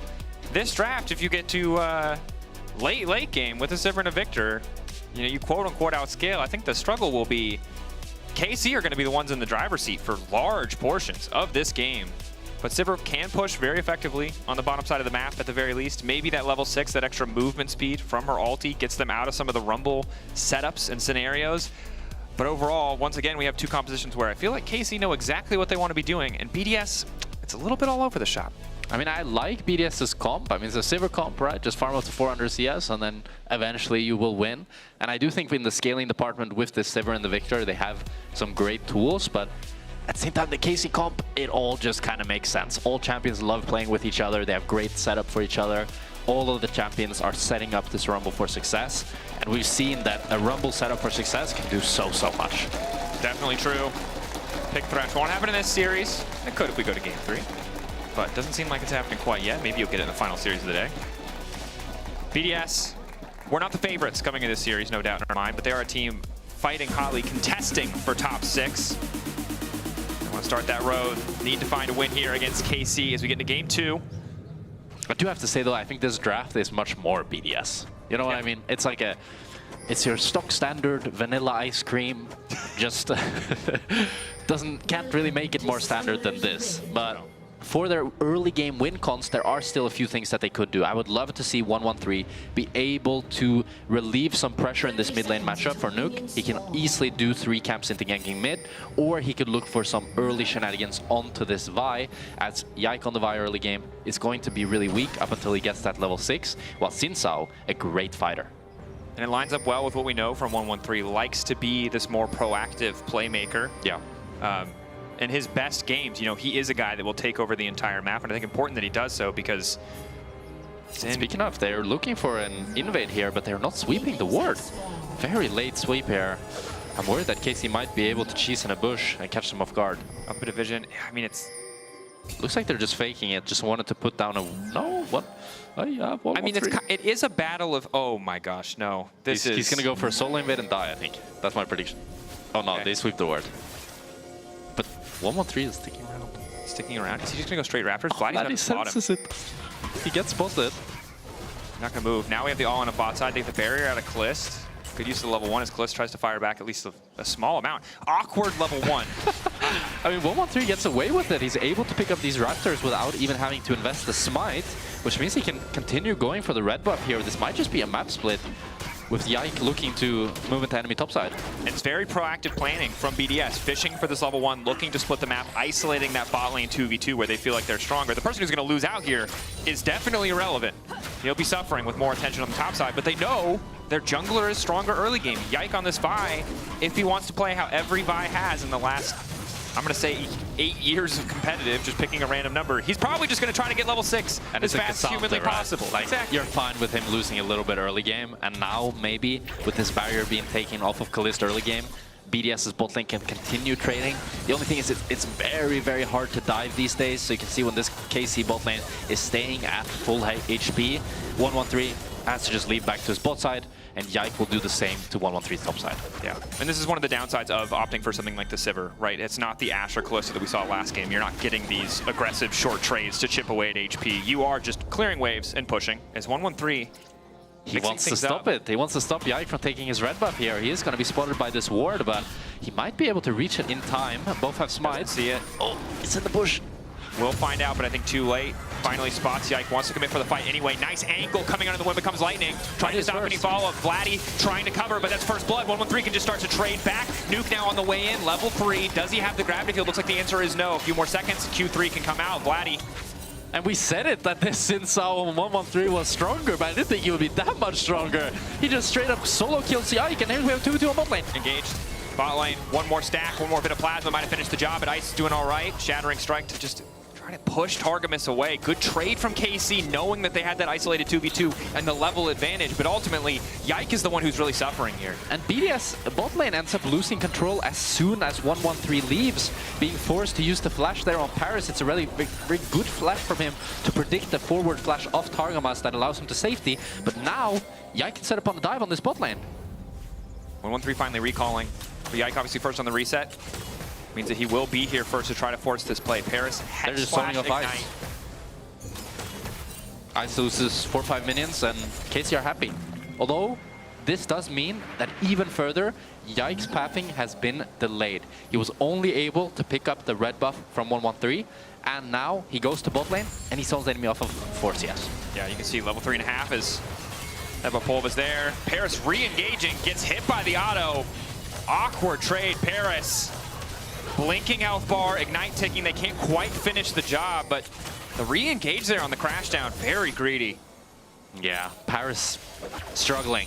And he's been a player that I've really wanted to see more from this whole split than last split. I feel like when I played against him in ERLs, he looked so great, but he still hasn't quite found himself in the LEC. Yeah, hasn't found that form. And in this case, it won't cost him too much as Ice is still there to pick up the wave. Does start to get pushed in. Bit of trading on the top side, unsurprisingly. Kana building himself a decent lead. Hasn't done too much damage to the tower quite yet, but just ahead in CS. It's a big gold lead onto Relevant here.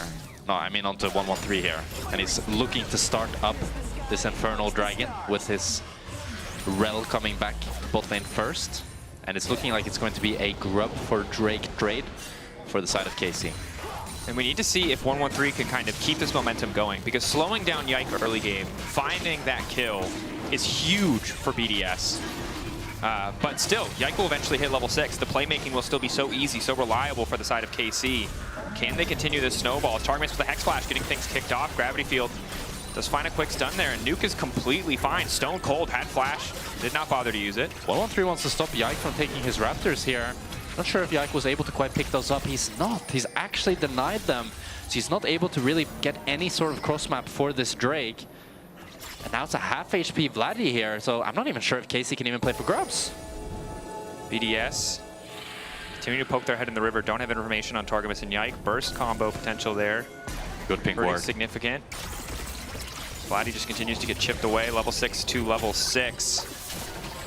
Vladdy with swap from BDS here to play for these grubs, and it looks like BDS will be able to get both the first dragon and the first 3 grubs. A great early game from BDS here. Yeah, this is big. This is exactly what you talked about. You said vanilla ice cream, but this is classic BDS, right? And it's interesting that they've done it with 113, still retaining a lot of that individual identity, being the aggressive playmaker, them being willing to use their resources in a way that supports what 113 wants to do.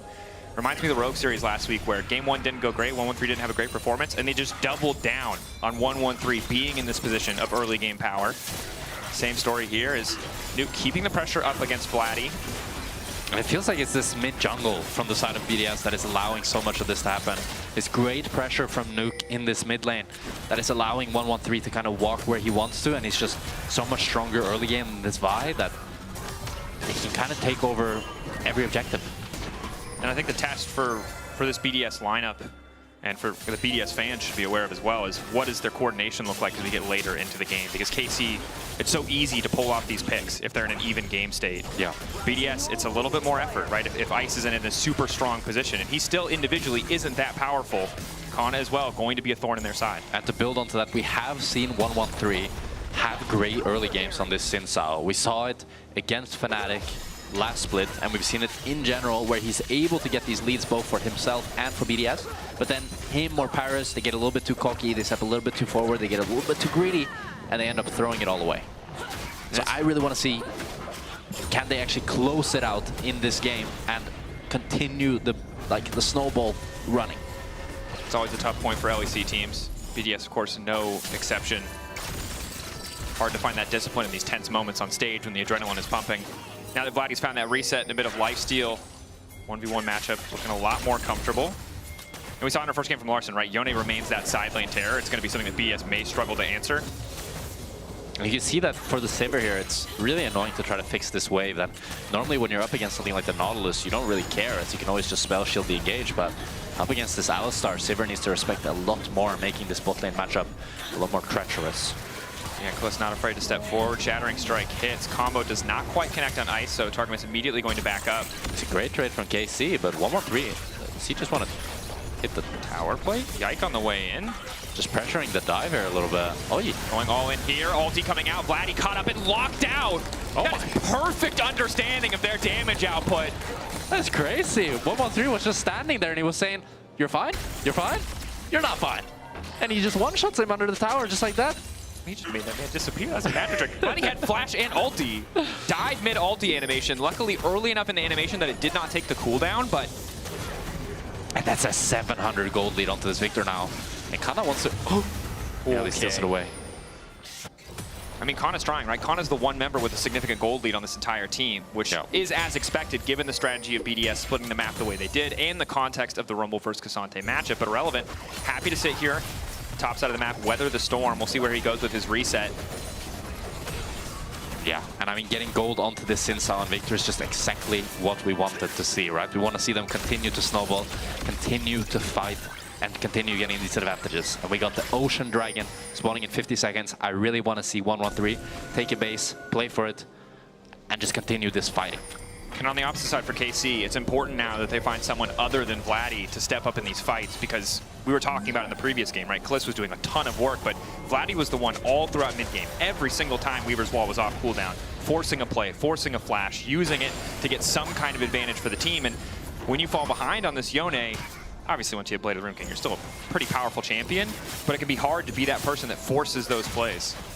It's going to be an interesting lane assignment here from the side of BDS, with Sivir and Rel in mid lane, and Victor actually in this top lane up against the Kai'Sa and Alistar.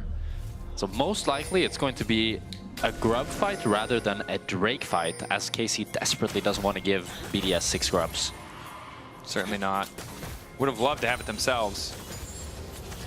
But the potential for Ice to just shred through a tower if left alone only continues to grow as we get later. Does have the BF sword, and they will be first on the move. Vladdy left alone here to clear the wave. I think fighting for KC right now is a mistake. If you look at the inventories on the side of KC, it's just no completed items apart from the Rumble, and it's pretty rough, these Kai'Sa items compared to the Sivir. Yeah, the Sundered Sky, a huge first item spike for 113. Really limits their ability to just DPS check and burst him out, but they will start it anyway. 3 members starting. The Rumble has 4 first and move 5 here. on the way. Good call out. Rumble on the way first. Kana, does he want to burn the TP? BDS hesitating a bit. Midwave is even. They want to try to fight through the choke, but this could be devastating. Kana in position with the equalizer. Doesn't quite have the cooldown yet. I take it back. Now Kana has been caught out. 113 in the midst of the entire team trying to step back. Combo now coming in. Ulti on the cross the top. 113 doing good damage. Feet of Warfare coming through in favor of BDS. 2 grubs taken down for KC, but how much will it cost them? Miss on the Q3 coming in from Irrelevant. Patience from Vlad as he finally flashes. KC will walk away. It's a fight on 2 sides, and BDS win both. They're able to take down both Yike and Kana, despite Kana being there first and KC having full position. And they don't actually pick up the 4th grub. I thought they would go for that, but 113 considers the better of it and actually goes straight for the Drake instead. So it's only going to be 2 grubs for KC and 3 for the side of BDS.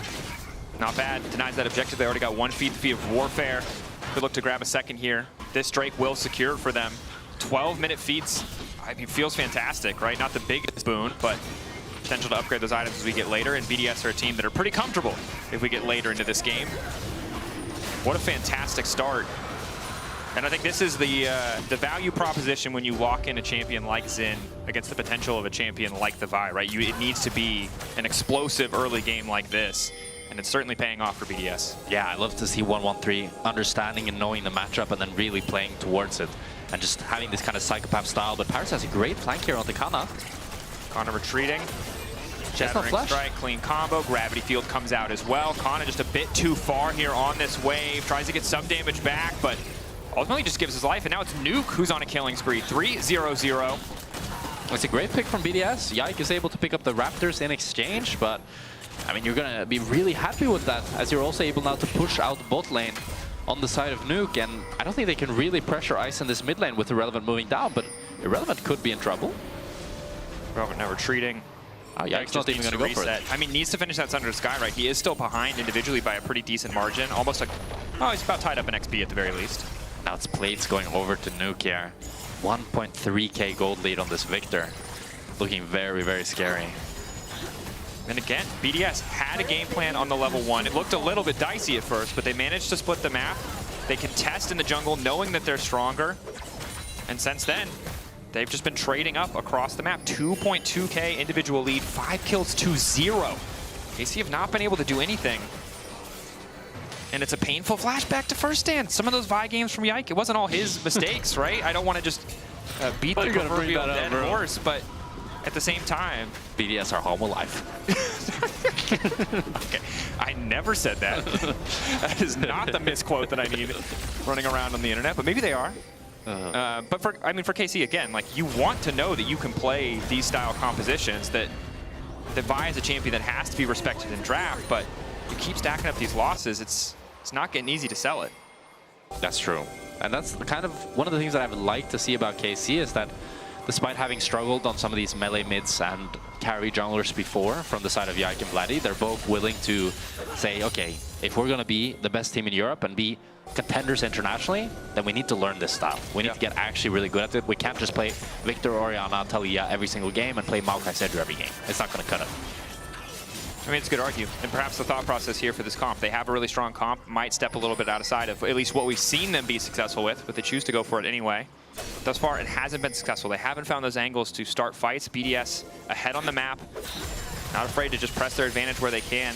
Ice likely to just get first move around mid, and it'll only get easier as he continues to stack with the Toll. 1-3. Has he been caught out? Good initial damage. Ulti to mitigate a little bit here. Nuke now trying to follow up. 1-3 still alive for an extra second, flashing over the wall. Following Yike. I don't think that's what he was looking for. Now it's Nuke who's in trouble. They may have bet a little bit too much. Q3 ready to go. Shattering strike to buy a bit more space. Vladdy on the way out. BDS And it's a great pick by KC, but it's the exact things we were talking about. BDS, they get the early lead, but it's 1-1-3, and Paris, they get a little bit too cocky, they get a little bit too greedy, and they end up throwing it right back to KC's favor. And it's just that line between pushing your lead and throwing your lead. They were 2.2k ahead minutes ago. And Vladdy is going to be a terror. He has an XP advantage over Nuke despite all those kills. Yeah. And it's going to be like a kill going over to Kalist as well. We see the replay here. I think Yike actually misclicked his ulti here onto Paris, which nearly resulted in 1-1-3 not going down. And then Yike flashes over the wall. Like, it was very strange. He ultis Paris, then flashes over the wall, but then 1-1-3 flashes back into him. And then Kalist ultis in and is able to kill Paris as well. And it's just been such a reoccurring theme for 1-1-3. I feel like if he just toned it down a little bit in the mid game and he fixes this issue he has, he could be so great. But it's so hard because that same instinct is what gets him the lead. What gets him the leads in the first place. That's true. And it's that tight margin, that gray area between the black and white of extreme aggression and extreme passivity that so many players struggle to walk.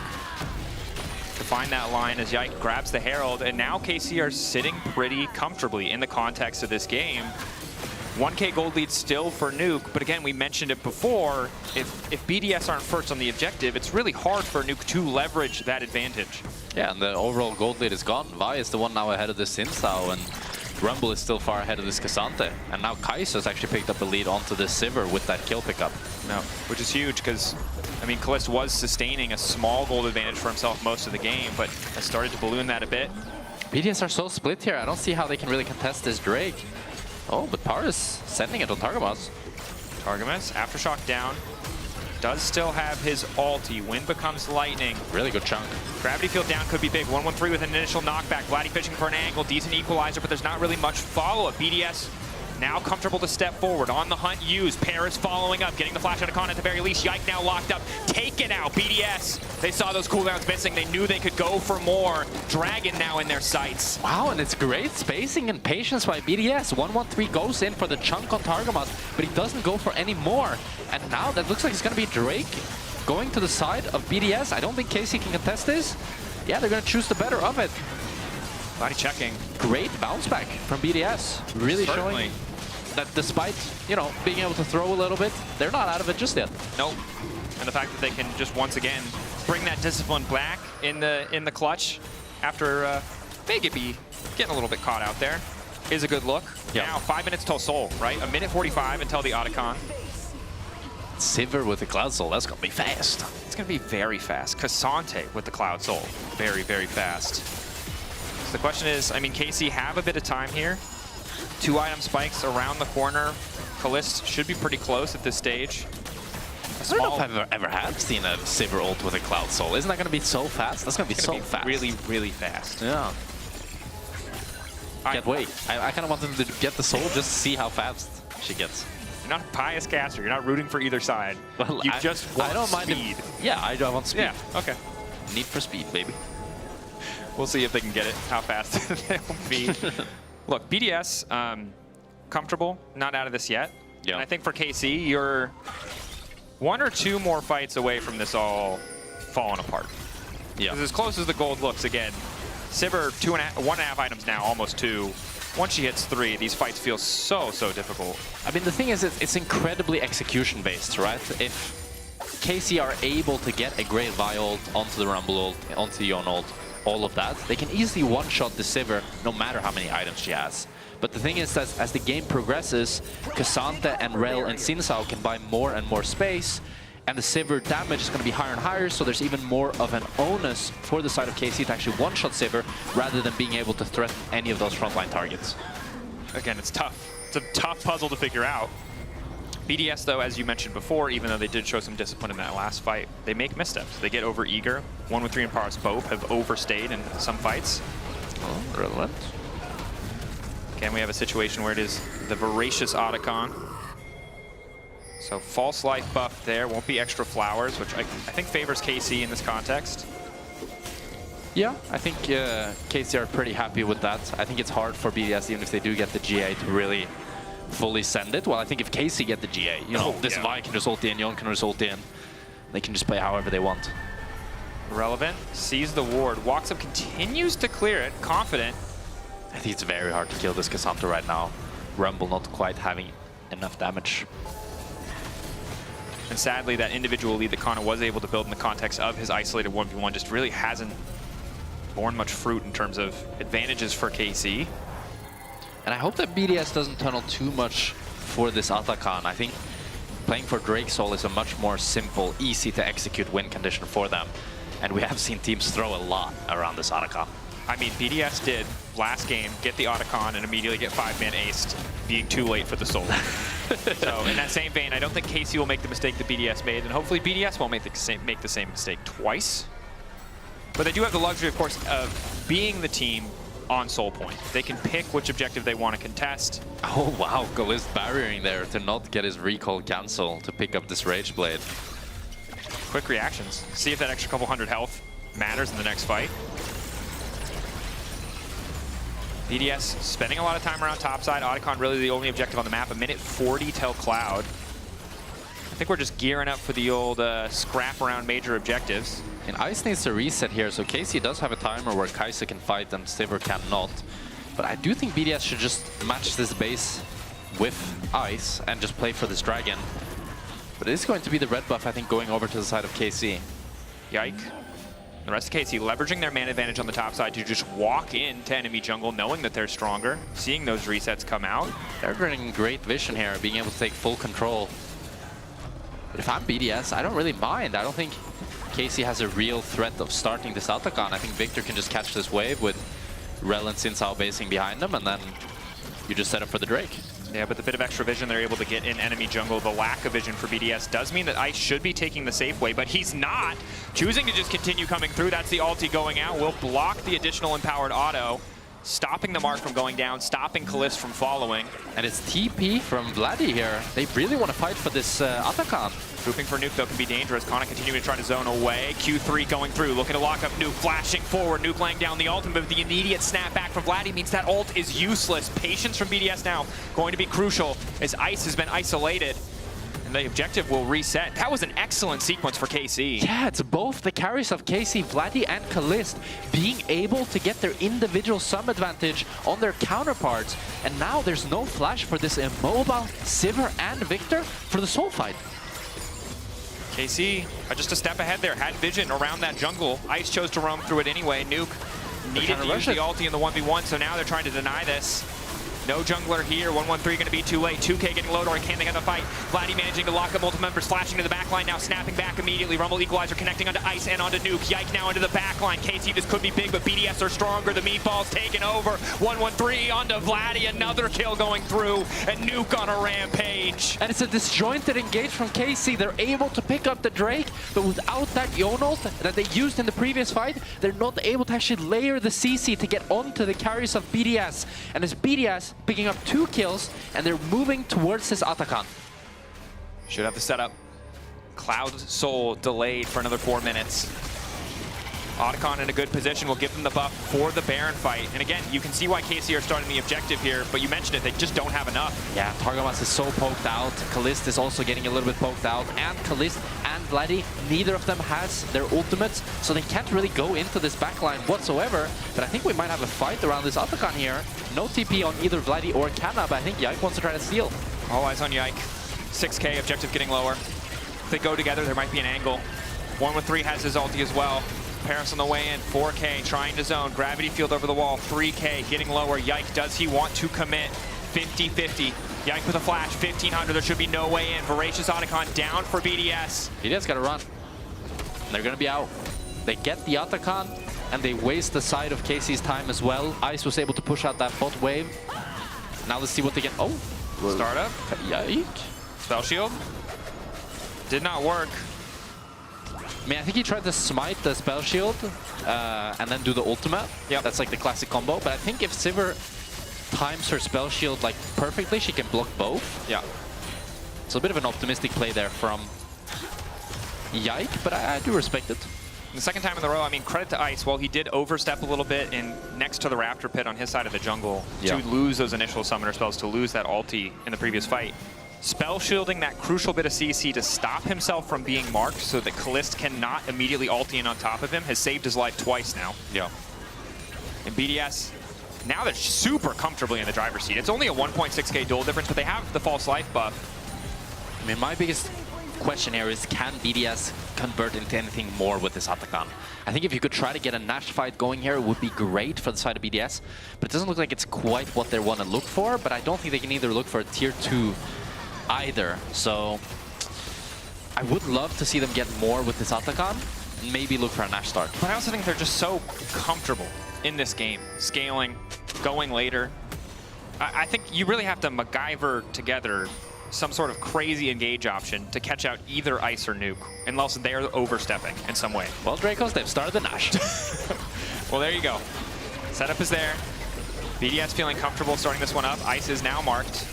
Where's the follow-up going to be? Q3 there for Vladdy. 6-second timer. Can he find an opportunity to Q3? Dash forward, Q3 and hits relevant, trying to lock up Ice. Ice now marked out by the spell shield. Vladdy trying to retreat, but Ice just continues to rain down damage. Nuke going golden, but still managed to get the ult down. Vladdy trying to turn it. Kalist right in the midst of everything. 1-1-3 getting one back, has the false life, wants to get a little bit more. Knock up now down on the Kana, wants to kill Kana as well, but he's withdrawing. Irrelevant needs to get the hell out too. That's another false life. 200 gold to the side of KC. Should be able to grab him as well. Irrelevant running, knocked up, unstoppable now as he turns back.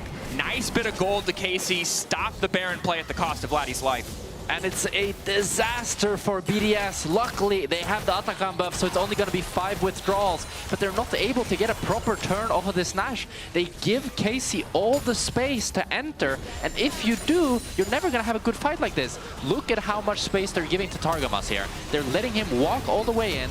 Kana is able to get a great ultimate. Nobody's marking Vladdy, and all of BDS are just so disjointed. Paris gets a good engage onto the Rumble and Vi, but Ice is off on the side fighting Vladdy and gets hit by the Yone Q3 to give Kalista ulti in and ends up going down. So, despite what you might think, I don't think starting Nash here was actually a bad play by BDS. I just think the way that they turned and the way that they played mechanically led them to all die or withdraw. Withdraw, as it were. Still 0 deaths, although, you know, spiritually they got the 1 death. At least 200 gold over the side of KC, who, again, still only behind 1,000 gold. If they can find more fights like that, it won't look too bad. Nuke clearing. Ice now 3 items. Now we have the Cloud Soul here, another chance for BDS to get it. It's 30 seconds away, 25 seconds away. And ulti's up, all on the side of both teams. Equalizer, as well as the cease and desist, 5 seconds out. So not too bad. There are some circumstances where that false life, if you can fight in a situation where enemy is forced to use their ult and you hold on to yours, you have that small window of opportunity when you come back with the withdraw. Yeah, I think Kana flashed, but other than that, I don't think anyone on the KC side used their flash in that fight. Yeah, TP mid from Kana. Vladdy on the flank, only level 15. Would really like to hit 16 before this one, but he still remains ahead of Nuke. Kalist trying to get some poke here with these Kaisa W's. Yike ready to go. The Rumbly.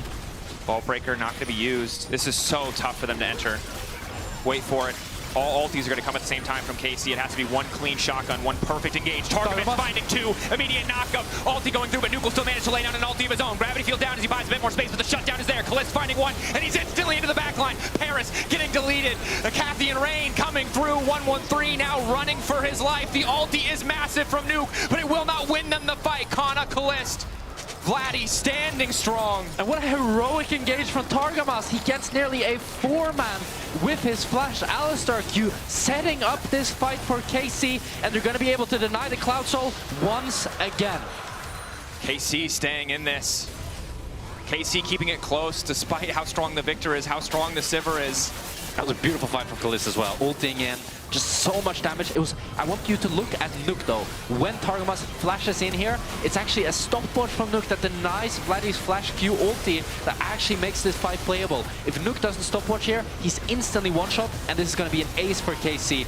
But because he survives, this Victor ulti, the AoE gets so big and he's doing so much damage. However, Kana with the stopwatch as well is able to take down 1-1-3, securing KC the Dragon. Big and close margin, right? The difference of a completed death cap might have been enough to shift that fight in the favor of BDS. So KC have to be careful. They need to kill Nuke immediately next time. They cannot just let him ult in the midst of the fight, as the death cap is now finished. And he's scary now, for sure. And we've seen Vladdy struggle to find the impact in these fights. Even in this one, I think it was more the Targamas and Kalist show. And I really want to see Vladdy get a great ultimate combined with this Vi and Rumble ult. to really secure KC the win. It's a tricky position. Battle for mid lane priority. Who can lay down their vision first should favor BDS with Ice at 3 items. 3.5 now. KC are very zoned here off of mid. I don't think BDS can really hit the mid tower. It's a bit too risky getting flanked from either side. Oh, they're gonna actually go for it. Looks like they probably, or maybe correctly assumed that Vladdy was continuing to push an extra wave. Yeah. And they also, as we just saw, delete it very, very quickly. Yeah, they are gonna lose the bot wave for it, but now they can push mid much deeper, allowing the Sivir and Victor to just get much better mid prio. Maybe get some better control of this Nash. So hard now for KC. It will take another great combo. Maybe even better than the last, as again, the Victor and Sivir just continue to get stronger. And the Vladdy is just continuing to push bots, but BDS don't want to send anyone to respond. They're just continuing to ARAM here. And this is an angle to stop BDS from getting the full 5v5 that they're looking for. Of course, KC's comp, it's easiest to look at it in the context of everybody pushes their ults together, but their side lanes are also pretty strong. It's gonna be blue buff picked up by Vladdy. Nice little advantage for him as he gets to push in that bot wave deep. And now KC are able to respond as Irrelevant has to catch the bot wave and Nuke catches top, and they're able to get the mid tower for themselves. And now the Sivir, while she can still go deeper after they got that tier 2 mid, she has to be much more careful for any potential mid flank. She doesn't have that mid tower safety. Yeah, it can be tricky, especially when the enemy Alistar is running Swifties, can get on top of you in an instant. As you noted before, yeah, you can outplay the Vi to a certain degree if the Smite ulti combo doesn't work, but Spell Shield's not going to outplay the Alistar. Just can't let yourself get in range. Yeah, continuing to shadow Kana, knowing that he's pushing pretty far up on that mid wave. And a good bit of vision from BDS. You can see it just next to Yike, just next to Targamas here. Giving them nearly perfect information on KC's movement. BDS again are just deciding to ARAM here. They really want to try to get full Nash control and start it once again. Oh, Kalist. Flash onto Ice. Knockup is there. Kalist immediately going in. It's Ice now running out to safety. Paris looking for the disengage, and Ice remaining untouched. Kalist already ulti down. Vladdy needs to find a way with an ulti of his own, but Ice is ready with the spell shield. It's not going to work at all. Irrelevant though, taken out. Ulti resetting now. Coming in. The Victor continuing to chase. Nuke looking for more. Kana off to the side. Vladdy Q3 ready to go. Yike ready to go again as the ulti fades, but these fights are so damn close. It's top lane for support. You'd assume it favors KC, but they don't have access to the objective. And it's such an intense standoff here. Ice gets comboed by Targamas and immediately Kalist tries to follow. But since Targamas has no flash, Paris can actually decide to turn on him.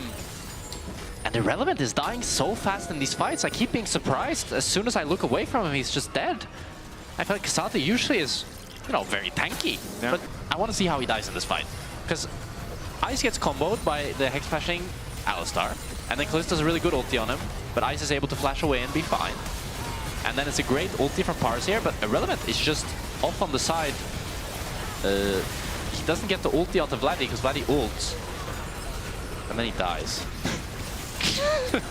Yeah, I think Kalist is just hitting like a truck, right? He has magic penetration now completed as well, so those plasma procs are just obliterating Irrelevant's health bar, despite the amount of MR that he's purchased. I do think Irrelevant also really misplayed there, though. I think if he just plays it a lot slower, and like when enemy team goes too deep, the classic top laner mistake is that you go deep as well. But if you then just kite back, then enemy is just too deep and you just kill them.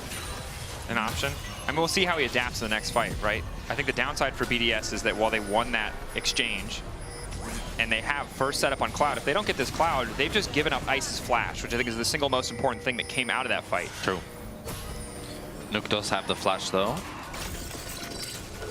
Oh, very good flank here from Vladdy. GA as well for Ice, though. This is going to be so tough. KC, can you pull a rabbit out of that hat? 1-1-3 getting things started. Targamas forced to ult. BDS not over-committing. Crucially, they know the potential of Vladdy to flank. They see him. Good poke. Level 16. BDS being shepherded a bit. Vladdy getting the Q3 on Need the to mark wolves, Vladdy, yeah. but they're not confident to send anyone away to split. He's stacking Q3 on the Wolves, as you highlighted. 8K, Dragon Paris getting lower.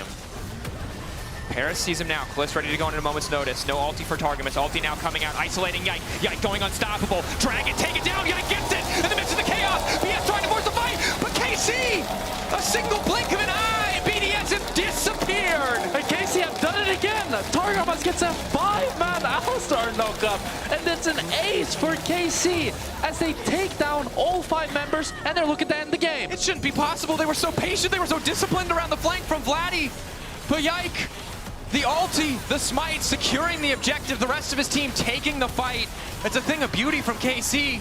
And again, if you looked away for 30 seconds, anyone who went to the bathroom thinking this one was going to take a few more minutes, the game is just over.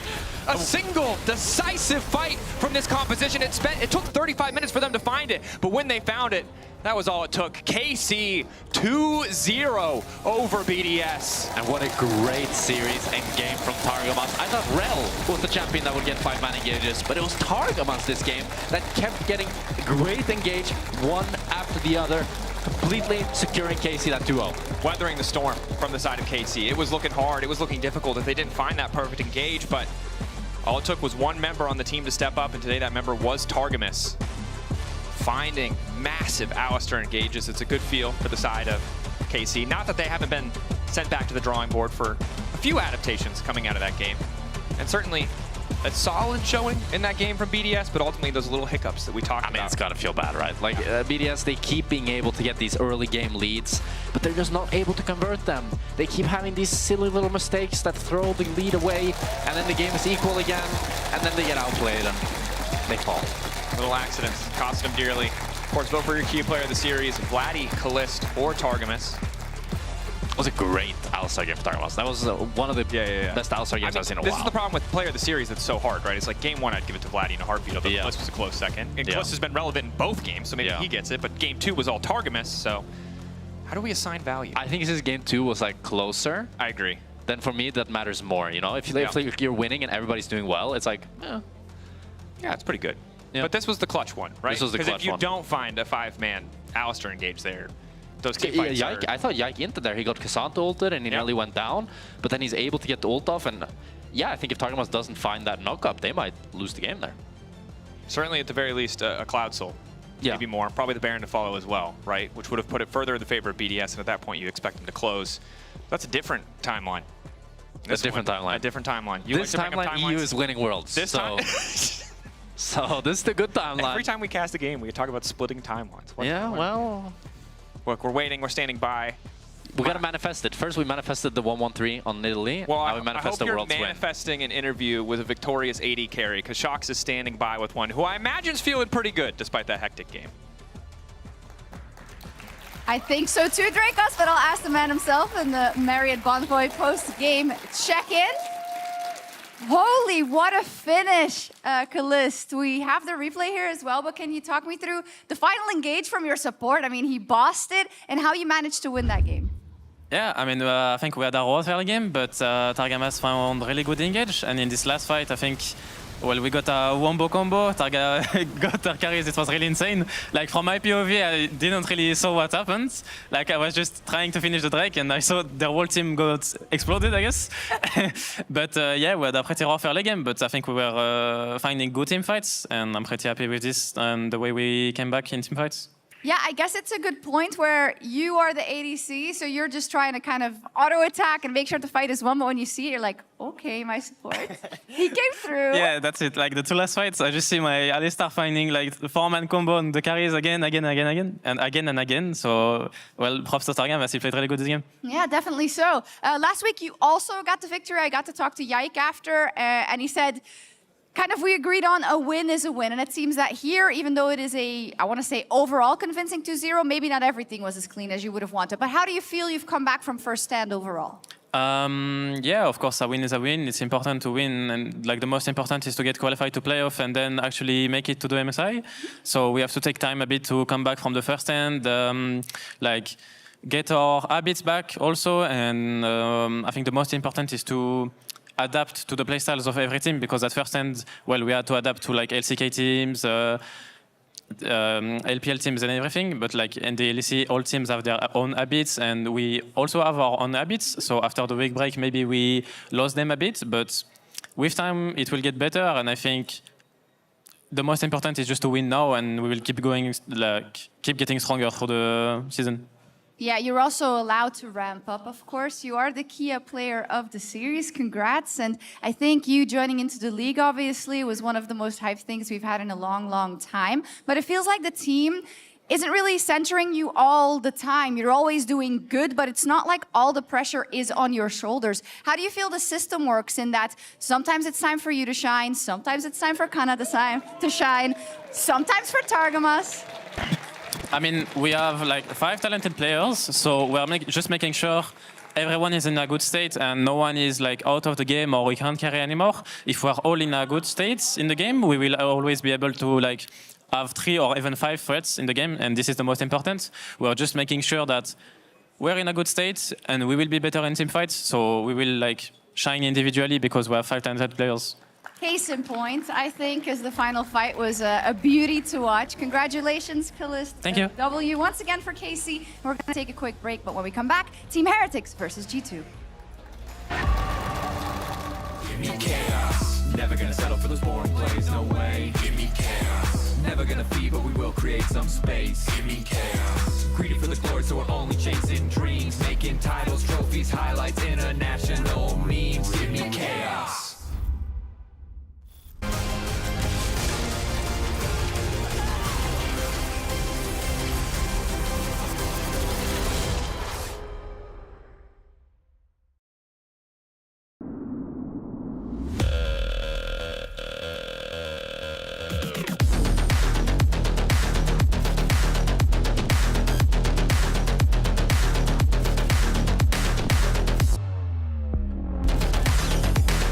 Wait, is he switching lanes?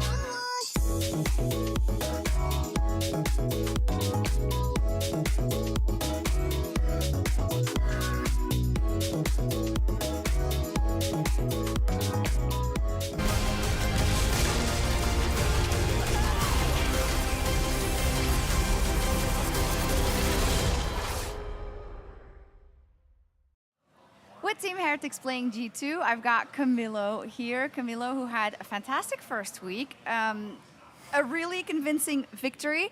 How much was it expected that you would start the week so well, and can you continue it into this week? For us, it was pretty expected that we would win because we had a really good practice week before doing this encounter with Rock. And also, we knew from the winter that even though we lost to them in winter, it was mostly choke because it was our first game. And like we have 3 rookies, so we hard choked the first game of the winter. That was against Rogue. But I think that now we're a bit more experienced. We expected to win and we came confident to this encounter. Yeah, you could see it. Now, of course, you are one of the only players we have ever had that went from Tier 3 to LEC, so to Tier 1 to the Premier Tier. How do you think you experienced winter? How much did you pick up? And was it a bit of a shock or was it all right?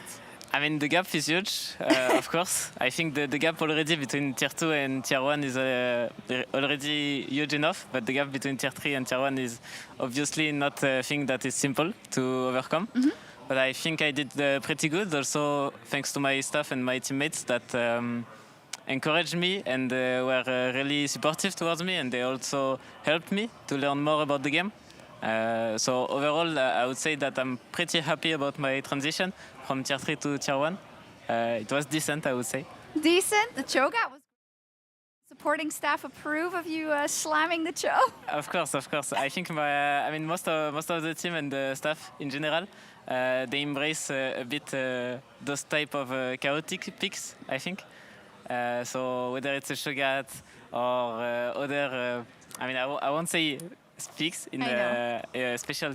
I won't say special picks, sorry, but we have a lot in our hands that we can get for some matches. Like we have some pocket picks that we might see in the future, we might not see, because we have to get the angles, of course.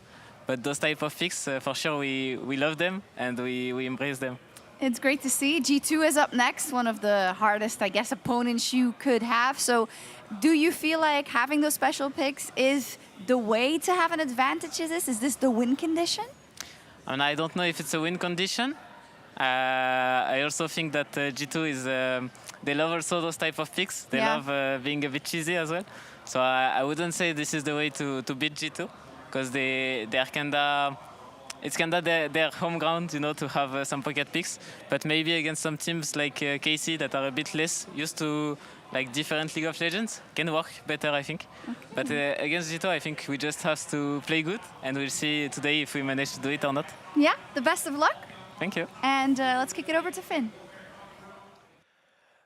Thank you, Shocks. Now, speaking of Heretics, I would like to bring your attention to Shio and how he's able to set up his team for success with his solid Drake fundamentals. Let's break it down. We have a situation here occurring where Shio has done a great job early game securing 3 early dragons for his team. Coming into this dragon is the 4th soul point, and he really wants to make sure they get this. So as we see, he is hovering around this banana bush right here, making sure his Wei can push out the bot wave. Meanwhile, Rogue realizes Wei is bot, they secure mid push. As we roll the clip out, we're gonna see Rogue try to enter this river slightly while Wei is already on the bot side. Now I'm gonna pause again and bring your attention to Adam. He is in base right now, and he's about to walk out here and join his team. Meanwhile, Wei has already teleported to his team and is here to hold the ground. The Nautilus is not realizing his top laner is in his jungle, while the Wei is behind, hooks in and thinks it's a good time to secure this bush control. Sadly for Team Heretics, or sadly for Team Rogue, I want to say, they don't have a top laner, and the fight ends up in a 4v5 scenario that Team Heretics cleanly takes away. Rogue will still try to fish around here, but when you lose your support so early in the fight, this is just a disaster. Shio, seeing his top laner is on mid, pressuring this tower, says, wow, this is just a free dragon for me. And here Rogue is just completely in full panic mode. They're trying to kill some Carlson here, they're trying to chase him down, but it ends up not really working in their favor because his team is there to back up. Kamlu gets a huge chunk here on Malrang, and there's just no way for Rogue to compete. This was just another one of Shio's great dragon setups, and it's something we've seen him do ever since his time on BDS. When I think of BDS in 2023 or BDS in 2024, I think of disciplined dragon setups. And it's something that we've seen Shio been able to transition into his time at Heretics, which is fun because right now it seems like BDS does need some of that discipline. And it's something that's not really working out for them. And I think this is just another way to highlight how some of the players in our lower tier teams are doing great strides to improve our league. He's doing a great job to help Camilo and Carlsen get a foot in the league, to improve and find their footing for a longer period of time. But now, it is time for Team Heretics versus G2. And I'm gonna send it over to Hysterics and Daida. Take it away. Yeah, good one, Finn. Good one, Finn. I think discipline's important here. My name's Hysterics, also known as Matthew McConaughey. We're wearing Orion shirts, and it was so hard not to come in and think, you know, I think it's all right, then it's all right. I thought we were about to go like, there's a snake in my boat. It's like, where are we going? So much better.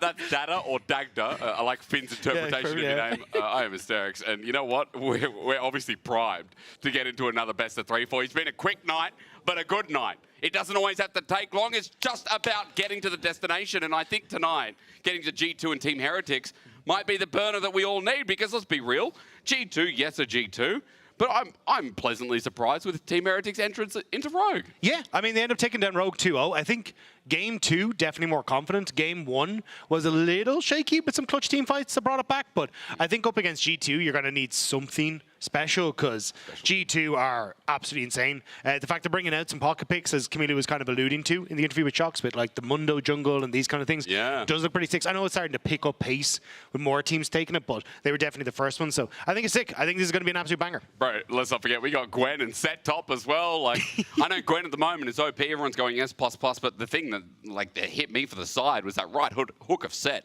Yeah. That came out of left wing, you know? Yeah, and it kind of left wanting more, to be honest, after the series. Yeah. It did not look so hot. My jaw was okay. Yeah, I was watching the games, and BB was doing his damnedest to leg it over to people, and you just see him get further and further away. But they're now legging it out of the tunnel, and you can hear the crowd going absolutely fanatical for the G2 and the Heretics sides. Ironic, isn't it? Going fanatic for G2. Well, 1 so far is all they've got on the board. 2-1 in game score. By the way, that series went long. I mean, again, it was a fun draft, but the fact that it went the distance kind of showed that G2 are playing around with what they can pull out in these best of 3s.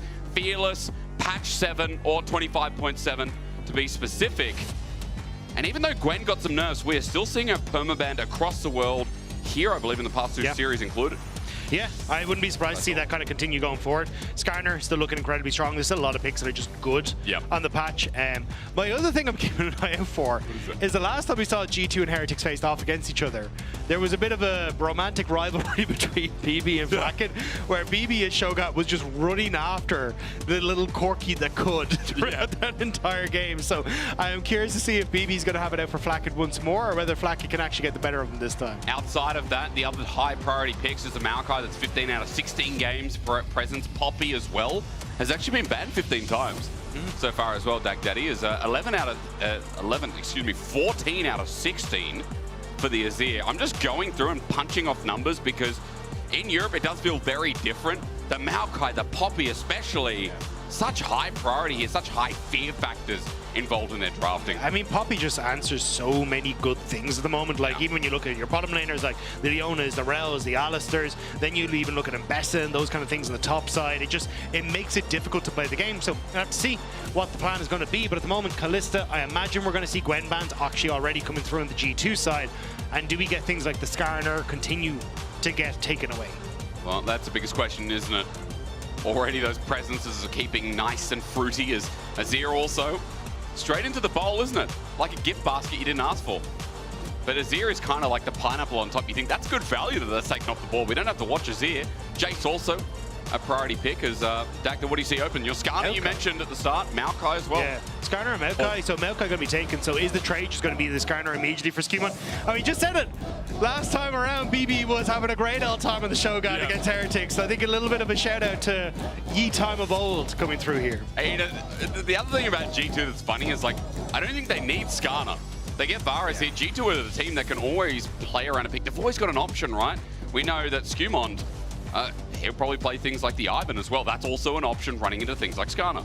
Yeah, and I think the only thing though is you more than likely want to go towards something like an Ezreal here for Flakkit, just to be like, hey, we've got nice priority in that bot side, we can kind of answer, unless you want to go for an Ashe. But if that's going to be the case, Ivern and Ezreal don't get that kind of synergistic value. So looks like instead they're going to go towards the Zyra. Very fast clear, but I was about to say, last time Skewman answered with that Mundo, and I think Sheo already called it out that might be the answer once more. So let's see where they go instead. Again, options for the AD carry. You already mentioned the Ezreal was a big pickup here as well. Maybe the support Rel, that's still a priority support in the league too.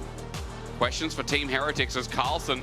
He can be a role player, he can be a carry. We've already seen that great Camille game. Instead, we go back to the question of AD carry. That's now answered. Okay, so going to be Corki. I imagine that he's going down towards Flack in the bot lane. Could be flex to mid, just with the fact that you have that Zyra. You kind of want that AD mid, so could also just be a case of we're going to take Corki here. We take Ezreal on the next rotation, try and secure these kind of AD-focused champions. The upside, I wouldn't be surprised to see a Mundo. You've already got the Varus there. Could go on hit into this sort of composition, at least that's coming forward. So in that position, cool, just get a beefy frontliner. Bro, it's so funny because like people with no contacts at the LEC or G2 would be like, yo, this Atlas is saying Mundo and the second pick blue side, like he's cooked. It makes a lot of sense though, like you're able to fat clear very, very quickly, kind of keep pace with the Zyra. The fact that you ignore her lockdown removes so much of the threat of Zyra in the game. It's just a really smart pick that's kind of come up in answer to Zyra, who's been queen of the patch for quite a while now when it comes towards AP jungle champions. So annoying. Mundo will keep on running as Nas also locked in as a blind option here for G2. Broken Blade's going to be running this a second time here. It is funny that Skewmon's running Mundo jungle a second time before the Maokai, before the Zin's out. Just a bit of flex for you as Dagda final pick. I think you just take your AD carry here, unless, yeah, there's the Ezreal, yeah. Good call. Unless the other option is, what does Carlson want to try and pay into the Gnar? Because we've seen a plethora of Yasuos start to come out as answers into that Gnar on the top side. Jace is already taken away too, so I think you're kind of fishing now for a potential Yasuo ban, maybe an Ambessa ban as well, just to try and get comfort for Broken Blade in that top side and make sure he's actually able to abuse that range matchup. As you know, Broken Blade, again, you want him to have a comfortable lane. Victor taken away is another lane, I guess, for the Corki that just doesn't want to happen. Caps has been great on Victor, but what else has he played? Well, Ari's been the other thing. The Yone already banned away was the other pickup in that best of 3 versus Koi. Yeah, I'm kind of trying to scratch my head here. I think you do just ban away top laners here. Okay. I think Caps has enough in the tank. Yeah, there it is. The Ambessa is going to be taken away. Yeah, I think you just ban the top laners because Caps has enough where you can still answer for Corki mid, and you should be completely fine. So then, if we're talking about top laners, let me just pose a couple. Carlson already on the Jax into the Gnar has been an option before. Yeah. He's played Camille as well. But the problem is, I feel like Camille comps, things like Sejuani, junglers that can help set up. Zyra's not too far off the chain. What do you think? Yeah, I think if you're playing Camille, you want some sort of backline dive, and you just don't really have it with Heretics. Yeah. With the way their position's kind of working at the moment, it's kind of like play into them. So even if, like, maybe you want to go for Yasuo for side lane plays and hope that you can get some sort of knock up on an Alistar in the bot lane, or you can get those Strangle Thorns to enable that. But outside of that, yeah, I think you're struggling a little bit here for top laners for Carlson, unless he just settles that he's going to have a bad time and just go for a tank. Is it going to be something like a Cassante matchup into the Gnar? Oy, oy, oy. We saw an Ornn before, also an option. Things like Renekton, Dagda, I mean, you were talking about it. And I had to bring it up because, again, Carl, quote-unquote, bloody Carlson, was really so instrumental in that game last split.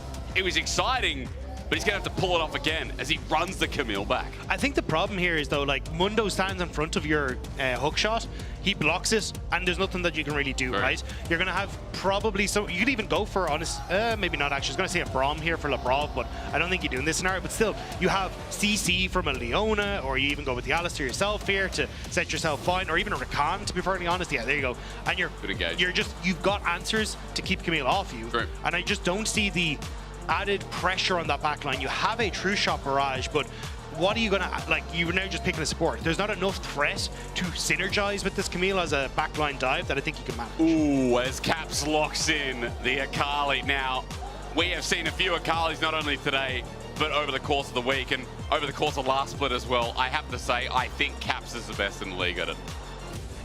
You say that about a lot of champions. It's disingenuous, right?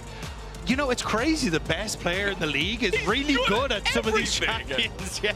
But no, I do. I think he has been great, but I think it's also the playstyle that it offers is, hey, early on in their games, G2 traditionally like to stick caps on a side lane and just say, hey, farm it up, become a threat. Kali does great in those side lane scenarios, especially if you're able to chase down by landing that shuriken and flip on towards the Corki. I think you're in a wonderful spot. So it does give G2 a lot of options on these side lanes, while also giving you a chance even to move Broken Blade into this kind of 1-4 split push as well, with caps being that person up by themselves. So you got threats here as G2.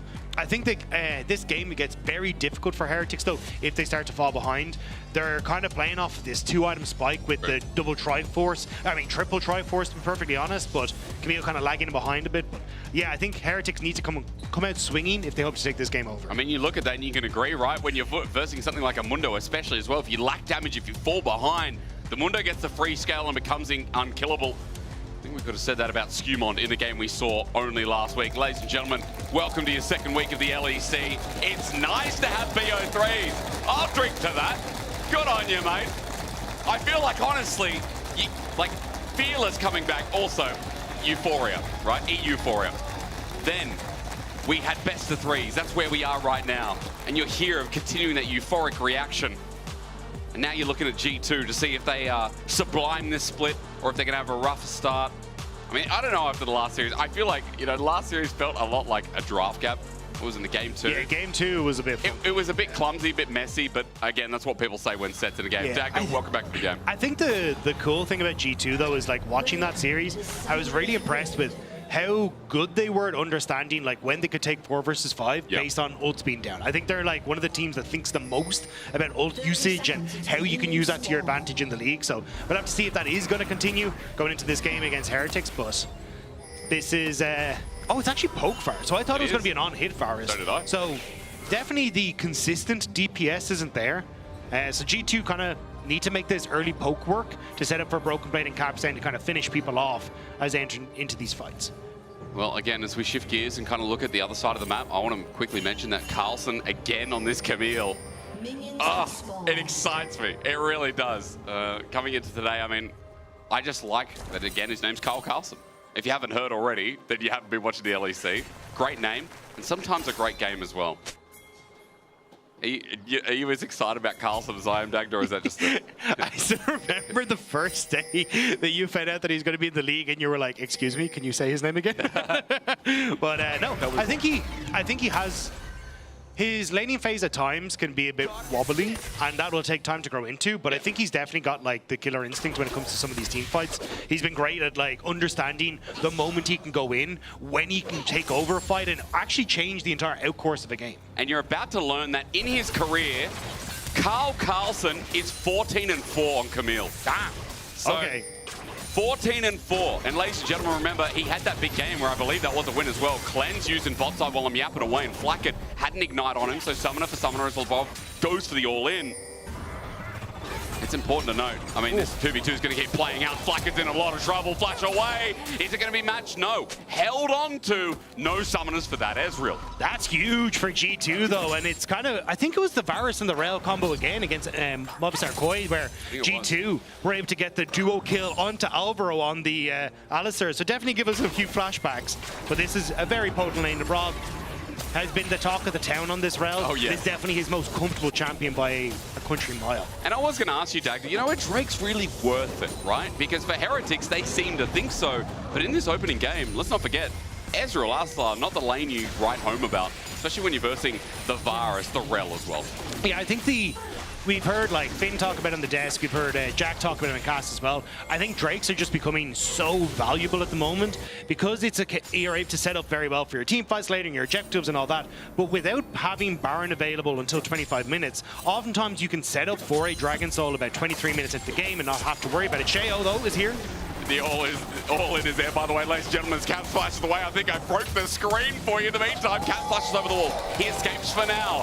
Skewmon tried to help out. It's a phone to the face as LeBron is still going to get rooted up. Great little grasp and a first blood. to boot for Team Heretics. That was a bit of a disaster there for G2. Good job by Sheo, though. Ends up sneaking back in behind his mid laner to make sure he's there for the support. And this is something that G2 have been doing a lot, kind of at these early levels. Even game 1 against Movistar Koi, they ganked Jojo in the mid lane level 1 to make sure he was uncomfortable. Now we're seeing this early play again towards mid. It has definitely been a step up by G2 in trying to get aggressive around this mid lane. And Heretics read it super well. Caps takes a ton of damage. The electrocute proc. Lebrov isn't really in a position to try and do anything. And yes, Caps managed to flash away, but Lebrov, he's got nowhere to go at this stage, and Heretics have too many members here.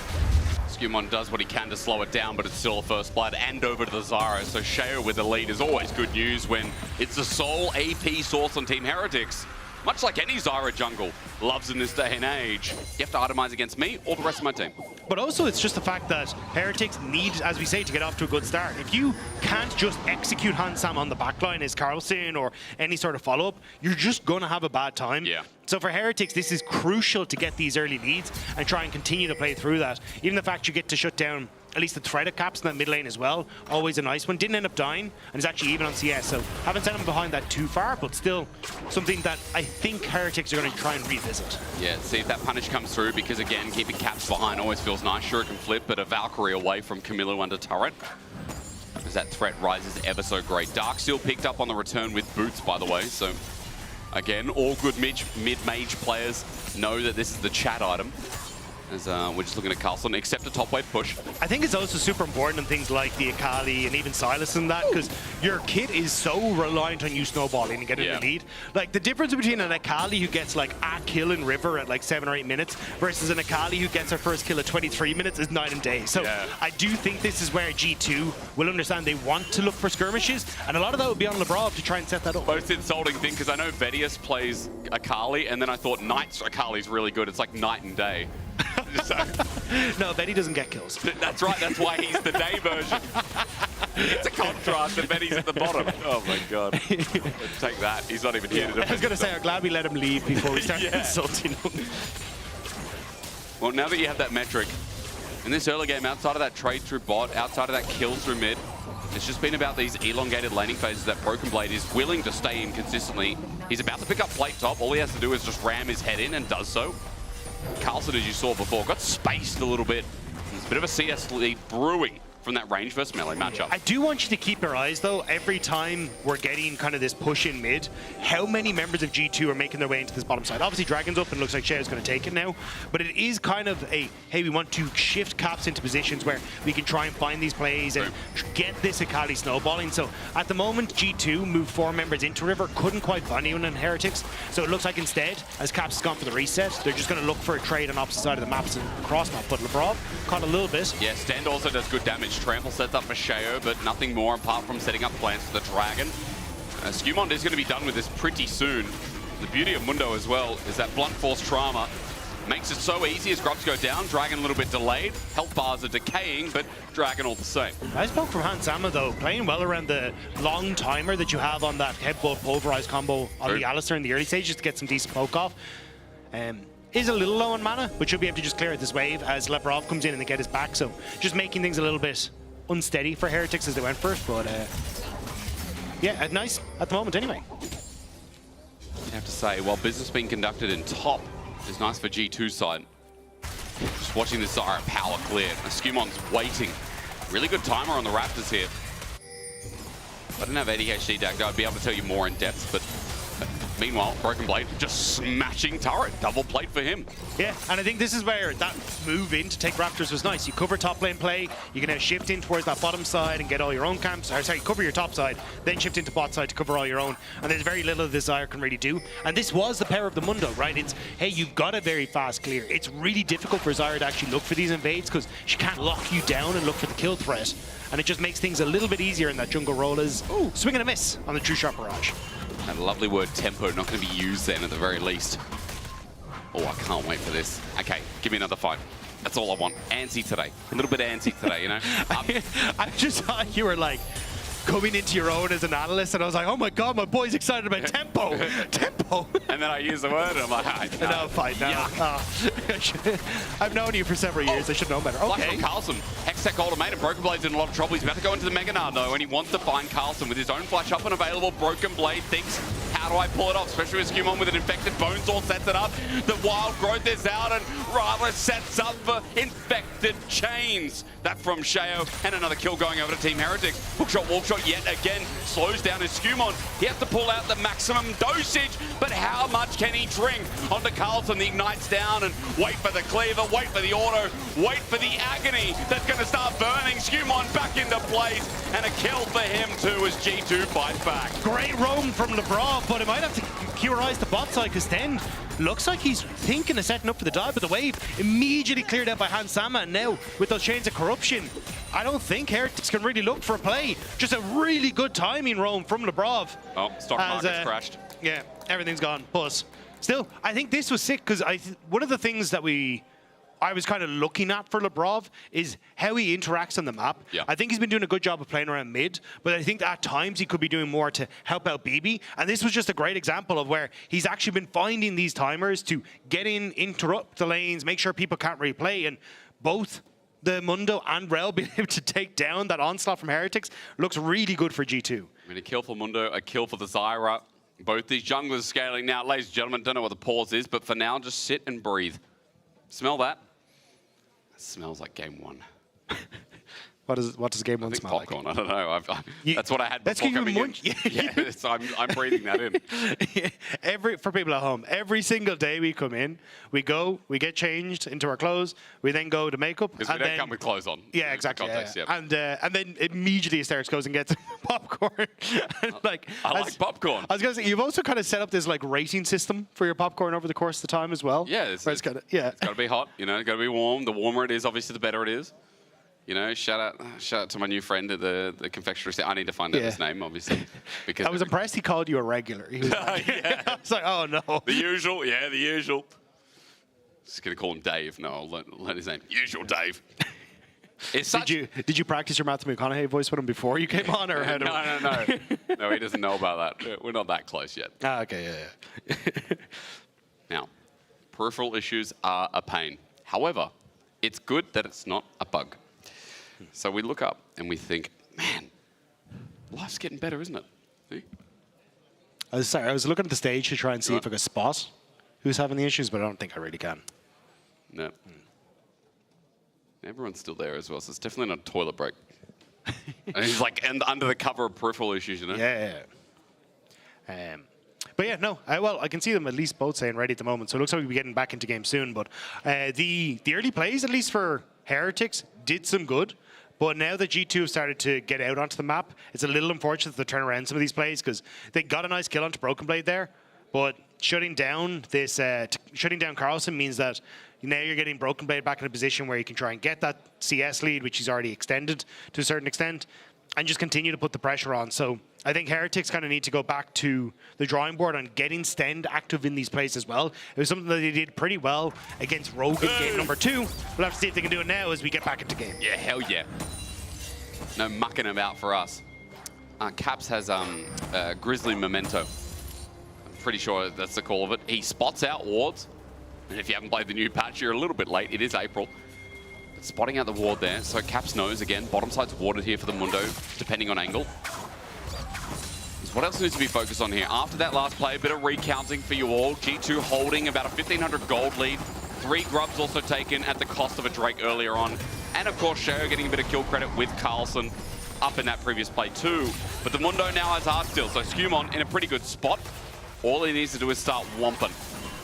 Yeah, I'm curious to see how G2 are going to respond to this. Heretics have already swapped Flacket up towards the top side. It's 45 seconds until the grubs are there, and it looks like they're going to start the slow march upon Sama towards that top half of the map as well. I wasn't sure if they were like, hey, we're happy to just trade 3 for 3, and we'll actually look for a play onto Carlson again on that bottom side, try and shut down this Camille even further, but it looks like they want to try and take a fight as they start to come into this and use that poke from Hans Salmon to get things started. Just realized Skewmon on the skin as well.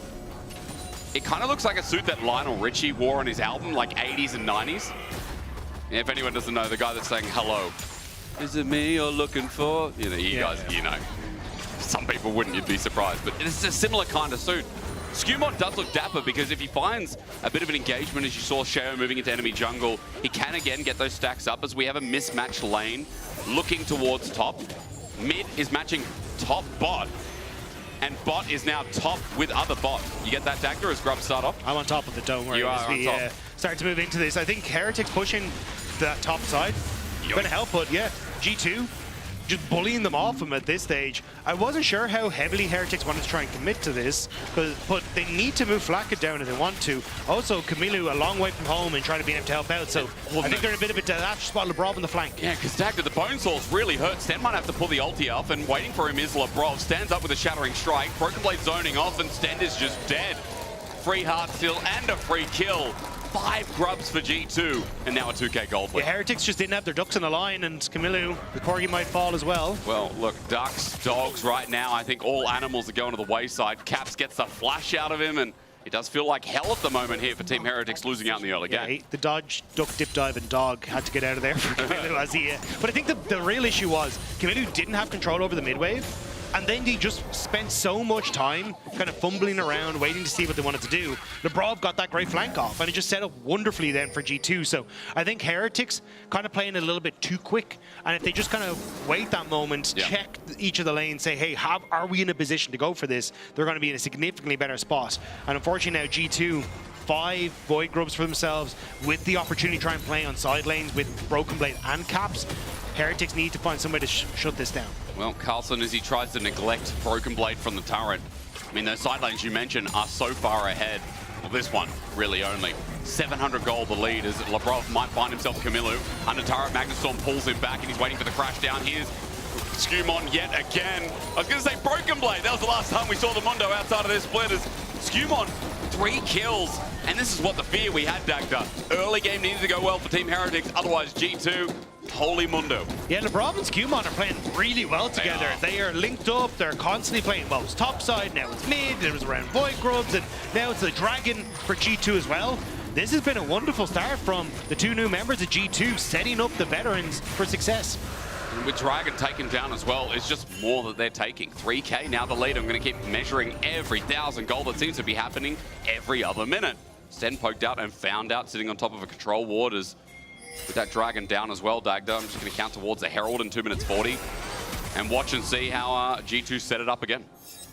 Yeah, I think at this stage, G2, all they really want to do is get pushed mid and then start to slowly shift vision into that topside jungle. You can kind of see where Skewmon and Labrov are. It's about setting up for a potential dive onto whoever comes for it, and Heretics are trying to answer. Sten and Sheo moving up into this area to protect the tower, but I think it's going to fall before they can really get into position here. They're resetting with Skewmons. You got Demolish. It's kind of Heretics late to the party. Yeah. And now, honestly, I think you just reset and just do the same thing on the opposite side. It's not just late to the party, it's also nothing else going in their favor, because you look at bot, it's still Caps pushing out. Mid's now going to push out as well, with Carlson only having a teleport, but he's accepting top wave right now. G2 have full control, 70-80% of the map right now feels like theirs. Yeah, I think, though, they may not be able to... Oh, well, it looks like they're going to commit for the bot side play. Labrov didn't reset, stayed out on the map, so they're lacking some wards, which I think might be pretty crucial to try and go for this play. Kamilu has backed away, though, so it looks like Caps just off of G2 existing. Oh, nice flash response, yeah, because he was on a wall, but Hans Summer turns it in his favor. Unbreakable will with Skewmon right behind him, and again, fresh meat. Hans Summer will take it gleefully as Kamilu tries to poke back, but G2 again with a pick onto Sten. Means they're just opening up more. Oh, it's a disaster. Like, even look at bot side. Oh, actually, never mind. Oh, it happens to be Labrov's time to shine again. Cap just rolls in thanks to the Magnustorm, and Sheo in trouble. Another Heartsteel stack. Jungle dip is what you'd say, but it doesn't tell the whole story. G2 are just running amok, the Devils. Mundo dip. He goes where he pleases, what can I say? Immediately moving in towards this jungle. And now, though, Carlson trying to get in towards mid. Has flash available, but Hansam is so far away from any of these walls. He has to go back with his head held down. It's a 1,500 gold lead between junglers, 1,200 between Broken Blade and Carlson. And Caps now picking up a kill, just benefiting off the whole team's success. This turret, as he tries to deny the cannon minion and most of the wave, is going to be yet another turret for G2, 2-0 on that. And this is the second wave that's gone into that tower. It's the second tower that's going to fall. And now you're taking over that entire jungle too. This is an absolute disaster. Because look, there's a wave that's hitting the tower as Caps comes across here. LeBron perfectly aligned to catch both of the cars on Heretics. And as they start to move forward, then Skewmon, again, the passive doing so much work, you just get to ignore all that CC and just chase down Sheo on the back. And before we went to that replay, you're talking about the wave denials, as G2 seem to do so well with it. I mean, you look here, and it's, what? I need to do math quickly. Come on, Jake, this is your moment. 35, right? At least. And there's a certain Swedish top lane who made that so important, as this guy who's suffering on CS is now getting solo killed by Broken Blade. Camilla doesn't have a turret sitting there as well, and he has to run for his life, but there is another Yordle who's very, very hungry indeed. Easy solo kill for Broken Blade, and this is no longer even close. Yeah, this has gone from bad to worse very, very quickly, and I don't think it gets any better. Again, like, you don't have the big threats, right? You've just got the Triforce completed on towards your carries, but they're already being shut down in side lanes. You're looking at 2 items already completed for this Mundo. Your Carlson just isn't really that backline threat that he needs to be. And the front line is fantastic for G2. Yeah. So they kind of just get to do what they want right now. We talked a lot in draft, maybe just front line, absorb the pressure for Carlson would have been the answer, right? With double 80 carry, with the Zyra as well. Maybe given another engage piece. I like that they have the confidence to pull out something like the Camille, but as you said, the angles are so limited because of it, because this Camille needs more time, because Broken Blade has so much of it and so many more resources, makes it just so hard to look at this game with a fresh eye. If you had gone for a buy, I would have been like, oh, sick, yeah, Camille buy, that sounds good. You got that backline combo. True. Fantastic. But it's the lack of backline threat with Carlson that really makes it tough. Because you're basically saying, hey, Carlson, can you, with a true shot barrage, completely solo a carry and escape? And that's just not really going to be the case. Especially when you've already got a good front line. You then have to invest flash to try and get into the back line. And I mean, look, it's all going everywhere. It's something we talked about a lot in winter if you weren't with us.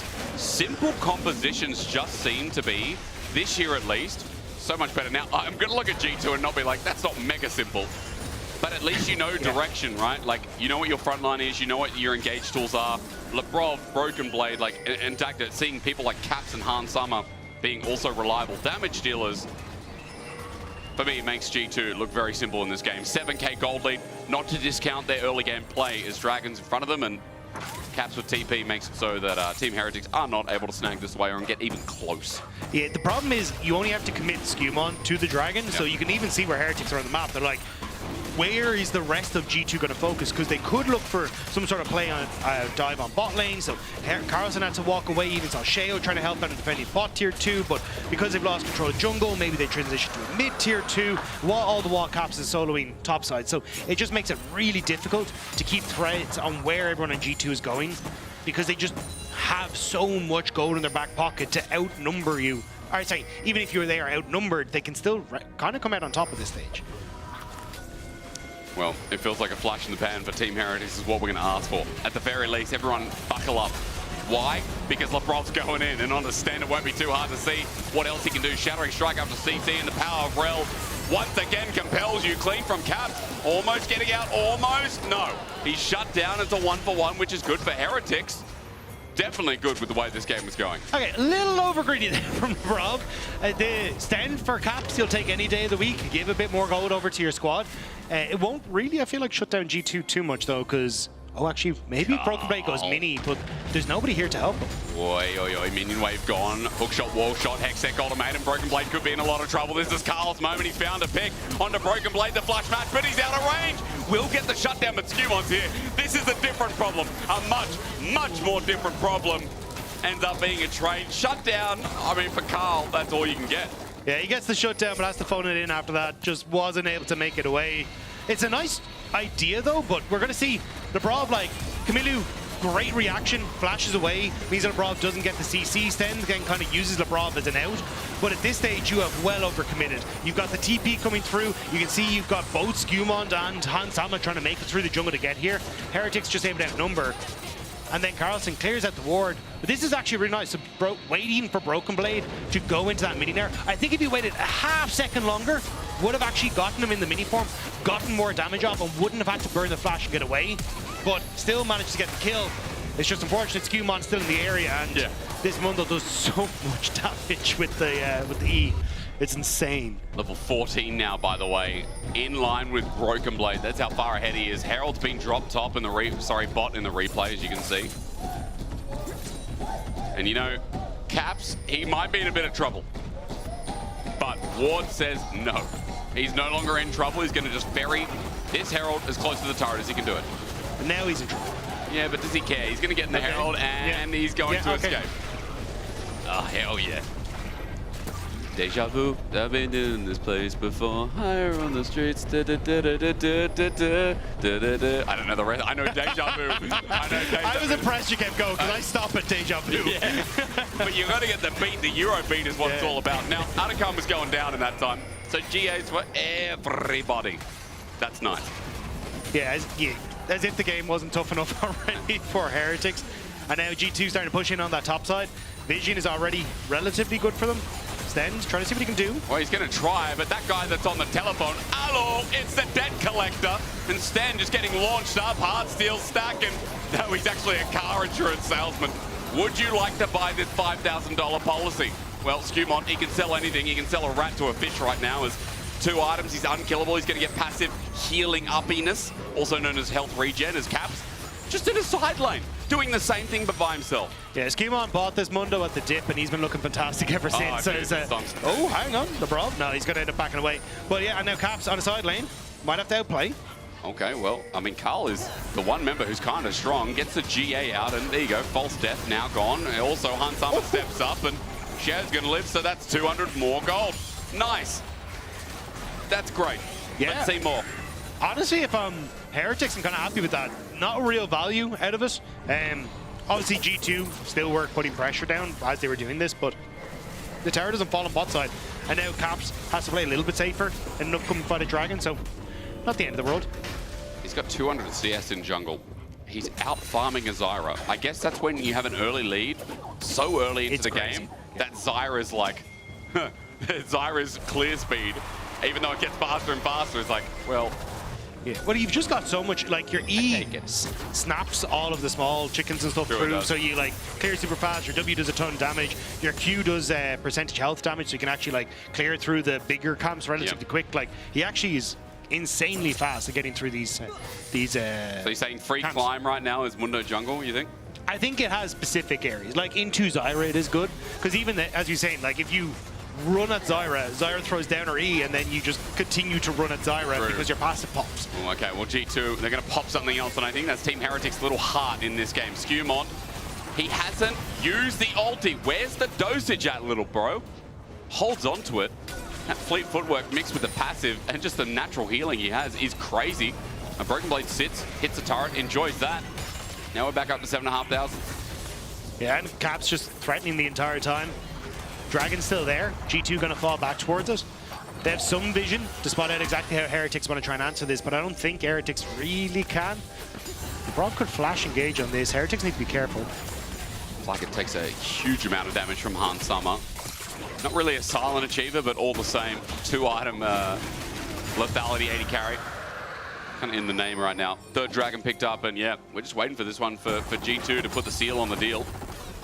Yeah. Because I got to be honest at this stage, I mean, Team Heretics have found a couple of picks, but there's always a trade on the other side of the map. There's always this long con where it's like a turret, or there's another pick, or they just take the whole enemy jungle on the responsive side. Yeah, it's the only reason that this game is still going is because Baron hasn't spawned yet. It's about 230 seconds, and I think G2 can immediately do it. The only issue for G2 is the Baron take kind of sucks ass. They don't really get to do it particularly quick. You don't have the on-hit. Varus, like, Akali does nothing, so it's kind of BB's damage you're heavily reliant on, so maybe you end up taking enough damage, Heretics find a miracle fight, and that's kind of been the Heretic special, right? It feels like clutch team fighting is kind of where they found their success. Yeah. I mean, I can agree with that. Hell, it was with the Camille game last split. I'm drawing blanks on who it was against. I just remember Carlson's Camille. That's all that mattered. And for Team Heretics, you know, relying on some of these new carries, these new members, like Camilo, like Carlson, it's crazy to see where we're at. We're talking about Sheo being this glue that holds it all together, like he kind of did with BDS. That's why I feel like they're now kind of lacking in developing their new self. Team Heretics need Sheo for the setup. You talked about that. Let's see how they find it with Baron now up, holding River themselves. They get the engage. At least it's Stendu who starts it off, but he's going to be hail of arrows, and he gets set up with an arrow into the face. He's dead. Hard Summer cares not about Unbreakable Will as Caps holds the rest at the forefront. Broken play with no Mega Gnar, but no mega problems for G2. 4 versus 5. Baron looking good. I think Heretics needed to wait for G2 to start Baron and take the damage, but now they're just in a position where I don't really know if they can recontest. 10 seconds until Stend really gets up, but you can see what I mean. This Baron does not go down quickly, so maybe Poke is the name of the game. Well, if Skumon's behind Baron, he has an MR debuff. So that's good here for Sheo if he finds an angle. But at 5k, G2 looking for the turn, even though they're low. There is a bit of healing coming through from the Ocean Dragons. Carlson's found out. He wanted his flank, but he ain't going to get it. Pops the ulti, but Hans lives on. Baron has reset though, so I think G2, funny enough, actually have to walk away, which may open up Heretics to make a push on mid. It's only Caps who's trying to clear this wave. It looks like Heretics aren't 100% certain, but yeah, this is kind of what I'm saying. Caps, he's going in. Why not? Okay, let's blaze it. Pops the ulti out, and he wanted...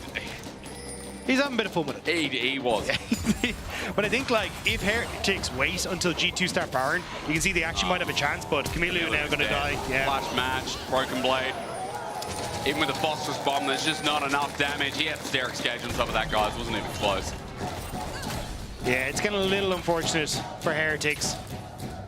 It was already a slim window that they had to come back, and I think that one is very quickly being shut, and the weird German free system of opening the window has now been closed.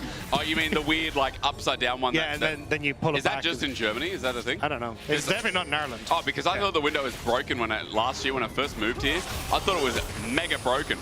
I thought it was, bro, what is wrong with this window? And I realized everywhere does it. Yeah. I guess it's smart. I think I like it. I'd really like it. Like, being able to open the window a little bit and just have it stay there is fantastic. But then again, in Australia, like the olden homes just have the little bit of window, and there's a fly screen behind it. Yeah, no, we just have it's either open or closed. There is no options. At least in Ireland, they're decisive, you know? They know what they want. Well, the problem is it's either raining or not raining. So you only need the window open in certain That's all that it needs to be, isn't it? In life, there's either rain or not rain. Mosquitoes, not mosquitoes. It's simple. Camilo. Yuck. Unending spare now for Skumon, by the way. Level 16. So, maximum dosage. If you want to know, 30% max health, bonus health regeneration, and he ends up getting 60% in total back with that ulti. And you also increase base health is 25%. Here we go. Yeah, he's a big old boy. And the fact you got unending despair as well means he's going to be healing off the healing. And Caps with his shuriken flip. Flash away, Carlson. Wait, Carlson! I want to see it on the big movie screen, Mum! He found him! Carlson gets a replay because, by Jove, he deserves it. 3-3 now. Carlson managing to take down Caps in the side lane. I don't think it changes the entire outcome of the game, but he gets something. But what nice legs. Like, that's insane.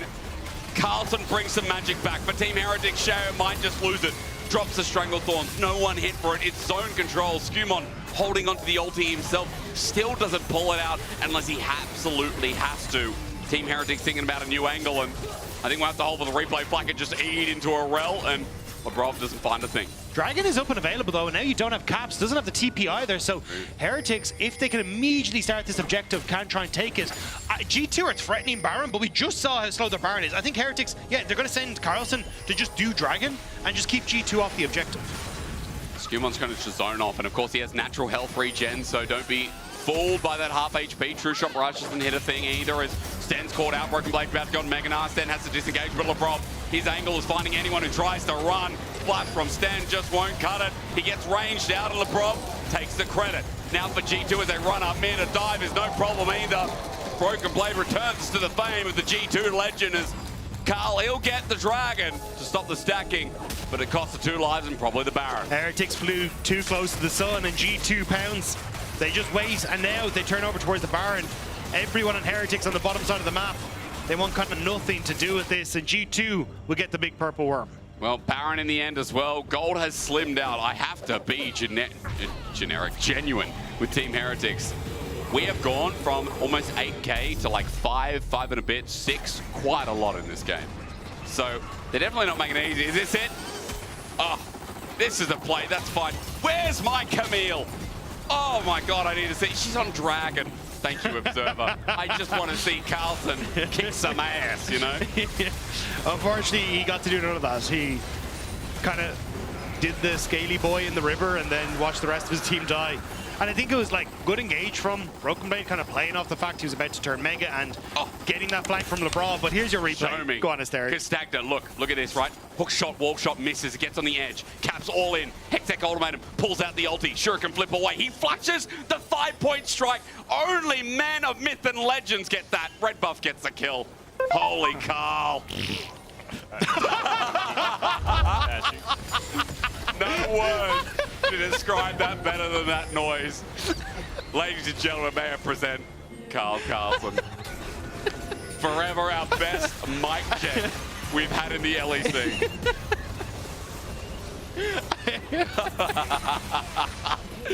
I just don't know. Just wasn't expecting it. I don't know what to say. The moment is immortalized that you have killed the GOAT of LEC for the first time in a solo outplay, and that is not going to be connected to forever. Well, what a legend. You know what? Even if you don't win this game, you've got that. It's an 8K gold lead in G2. They've got the Baron, no Ocean Soul. It's probably nice for Team Heretics to go up against, but the range, the poke, it hurts too much. Caps looking for an angle, and Carl looking to negate exactly that. Over from Broken Blade, who's gone into Mega Nara as well. The turret now dead, and Inhibitor turret. Now that that's opened up, Inhibitor's a freebie. Another one goes. There you go. Makes it that easy, doesn't it? Yeah, they're just going to continue this. There's very little that Heretics can really do. You do have a 3-item Camille that at least could potentially one-shot Hans Sama. And I think that might be what they're trying to set up here, but I just don't think he covered the rest of the fight after. God, slow and steady does it, doesn't it? The range is abusive, and Caps, he just comes in off an angle, threatening to go all in and send it down. One Nexus turret dropping down, one sits up only barely above ground. Team Heretics, it was a noble recovery, or whatever you want to call it, a noble stance, but G2 are oppressive. Golden Gaucher is stand in the middle of it all, but Carlson holds his backline. LeBron won't let him get near the Hans Summer. Broken Blade once again sets up a 3-man ulti, keeps him at bay, and G2 in 33 minutes make game 1 an easy day. G2 may have won the battle, but Carlson won the war. That's true. Truer words have never been spoken. So, incredible stuff from G2. Like, very, very well played. The Brav, huge shout out to that guy. Everywhere on the map, working incredibly well with Skewmond. Like the early roam top to shut down the potential play for Carlson Sheo, and then getting this Mundo in a position where it's just unkillable. Like, both jungle support played phenomenally this game. They really did, and I mean, special shout out again to Lebrov and Skewmond setting up, because I feel like that was some of the notes from Winter. Yeah. We talked a lot about Lebrov, his succession, how he got into this role, and how important he was to the new G2. This game kind of shows that Lebrov's rel, while it is his most played, is kind of good, but all I want right now is Carl Carlson glazing. Shocks, go find fans that can tell me about the GOAT and top. That guy deserves it. That guy deserves it. Oh, okay. You want them to glaze the because I'm with the G2 guys. They can't glaze the enemy top laner, or can you? Yeah, for sure. You want to glaze Carlson? Go ahead. Yeah. I think Broken Blade is too good for us. Just saying, but we win every game with Broken Blade. Has a huge amount of champions which he can play in Fearless. So, like, even Mundo now in jungle, like, he has even more opportunities to play. Yeah. So I think He's Smurf. he's Smurfs. I like it. I asked you to kind of glaze the enemy top laner, but you said Broken Blade is just a GOAT. That's I respect it. So I do notice something, though. Last week, there were the Karpas, the Mostar Koi. A lot of them, very loud, dances, singing, all that. They are kind of putting the samurai to shame. So do you have anything planned to make it more interesting in the battle of the fan clubs? I think we have a pretty good relationship with them. Like, as a community, we grow strongly together. So I pretty enjoyed it last week. it was so handsome. Even like we had a chrono break, we cheering each other's chants, and it was just awesome for me. It was. I want more trash talk. Yeah, it's great. They're getting along. Does anyone want to say anything about the other fan clubs in comparison to the Mighty Samurai? There we go. I love it. Thoughts for game 2? I mean, started slow in this one, but game 2? I don't want to see caps on a Tristana mid. No? No. You're a hater? I don't think Tristana is at a stage right now where she can fight against champs like Azir. But if there's anyone who could do it. Caps, but he'd just be split pushing the entire game anyways. Yeah. He'd be at the Nexus. Yeah. Which is also good. Yeah. So? We can risk it. I mean, we have one game to throw. Yeah, we have one game to throw. He didn't get a content game yet. So if you come to a game 3, maybe I'll check in with you guys again. Thank you so much. The Samurai, ladies and gentlemen, they're not as loud as the Karpas, but they'll have to work on it. We'll be back after the break for game number 2.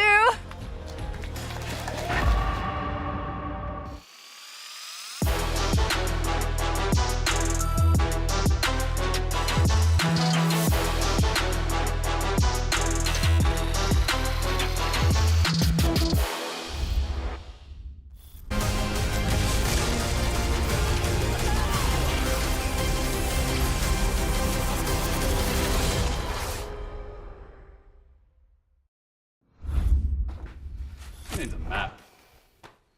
Wait, I'll take care of this. Lord, be careful. That thing belongs in a museum. What is this? Wow, that escalated quickly. What do we do now? Let's have a break.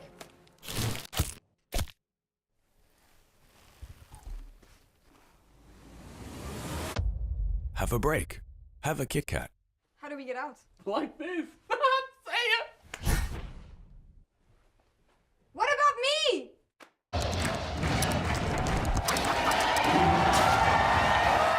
Red Bull gives you wings.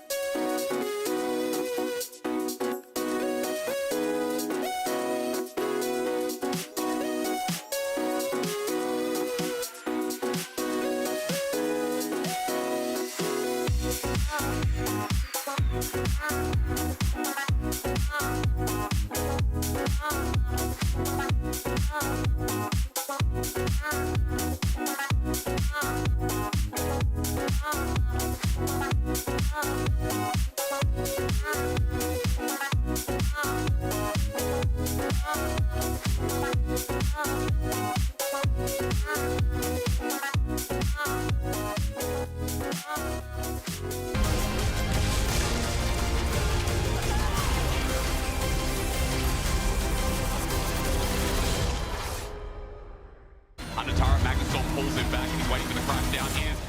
Skumon yet again Would you like to buy this $5,000 policy?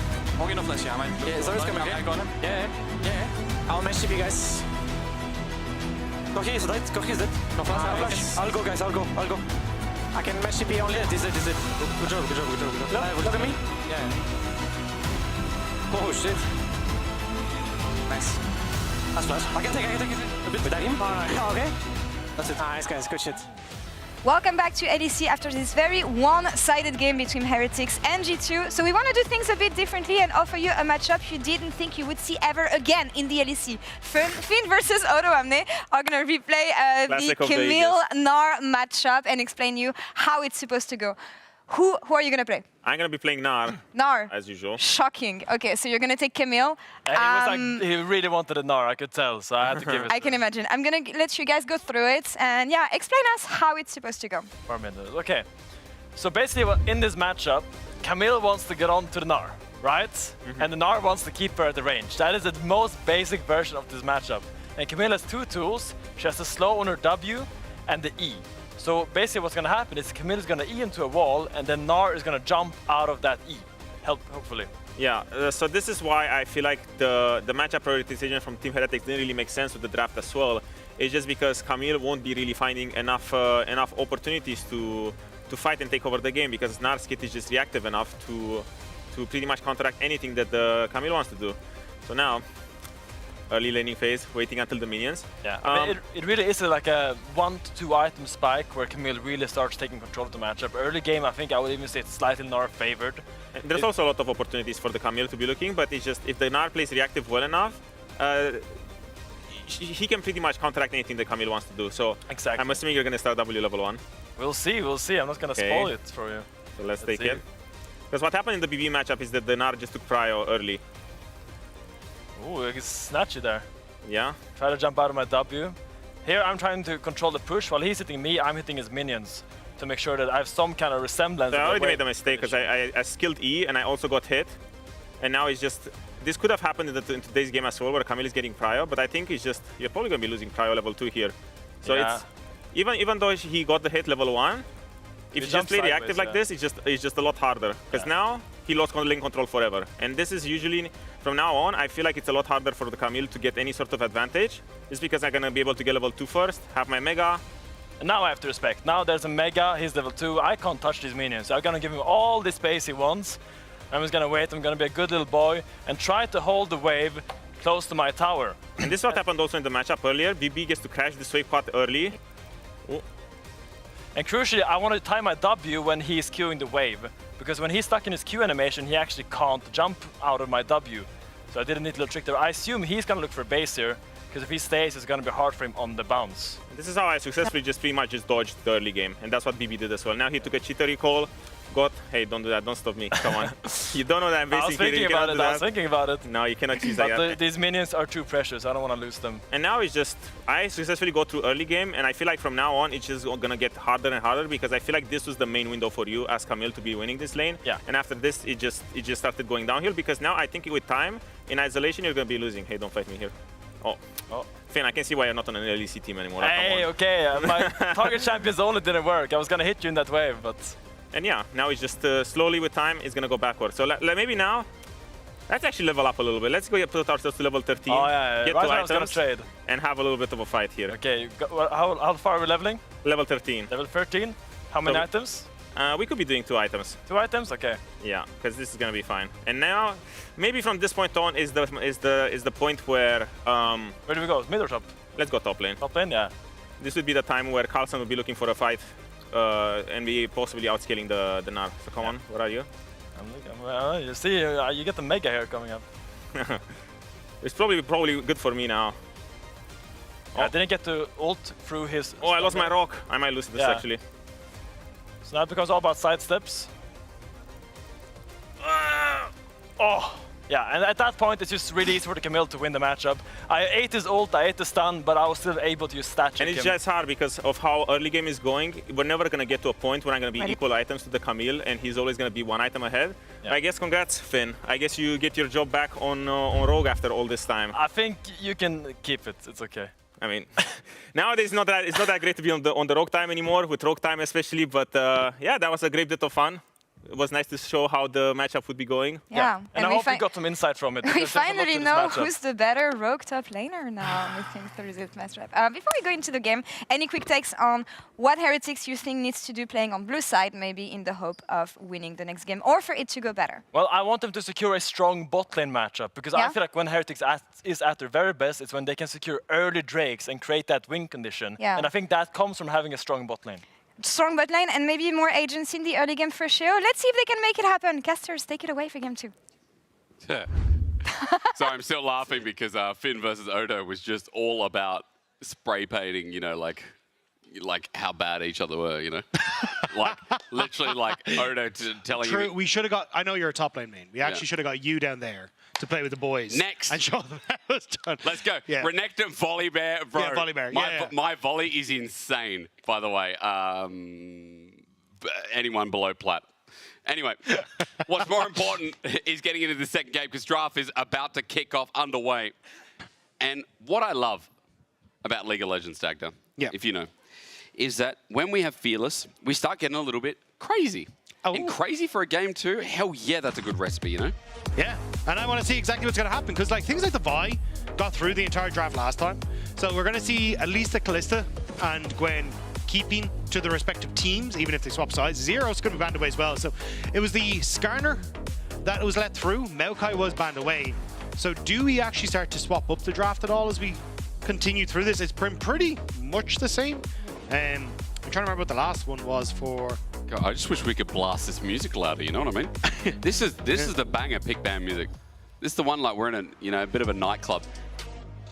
Oh yeah. Yeah, you know what I mean? I had to turn it up. But you and I just smacked it up like, oh yeah, the nice. Chase band, yes, that's what it was. Okay, good. So do you want to go for the Skarner ban now that you don't have things like the Zyra that can kind of do well into it? No? Okay, Yone, so... yeah, Yone, because I feel like... Ezra's gone, you got your Varus gone, so... Watching is it this Vi? Watching I think this Skarner today, Vi? Yeah. Dagda, I was going to imply that the Yone ban kind of is a 2-for-1 because a lot of people picking Yone, Sedge, and later bits of Fearless, right? Such a good combo outside of the champion being good on his own. Also take it away from something like the Skarner too, as that does get locked in. Your question now answered. Yeah, the question now is what do G2 want to try and continue with? Do you just say, screw it, we're going to play heavily into dive regardless and go for the Vi, go for these kind of picks? Or do you go for, what has been, the classic counter, which is the Ivern. So I want to see on-hit carries kind of come through here like the Ashe now, perfect to facilitate this style. And now for Caps, there is an option to go for a AD mid laner to also have this. So you could go for Tristan in the mid lane. We saw Nuke play the Lucian earlier on. I think there are still a lot of options that you can try and play around with in that mid lane, and then have Broken Blade played something like the Rumble if you'd like to in that top side and try and mix it up a bit. I'm just going to wait till they lock in. No, Camilo has loved this pick. The Victor locked in early. Now just hold. They're going to hover some things, but again, Dagda, my biggest question is matching AD carry here surely, right? Because there's a lot of options that'll just be taken away from that Ashe. Yeah, so the problem is that there's very little that can kind of match the range of her. Yeah. Misfortune can to a certain extent, just with the fact she can get the double up through the back creeps trying to hit on towards the Ashe, but you kind of need setup here. And at the moment, you don't have a huge amount of setup. True. Which makes me a little nervous. Sure, if you get a big Skarner ult, you 5-man it, the bullet time does work, but I think Stend needs to bring out something like, well, Alistair's gone, Rel's gone, Leona, but Nautilus is only one target, right? That's it's correct, not a big AoE one, which is what you're lacking here. So maybe they actually do look towards Carlson to go towards something like an Ornn to try and open up for that big play. Yeah, good idea. Because the moment G2, that's a hell of a lot of range on their side. So you don't really have anyone to... we're not going to get big value out of the Skarner. It has to come from some other lane. I mean, again, Cap's in a good lane. We know how that story goes, and seeing him something with Prio is going to be kind of fun. Now, question's going to be answered because top laners are being taken away. Things like the Rumble, again. Maybe Broken Blade wants something, a bit more team building this game, Dagda? Maybe like another fresh tank that has good engage? Yeah, I mean, there's two options. Oh, they're actually going to ban away the Rumble. So I was going to say, I think you can either go with the Rumble or the Leona to try and counteract this MF. You can use a Leona Solar Eclipse to try and ult the MF every time she opens up with that bullet time. Or you could try and go for the Rumble and basically do the exact same thing with an Equalizer, force her off of her comfort zone, maybe even draw a line in the sand as to how Heretics going to operate. But with the Rumble gone, now the Rakan gone as well, I am kind of curious, excuse me, sorry, as to what Broken Blade wants to try and go from that top side. I imagine you still go with the Leona here for LeBron on the bottom side.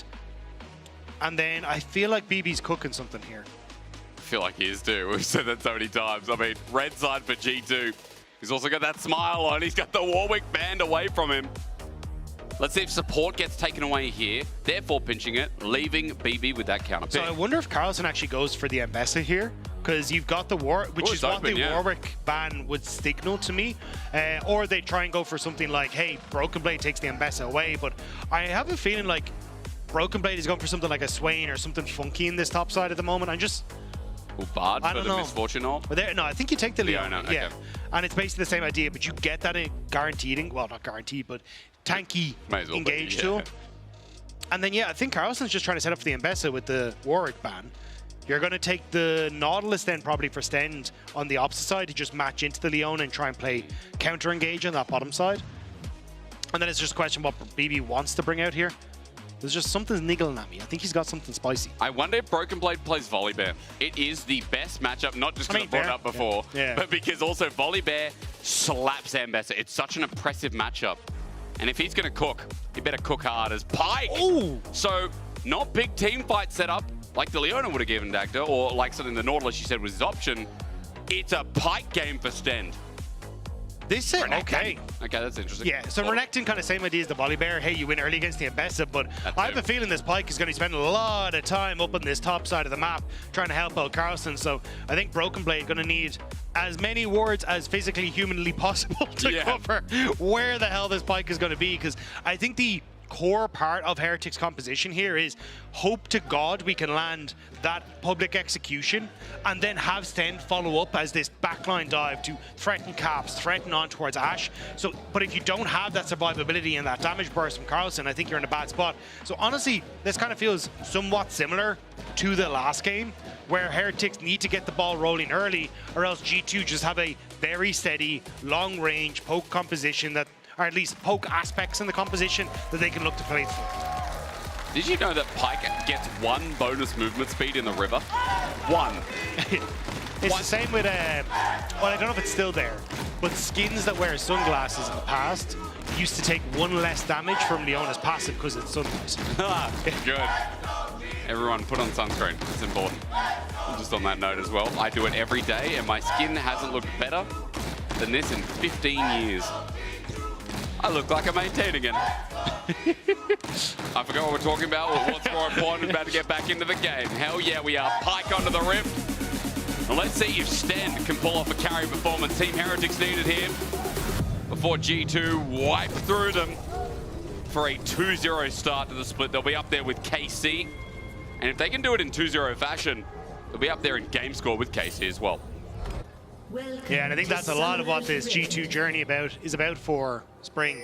Trying to get back to be those top dogs. 6 titles in a row. 7th one broken by KC. Yep.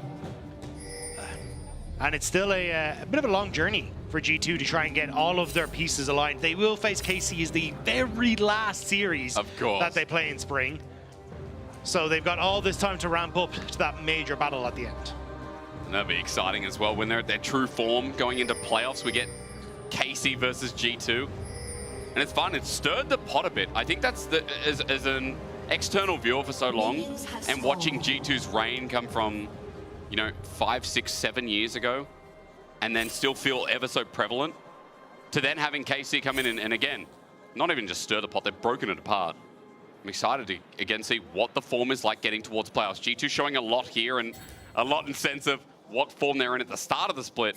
As Broken Blade pulling out the Renekton, as you already set up, Dagda. It's another good matchup against the Ambessa. Ambessa hates 2 things, Renekton, Volley, and both Jaces aren't great either. Yeah. There's a couple of things that are really annoying, especially early when you don't have many cooldowns. Yeah, you can see BB already going to be looking to bully this. So come here. Come here. Carson just not going to have a good time forcing back. But I think this is where we will more than likely see some sort of activity from Shay. You can see him starting down on this bottom side of the map. I imagine he will clear top and try and go for some sort of gank where he comes in behind Broken Blade. So that's why, looking at Skewmont, I'm curious, or even maybe it's Broken Blade who will, but I think some sort of early vision control in that tri-brush is going to be crucial. That's tucked in behind Broken Blade just to keep him safe as he looks to bully the matchup. As he just gets on top of Carlson, 2 of course hit first as he zones Carlson away from the wave 3 to 7 while bot, meanwhile flashes are burnt. That's Labrov who has to get out. Send pop the ignite, and that's good news for Team Heretics when again we talked about this team being so focused towards their early dragons. Yeah, Camilo as well in the mid lane doing a good job of abusing that early range. You got the Q that's very long range, gives you the shield, lets you go for the auto attack, makes it very difficult to trade back because Stend takes a little bit of damage. LeBron having that bone plating though makes that trade a little less even than Stend would have hoped for, but still, you can see Camilo doing a good job of pushing Caps back, and this is where it will get a little bit difficult for Caps. Eventually, he will be able to get just that very fast wave clear, but at the moment, just that range advantage Camilo has is fantastic. Sten gets a deep ward, just spotting out or at least trying to get some information. Actually, ward wasn't placed down. It was just a bit of an adventure for the support. Well, of course, we got to come back top. That's just how it is, isn't it? Oh, yeah, love this matchup, says Carlson. As the wave's not in the worst spot, but again, Carlson at half HP and Broken Blade just waiting for that rotation of spells to try and get kill threat. Yeah, it's also... Oh, Sten forced to flash early. Get out of that scene of play, but yeah, it's also, as you can see there, just Broken Blade continuously looking for those trades. And as this wave starts to go, like, this is where Carlson would have liked to be healthier, so then when Shale, you can see here, just completed his top side clear, he's actually in a decent spot to help out, but I think Carlson has to go for an early reset, which opens up Skewmont to go bot. Will be spotted on a ward, though. Yeah, but how quick can they go? I mean, LeBron might die in the process as well. Ghost Water Dive sets up a Phantom Undertow, but there is no Toad left standing, and Stend has no target, but might have to run for his life, but he can't because his flash is down. It's a great root caller. Skewmont, though, the hook on the dying breath, double buff, so I'm sure the red buff had movement there and keeping Skewmont alive. That was very close to Skewmont going down, but barely G2 were able to get that one down. Nice job kind of by Clackett to stand in front of the root caller to prevent that lockup from Sten. Buys time for his hook to come back off of cooldown, but just unfortunate that they couldn't quite finish off the Ivern. Kill to Han Summer as well is nice gold for G2 nevertheless. The Skewmont already on the board uses that to get back, and we'll go for round 2. Dragon's up in about 30 seconds. And a quick note, the painful thing about this for Team Heretics is Stend. He might punish his TP. Wait for the bone skewer. Timing is everything. Oh dear lord. Avert ye eyes. Not good. Yeah. What do you say about them apples, Dagda? Good job at Caps to sidestep that one. That was an insane TP timer. I would be thrown off by TP as well as a... Yeah, those trades are going to keep on happening, so I keep yapping about it. Caps remains fine for now because Skewmont is also here. There's no level 6 yet, but Gravity Field not going to take its mark. Claws are back, and Caps now with a HP lead massively. Severing Bolt almost connecting in the peaky toe of Camilo as well. Yeah, nice try, but Carson still, yeah. Wait. Oh, wait. Broken Blade's not 6, but he's going to flash. Tried to decimate. Culling the Meek once again. Lucky to be alive as Carlson. Yeah, flash burn for flash, and now Stend looks for Hans Hammer, burns another flash on that bottom side. Everyone's getting antsy in this game. Heretics kind of realizing, look, we need to make plays happen on this bottom side of the map if we're hoping to make use of this pipe, but I was kind of saying, I want to see a top side because Carlson... Wait, that's 6 for BB. Yeah, because Carlson, he's not level 6 himself. Dominus was just used. TPing in the middle of the wave burst renekton as Carlson has the ulti, but if he goes back in, he'll die. Meanwhile, we're fighting elsewhere. Let's look towards the bottom lane. Shayo has got, again, a painter's mark on his head. Suppressed, luckily, but LeBron goes popping the weasel. The Chaos Storm is out. Not enough damage, but Bone Skewer to help out. That's great for Team Heretics. 1 on the board versus the other mark. Still, look at the bottom side, though. Flack could have moved down to already push in that wave, so you will have Hansama in a position to try and get there, but I think they might try and attack Hansama as he gets the lane. Stend a little bit slow on the mark. They don't have the jungler here, though, so I think Hansama should be fine collecting this wave. If he does get Bone Skewered with that no flash available, there's an opportunity. Phantom Undertow doesn't connect. Hansama steps backwards on it. Blackett takes a turret shot. What the...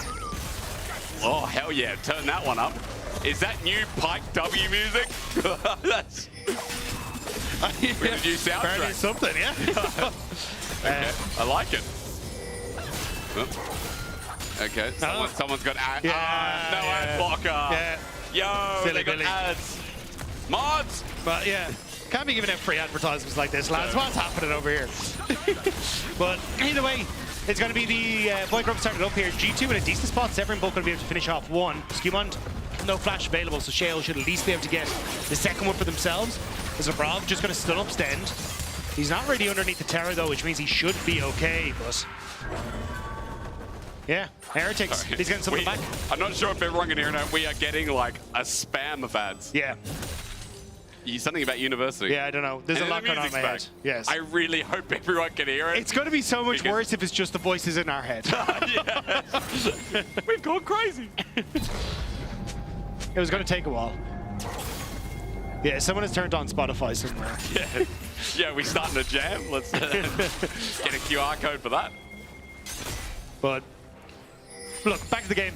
G2 setting up on this bottom side. You got Dragon that's still available. Lebrov trying to clear out the vision control that Heretics had already set up. But I think at this stage, it's a case of can you get into River for G2? Because I think with Stend kind of controlling that space, and also the ability for Xiao now at level 6 have been hit.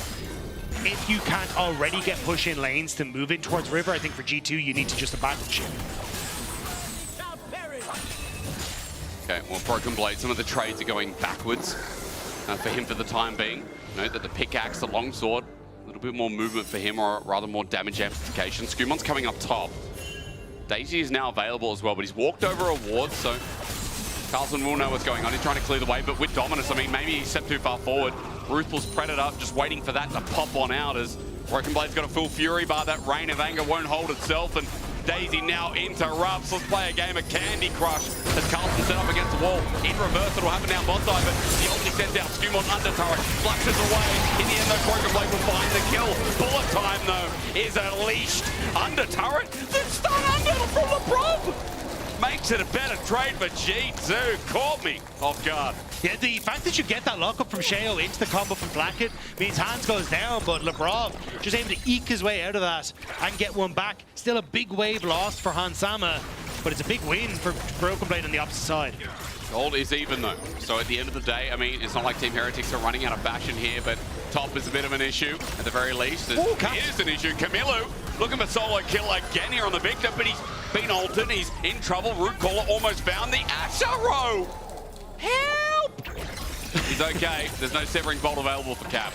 Yeah, and he'd already used it as he tried to make his way out. That could have been a disaster though. The execution, or the fact you're CC'd and isolated means you get that increased damage. So Severing Bolt might have been the end of Camilo, but able to walk away from that. Still though, Heretics again trying to get antsy in the mid lane, trying to make plays happen. They need to get a bit more going for themselves though. Yeah. Again, like Carlson kind of needs to be that backline access. He's now too far behind. He cannot kill people by himself. Stend has some kills, but isn't really going to be able to set up solos. So unless Heretics can continue to play this kind of pick and poke, pick style, they can try and find something. But you've always got to be careful because as you can see, like Hans Sama on this Ashe is great into that kind of style. One, because you get to spot out where people are with the hawk shot. Yeah. But two, as they are going for that pick, you can also respond with your own kind of pick thanks to that long range ultimates. Well, at least for Team Heretics, what's going for them is some of this. 1k gold lead, 800 in bot. I mean, the dive helps out at the 30 CS lead, 20 through mid. So for Team Heretics, just coming out of the laning phase, you can say good things about this side of the map that they often tend to play towards. But that first Dragon, still not taken. 11 minutes into the game. Thoughts and maybe wishes as Sheo starts moving down bot side for the clear. But you know, no matter what, that G2 are going to be the ones who are going to set up for the Krubs again. Considering how Broken Blade is got an Eclipse and he can do this under turret without taking much repercussion. Yeah, it looks like Heretics going to go for Void Groups. G2 just going to look for Dragon. Okay. I don't think it's the end of the world, just because your side lanes are actually quite strong with Caps just being able to one-shot waves and BB having that advantage over Carlson. Only thing is, you may get dug now as Broken Blade as his wave starts to come in, so you can see him backing right the hell up. But there's a lot of people here and I think he might be in a bit of trouble. Even Sten's looking to cut off any sort of real retreat. There's good damage from the B team Misfortune as well. Sten might get more than that, maybe a pick, a Bone Skewer in, and he's looking for that execute with Halo Blades. Eclipse gets in the way for now, but Sten still holds on to that death from below as Dominus pops out. Broken Blade's going to 1v3 onto Sten. He gets away, he pops the ulti. It still comes through, so there's a reset handy, but Broken Blade's defense is for naught. BB tried, but just wasn't enough in the tank, but you also brought LeBron up to that top side to try and help out too, so he's a bit of no man's land now as Hansama trying to get something back in the bot lane, but that's a ton of turrets gone. And also now, you're giving that kill across. Camilo, though, speaking of no man's land, he might be caught out. Spiraling Despair is going to AoE to Paradise. Impale used, but Camilo not there to lend a helping hand. Shut down over to Caps, and he needed that. Yeah, nice turnaround by G2 to get another kill off the back, because it was looking a little dicey with how much gold Heretics had just got off that influx, but at least getting something there evens it out, but it's still a win in the grand scheme of things for Heretics. They got that extra plates on top side. They're getting more control of the map. So G2, it's kind of just entering into an even state. At least Carlson now getting some plates too, getting some time alone. So it's kind of both Ash for Hansama getting some alone time, and Carlson at least getting some gold back as well.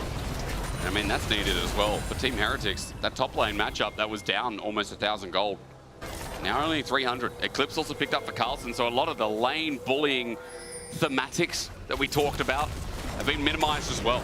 Carlson in a much better spot, and you know, hell, it's a much better early game from Team Heretics overall. Yeah, it is a very messy early game, though. Like, we've seen a hell of a lot of trading. Everyone's burning flashes. Everyone's trying to fight. And it's kind of getting to a point where, for Heretics, that is beneficial. Like, again, kind of Stend having access to all these little skirmishes that are happening all over the map. He will help him out and kind of make this pike more valuable. But they haven't really broken this game open into a position where it's like, okay, now they can continue through that picks, but... Holy. Wait a second. That's some Ambassador damage. The only difference is Broken Blade can shred through the Eclipse, and now that shield bash is down for a little bit. We'll see Carlson pull back. Never mind, he's got Sheo with him, so he's going to go on him. But Skumon's there, interrupts, and that Ruthless Predator needed. But again, Sheo's in the way. A nice little heart seal will come through from Sheo, but Broken Blade just looks for the original target. Sheo's in the way again, but to their success! You don't mess with the Candy Crush King for a double setup, and Camilo just a bystanding failure. And Camilo's going to lose that wave of mid because he moved down to try and help. It is Ivern doing Ivern special things in that bot lane and catching out everyone as the Croc jumps out of the brush. And now Caps topside. It's Solar Flare. It's an Enchanted Crystal Arrow. Sten can't move. Easy kill for Hansama. Let's flip the gold again in that last minute. 2,000 gold in the back pocket of G2. Yeah, and it's the fact that you get those kills onto, again, Hansama, who is starting to fall behind. Caps got the assist with the Severing Bolt from a mile away too, so he's kind of happy that he actually got some value on the roam. Camilo looking for the bot tower. Broken Blade has nothing left in the tank. He might be able to just barely get this. Yeah, should do. Wait for Gravity Field to go down though. There might be an E through minions. However, Skarner is nearby, so lucky he didn't as turret goes down. And that's first turret of the game over to Team Heretics, so if you are playing your bingo card at home, you can put that one off. Yeah, you can see here, good read by Skewmont. Shale trying to come down to help out Carlson. Broken Blade playing in towards the bush, gets the shield. The Root Caller comes down to lock him up. And this is, again, where you just don't really have the damage as Skarner. Like, the shields are doing so much against them. The redemption already completed. And then the heals as well, thanks to the Call of the Meek. So, BB getting a ton of work done off the back of that. And then Camilo kind of walking down, unfortunately, means that he loses the wave bot, the wave mid, and two of his mates off the back of the play as well. You know, Skewmont in the series, yet again, a bit of the Jungle King. Called him Candy Crush King because, again, the skin just reminds me of it every single time I see it. But I think for Skewmont, you have to say, he's making the jungle his own oyster, his own farm, his own mushroom place of, you know, wealth? I don't really know where to go. I just don't. I'm trying so hard to go with you down the rabbit hole. I don't touch grass often, so I don't really know what's out there. I don't really know what happens in the forest. Will Stand, good sidestep there from the Solar Flare. He flushed away and he needed to. Fear was coming out of Caps. Sheo is now here. He's shown. Broken Blade also in Fog of War all over Herald. Everyone wants top. I don't really know if you're... Like, Heretics are shifting everyone up here to try and make this play happen, but if So G2 end up giving it up. I think it goes Rift Herald into a top tier 1 take for Heretics, and then they can shift back with Dragon in 20 seconds to maybe look for a play on towards the mid tower if you want to gift a second Dragon over to G2. But yeah, I think that's just going to be the play. I think G2 may have stumbled a little bit here. They were trying to run away. There's no stun, there's no field. Camilo doesn't find his mark. Hansama has to sidestep, and he does so well. The arrow came out as well. 3 members of Team Heretic commit. Did you share? I mean, Dragon, sorry, Herald is going to go down for it, but solo turret plate gold. What am I talking about? Solo turret to Broken Blade in the end as stand. Arlo, he wants a piece, and now with the setup of Engage, LeBron wants another one on the way back. Skumont sets up, Root Call is good, Daisy comes out as well, Impale, you'd say fantastic, but Sheo just can't move. Range from Hansama, crucial here. As the zone control ends up, but another Root Call up, and Sheo will drop to the ground. How easy does Skumont make it look? Great turnaround by G2. The fact that, as you said, Asterix, there was no real lockdown as G2 were running away meant they got to clear out the majority of the wave. Broken Blade gets that tier 1 bot lane and now TP to mid lane to maybe look for a bit more. Oh, they know he's there. I mean, Camilo's just engaged on solo play. He won't have a chance. They thought G2 backed away. Heretics, you are under false assumptions. Oh, it's a disaster. What was such a close game with that gold lead jumping back and forth is now rocketed to a 2k gold lead for G2. And this is what I was going to say. I think it's only going to get worse. Broken Blade TP towards mid, cleared out Raptors. I think they want to try and put pressure here now. Flacket here, can't just ult the wave, so I think G2 rightfully will back over towards the Dragon. But they're still coming out with these big leads in the golds. G2 also started us off with the Dragons, and even though this game they're not finding the grubs, Broken Blade's pressure is being used wisely. 2 items now. Sterix Gage picked up. And Carlson, while he backs, he's still not completed his own second item. Oh, until now, Shojin actually just completed in the base. He's still down 1,000 gold, so expect to be half item difference as this Croc makes his way to his third. Caps moving towards mid alongside 3 members of G2. Sten needs to be careful here. They don't want to, like, they have given up top tower. I thought we'd just see G2 kind of push mid and then lean back over towards the Dragon, but maybe a little nervous about Caps being vulnerable on a tier 2 play from Heretics. So it looks like G2 just gonna try and control where Heretics can move on river. Caps just accepted that top wave, and he's gonna take a safe path. So speaking of vulnerability, Caps making sure he's not caught out in rotation. Milu walks up to the top wave to receive. That handshaker wave's always important to know where the pressure is adding up for G2 as they start this Dragon. And for now, the inner turret might be a threat that Team Heretics can start punishing. Yeah, you do have the wave clear from Caps plus Lebrov and Broken Blade to try and help out. So I think you should be relatively okay, but Lebrov, this is not the route you want to take. Oh, good work to spot them out. Yeah, timing was everything there as well. Sheo and Sen just back away.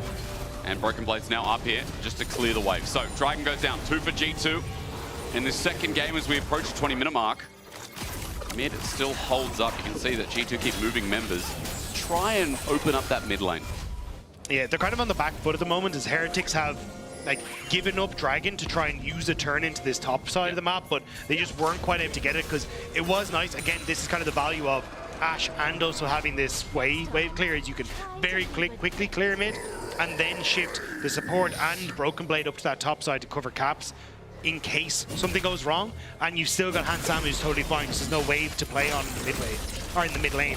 So G2 now trying to get back onto the map and get tempo in their favor, but Heretics just looking to keep all these waves pushed in and keep that pressure up. Caps just accepting bot. You see Broken Blade saw vision, saw Sen moving up and just had to back away and lose that cannon while Team Heretics hold Artican order themselves. So I guess we're just chilling for a bit. Dragon's up in 4 minutes. Maybe a more realistic expectation to see a fight there as Flacket has just found his way casually to mid lane tier 1. Arrow comes in, but he's out of it. Yeah, this is kind of what I was saying, like Heretics are actually, even though they are behind in gold, skipping Dragon has given them a lot of control on the map. Yeah. So G2 using this moment to have Caps just farm up in that bottom side, and they're basically calling out Heretics saying, okay, what are you going to do? How are you going to try and break this mid lane turret?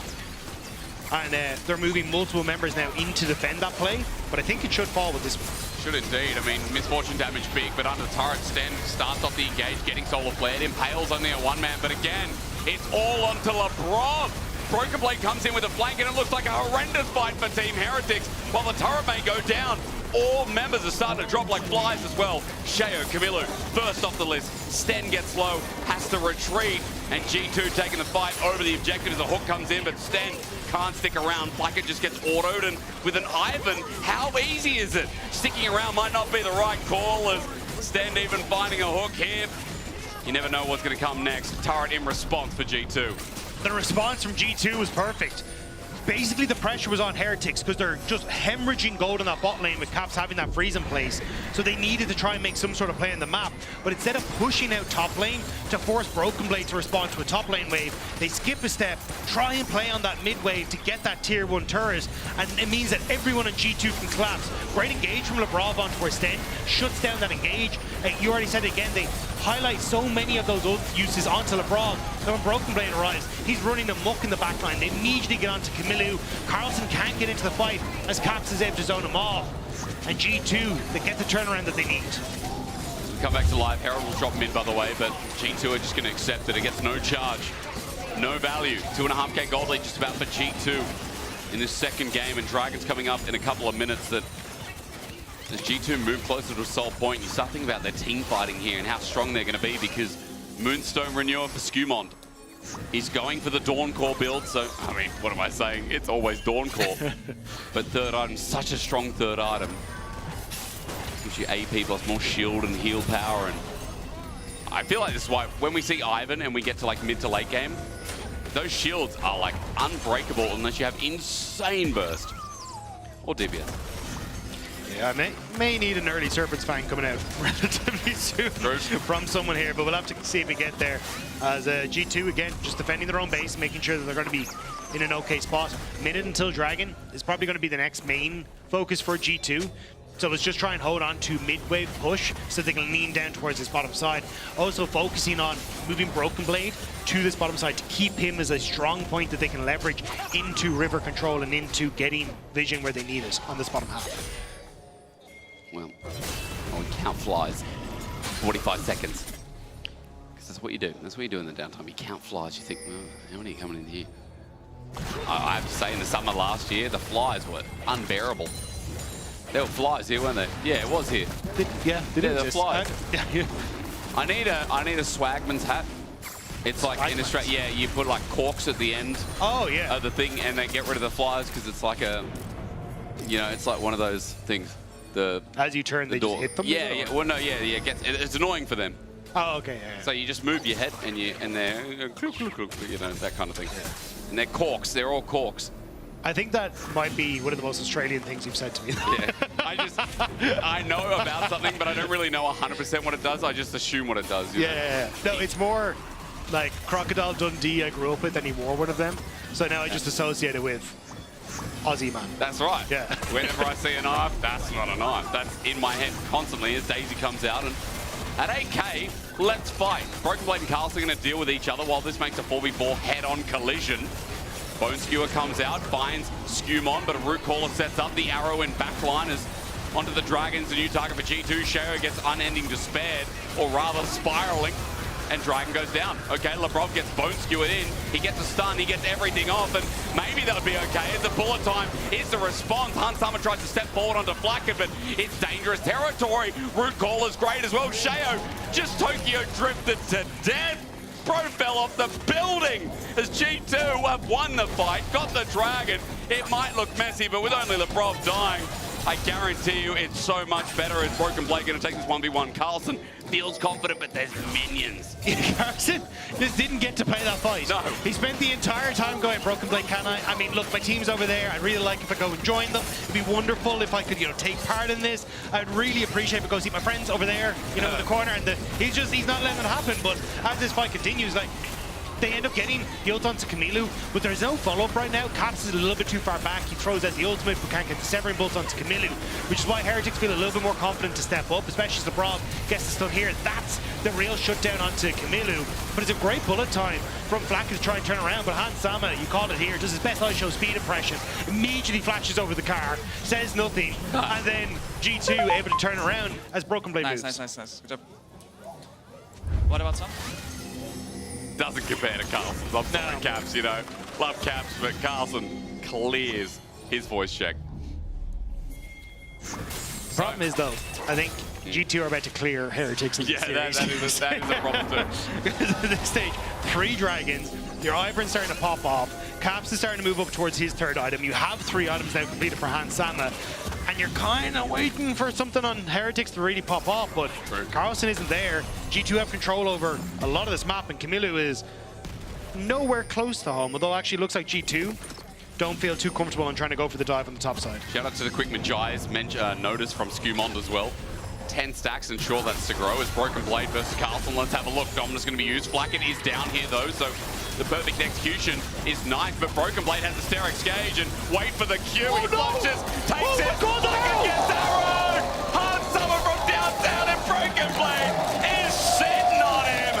That's the League of Legends teabag if I've ever seen one, while a double kill drops to the ground, and G2. It's just so good when you're that good. You can take a big old sip of that one. That was beautiful from G2. And now immediately moving over towards the Baron. Broken Blade's going to reset because he's got a plethora of wards that he can TP to, and I don't think Heretics are ready for it. Lebrov's going to zone off. Sten walks in, and it's all he can do. Lebrov just walks away and beats a nuisance while Camilo sets up and sets a gravity field. Broken Blade is now TP'd in, ready to zone away. Baron, down it goes. Sheo has to run for his life. The rest of G2 are ready to fight again. Yeah, G2 pretty happy with the way this one's going. And again, that was such a sick combo from G2. And this is what we were talking about. Like, Heretics want to play pick, but this composition is so good from G2 in responding to that. The redemption, the long-range arrow from Hans Sama, shutting down everything Heretics was trying to achieve. And now G2 have Baron. Heretics were already stumbling. They were on their last legs. And I think they've just been kicked out from underneath them. But you see it here, right? Like, this is all from the mid lane. Broken Blade goes for the all-in. The Sterix does a huge amount of buying the time that he needs here to keep him alive. But from mid lane, you've got the redemption comes through, then that arrow comes down, and it's just absolutely perfect. And yeah, we talked about the bromance between Broken Blade and Flacket. Well, our here, okay? Our here, our MF. Nailed him. I want more to that. Give me more. I want to hear the night. Because there's no way that wasn't Scream. That was an insane arrow. Maybe we just Broken Blade's perspective wasn't safe for the Yeah, maybe it wasn't. Okay, Broken Blade, I mean, he's going to jump in under turret, and Team Heretics, you look at this, like, how many times you get the bullet time? There's one, but it's not going to do too much. Kailstorm comes through it again. Sterix Gauge in the way while Carlson teleported into the middle of all. He gets Spiraling Despaired, and G2 6,000 gold up. I mean, both games now, while there has been some to and fro, G2, this is the version you wanted to see. This is the version that, again, is just playing with their hands diff a little bit, I feel. It's also the map diff, because oftentimes it's, hey, Heretics are setting up to make our play. Yep. But G2 are like, oh, we've already responded to this. We already know that you are going to do this, and we move the pieces into position to cover for it. And even when they haven't, it's, well, the long-range Hail Marys from Hans Sama and Skewmont turning it around. So it feels like in this one, Heretics, every door they've tried to walk through has turned out to be the fake one in Tageshi's castle. When do we finally get the real door? I mean, for Team Heretics, it's been a battle well fought, but where do you get the key from? 10k for the Dragon. G2 started this off. This is their soul. Sheo needs a steal, but Team Heretics need a plan. 4k, 3k, Daisy out, Root Caller again, Lebrov in the way. Soul, even though it was a late smarter, at least it looked janky.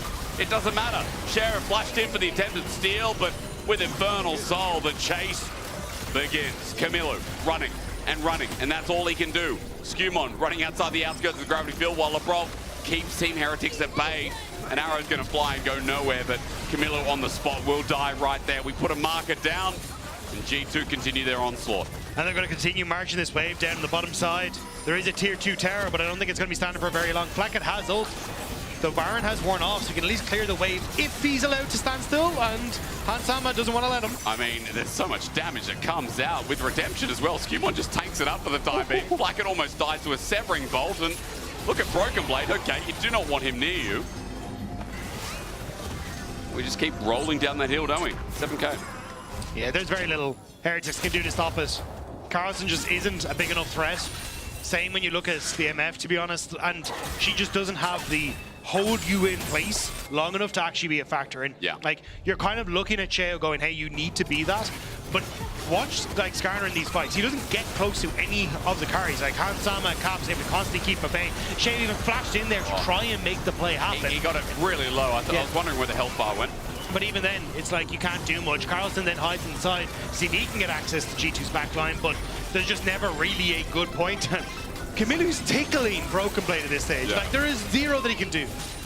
I mean, with Infernal Soul, it's rough. Atakan's going to be started and probably taken by G2 at this point.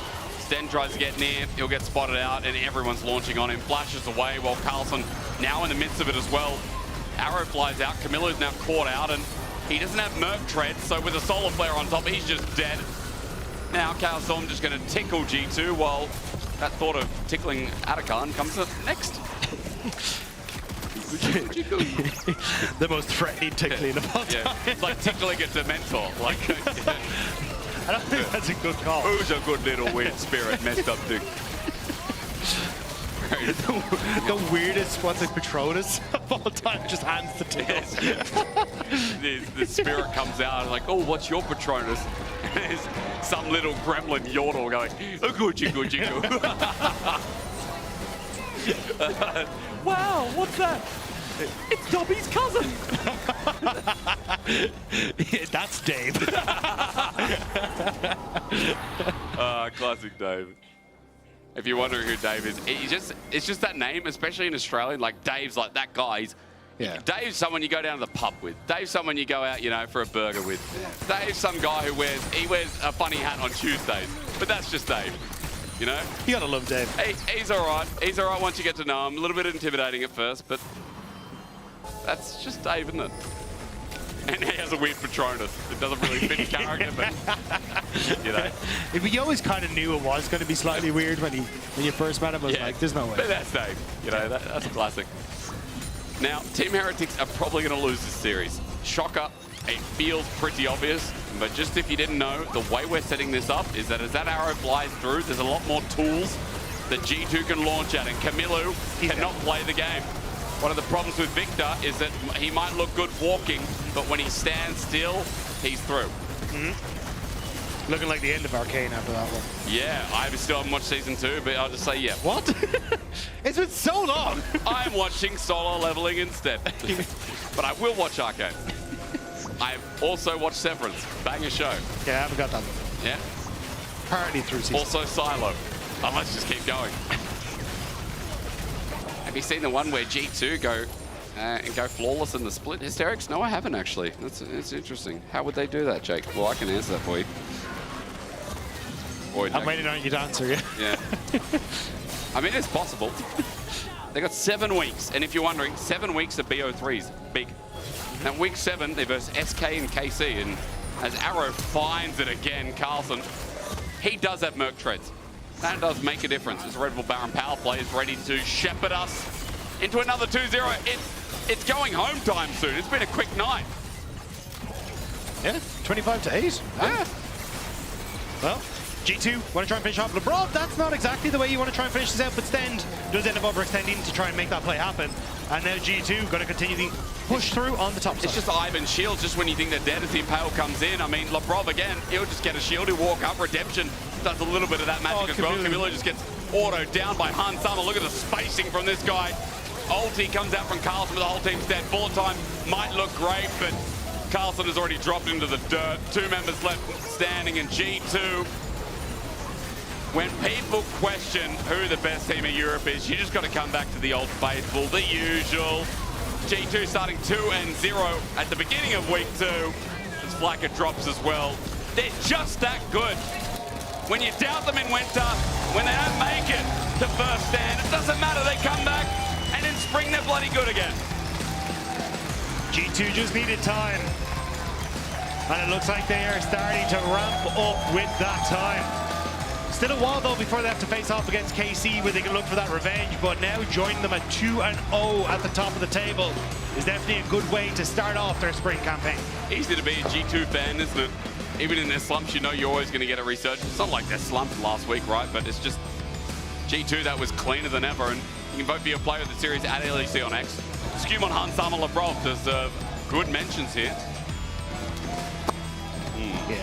That's hard. You always have to give your opinion, so I'm giving you the time and space to do so. I think Lebrov, because Lebrov had a clean couple of games, and Lebrov He has did been run under it a lot at of... moments a little bit in that last one, but they were so far ahead. But Game 1 was clean, though. Game 1 was clean. definite MVP. He was sick. Game 2, his engagements were still good. And the thing is, when you're that far ahead, like, it doesn't matter. I mean, at that point, as G2, you're like, yeah, whatever. But also, great series from Skewmont. Like, the Mundo looked sick. I think, again, it was him and Lebrov working really well together. And then in this one, predicting a lot of where Shea was going to be, covering plays with the Ivern, I think it was great. I mean, I agree. I think how they synced up was especially the best part today. A lot of controversy, when I say that, between us casters, between support and jungle and how this team looks on a good day versus a bad day. And I feel like Lebrov, Skewmont are a very big part of it. I think Lebrov especially. You know, Skewmont, I think, has individually been looking fantastic since his entrance into the league. It's just about getting that Lebrov bit working, and this is kind of what it looks like today, you know? I don't know what that is, but yeah, he's been great. You know when you get ice cream? Okay. And they go one flavor or two? Yeah. And of course you say two. You're not a maniac. You're going to get 2 scoops. But like, they have to complement each other. Okay. The Skewmont is the classic, like, mint choc that everyone loves, that tastes like real mint. You're going to have to figure out something that chocolates to pair with. No, I don't really know. Mint chocolate. Mint chocolate and pairs with. Lemon sorbet. That sounds a bit grim. Or red raspberry. You could have just gone for something simple. I don't know why we made this complicated. No. I think lemon sorbet, mint chocolate. I think that's good. Bit of tartness. What's Maybe, mint? yeah. Fresh. Yeah. I don't know. It was clean. Or either way. Vanilla and... Okay. Anything. Anything. Shocks. I think you need to ask Lebrov what his favorite ice cream flavor is. We need to know. We need to know. Yeah. We What need to is know. he? What's the what is he? What is he as an ice cream? Okay, welcome to the Marriott Bonvoy post-game check-in with Lebrov. And I always do what my casters say. Lebrov, what is your favorite flavor of ice cream? Cookie probably. Cookie? Yeah. You mean the cookie dough? Yeah. Oh, yeah. That slaps. That's amazing. Let's go. A man of great taste and of great support ability.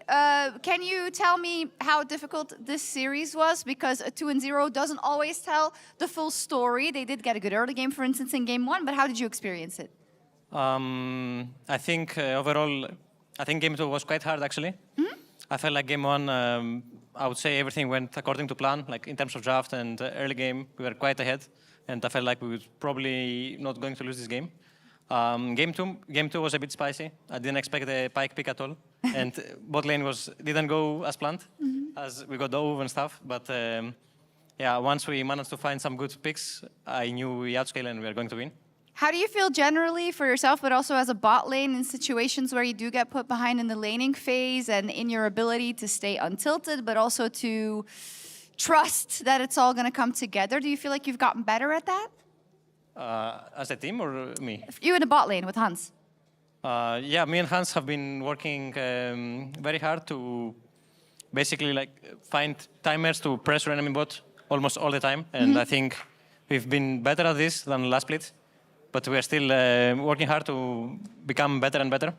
Do you think people sometimes forget that you're really just learning it? And there's, the solo laners don't have to learn to play their role again. But when you get a new partner in the bot lane specifically, that's like a whole new life partner. Yeah, bot lane can be quite exciting to play. Like you're two persons, and I feel like a lot of matchups can be quite, how do I say, interesting, because especially in Fearless, you never played them before.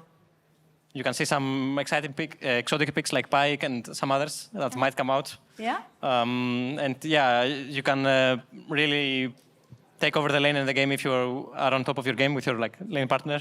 Yeah, you can be. It's cool though when you see the spicy picks. Now, taking a step back a little bit, we are in the spring split now, and can you tell me a little bit about how you reflected on kind of losing the final and how that recalibrated your aspirations? Skewmont is waiting in PGL, so I'm sure Laura will ask a similar thing, but you were, of course, the two new guys, right? So how did you deal with that? Yeah, after the final, it didn't feel great, but the best thing to do is to just learn. We had a lot of things to learn, to take out from that final, and just reset and move forward. We really want to lift the trophy, and we are working hard towards it. So I'm excited for the future. Is there anyone within your team that you can lean on? They're of course all new teammates, kind of, right? Is there anyone you can lean on as a confidant? Yeah, I think every single one of my teammates, Hans, Caps, Bibi, SQ, they're all amazing, and I'm really happy I'm playing with them. Awesome. Congratulations, Labrov. Thank Another you. W for G2, and we'll kick it over to PGL. We've got Oduwamne, Skewmont, and Lore. Thank you so much, Shocks, and nice to hear from Labrov. We don't often hear from him. Skewmont, thank you so much for joining us. Thank you. She was asking about the relationship that you can have with your AD carry and the fact that it's completely different when you change AD carry on the bot lane. I want to know how the relationship with you and Labrov evolved, because I know that it was a point in Winter. Yeah, I mean, definitely. I think me and Labrov came into G2 as, obviously like new players, but there was a lot of pressure in our shoulders, obviously, because G2 literally won everything last year. And yeah, I mean, I think that Labrov was more shy than me in the beginning. And it was like really interesting to talk with him and try to get along with each other. So for me, it was one of the biggest parts when I joined is actually to understand him and what he needs in game, outside of the game. And I think that we're doing a pretty good job so far. And I'm really looking forward to see how we will keep evolving. Yeah, because today it was a great performance from both of you. I feel like you guys were a lot more linked up together than previously in Winter. Given that you said that you've been working together with him, is it more of a one-on-one thing where you guys have been doing a lot more things together? Or is it more a team-wide effort to making sure that this is something that you guys are looking out for?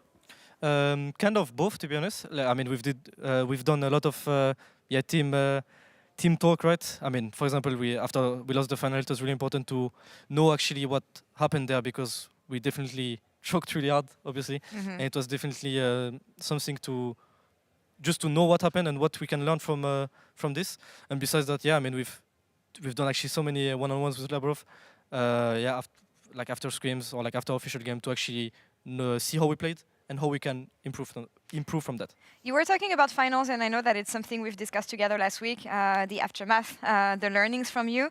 Do you feel like you guys are going in the right direction with practice, shift in practice maybe, and how things have been going on the Rift so far? Yeah, I mean, I think we're doing a pretty good job. I think like our official games, our stage games looked more in control. Yeah. And I think that we're not throwing as much as before, which is like a good sign, I guess.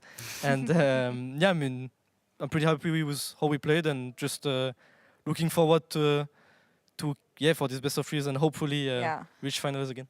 I'm going to put you on the spot a bit here. What do you think was G2's problems?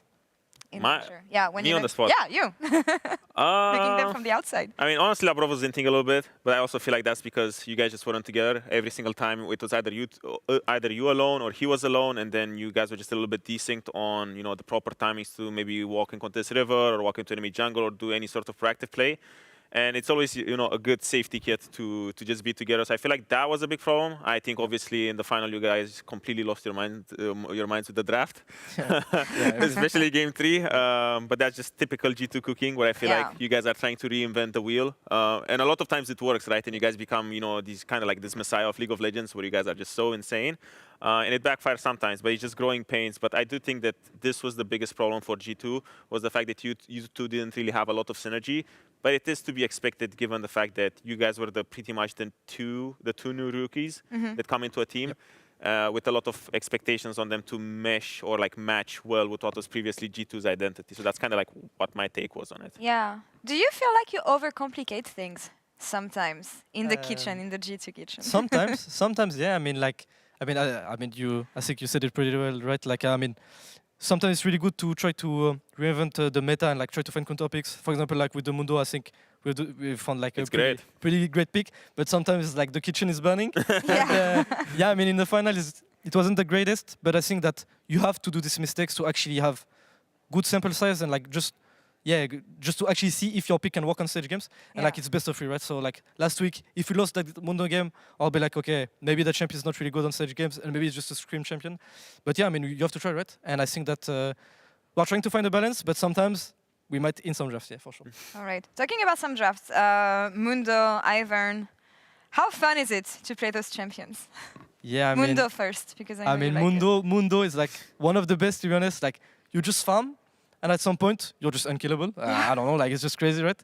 And for Ivan, I mean, something that I've been practicing solo queue recently, like, pretty chill. I'm just marking camps and shooting my teammates that are just going in for me. So, yeah, I mean, pretty nice gameplay. But Mundo, like, I think this champ is...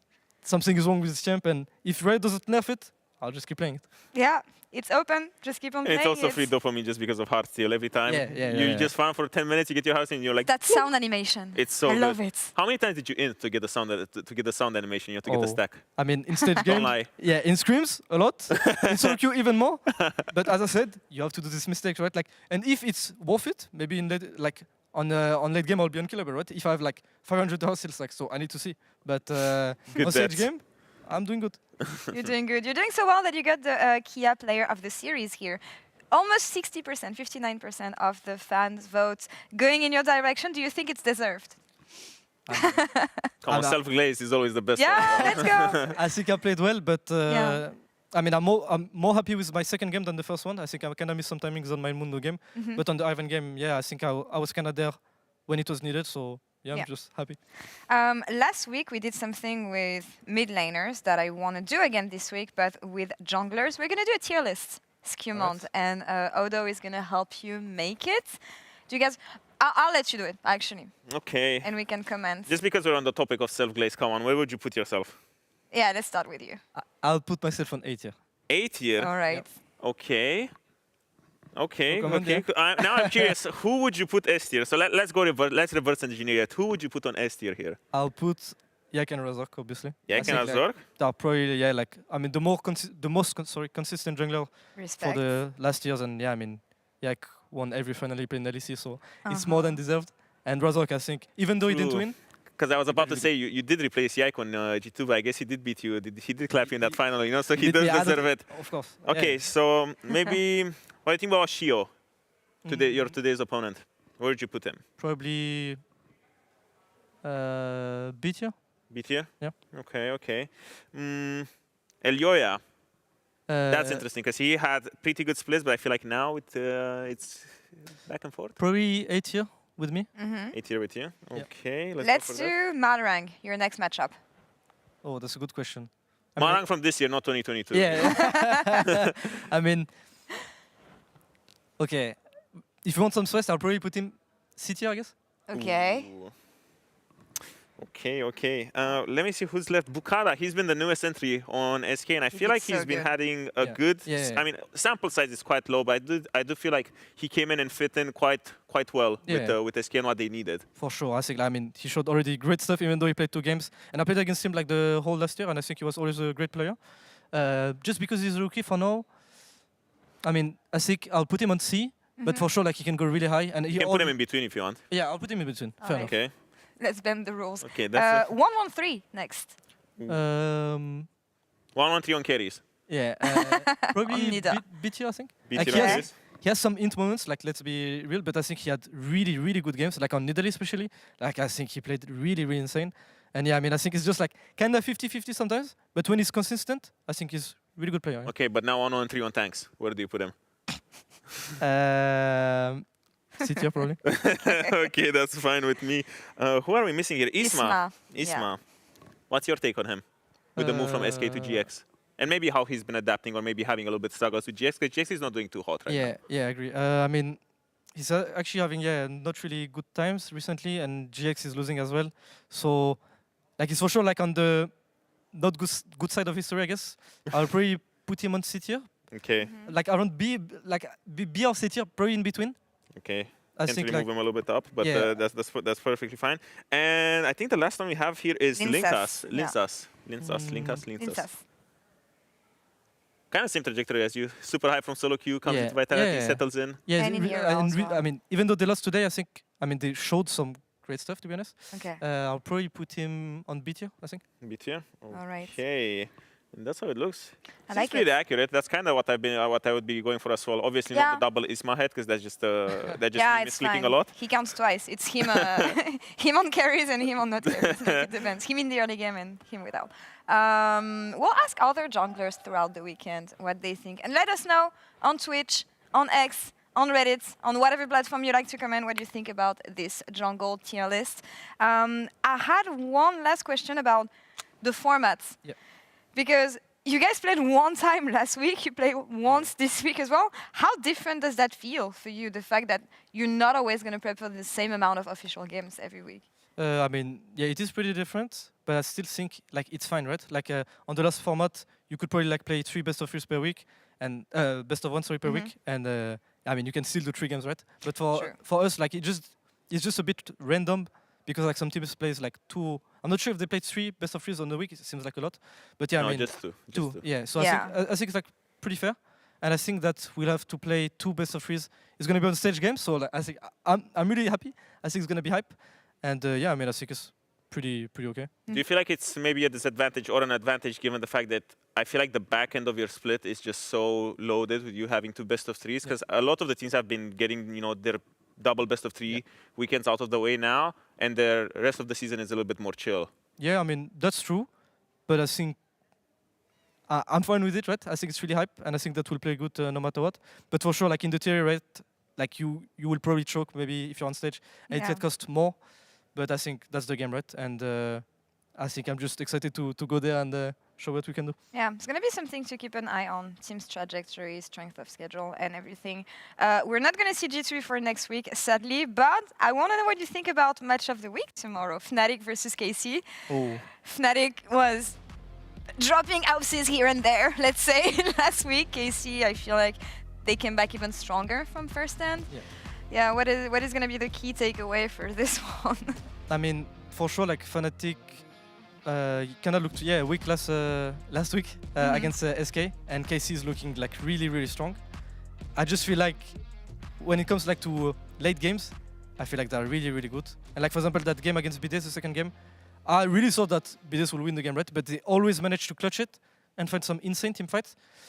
Like KC is going for it for sure, but if Heretics has a wake-up call, maybe they can find some good games. But I'll probably put KC favorites, obviously. To be honest, the most Fnatic thing would be to beat KC. Would be to come back and start smurfing again after they lost their minds against G2 all the way from last split. But it could be shaping up to be something unexpected, provided that Fnatic does show up. Yeah. But otherwise, I'm having K-Corp stonks all the way up. I mean, I'm expecting that they had some serious discussion, and I hope that practice was effective after what happened last week against SK. All credit to SK again, of course, but yeah, what was that? We want to have a competitive series. That's what we want for match of the week, so we will continue this story tomorrow. Skimon, merci beaucoup. Thank you so much for being with us.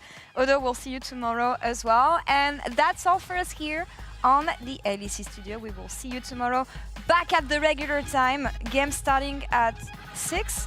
At 6, yeah. Ready check 15 minutes before that. We'll see you tomorrow. Okay, bye. Bye-bye. Bye. 5. Into the charm, Shyek still lives through the equalizer burn. The goat. Niski flashes the mystic shot, and Linces comes over the wall to take the 4th grub. No! Not the goat. As Ronald. That doesn't take away from the fact that there's still a Baron buff on Rogue, and they're still in a winning position. Oh, Larson! Oh, Larson, yes! Whew. Oh.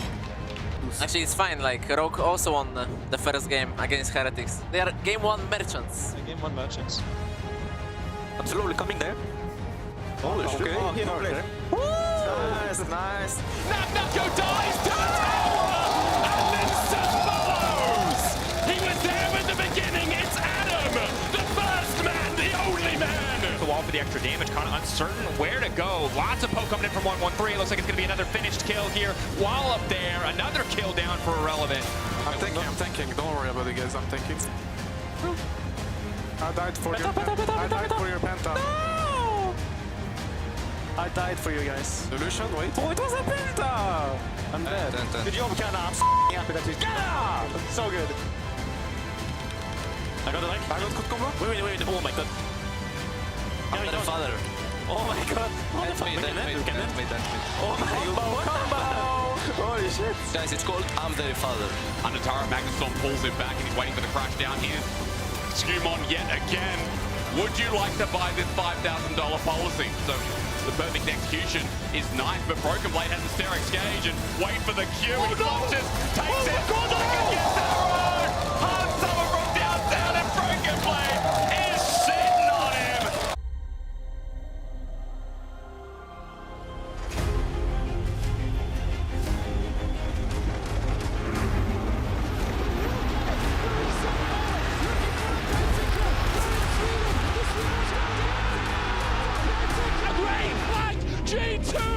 the perfect team fight. They take it all. Here comes the Crow's storm. In knockback, instant combo, puts what? This people, oh my God! Claps, everybody. You know the story. You know the legend.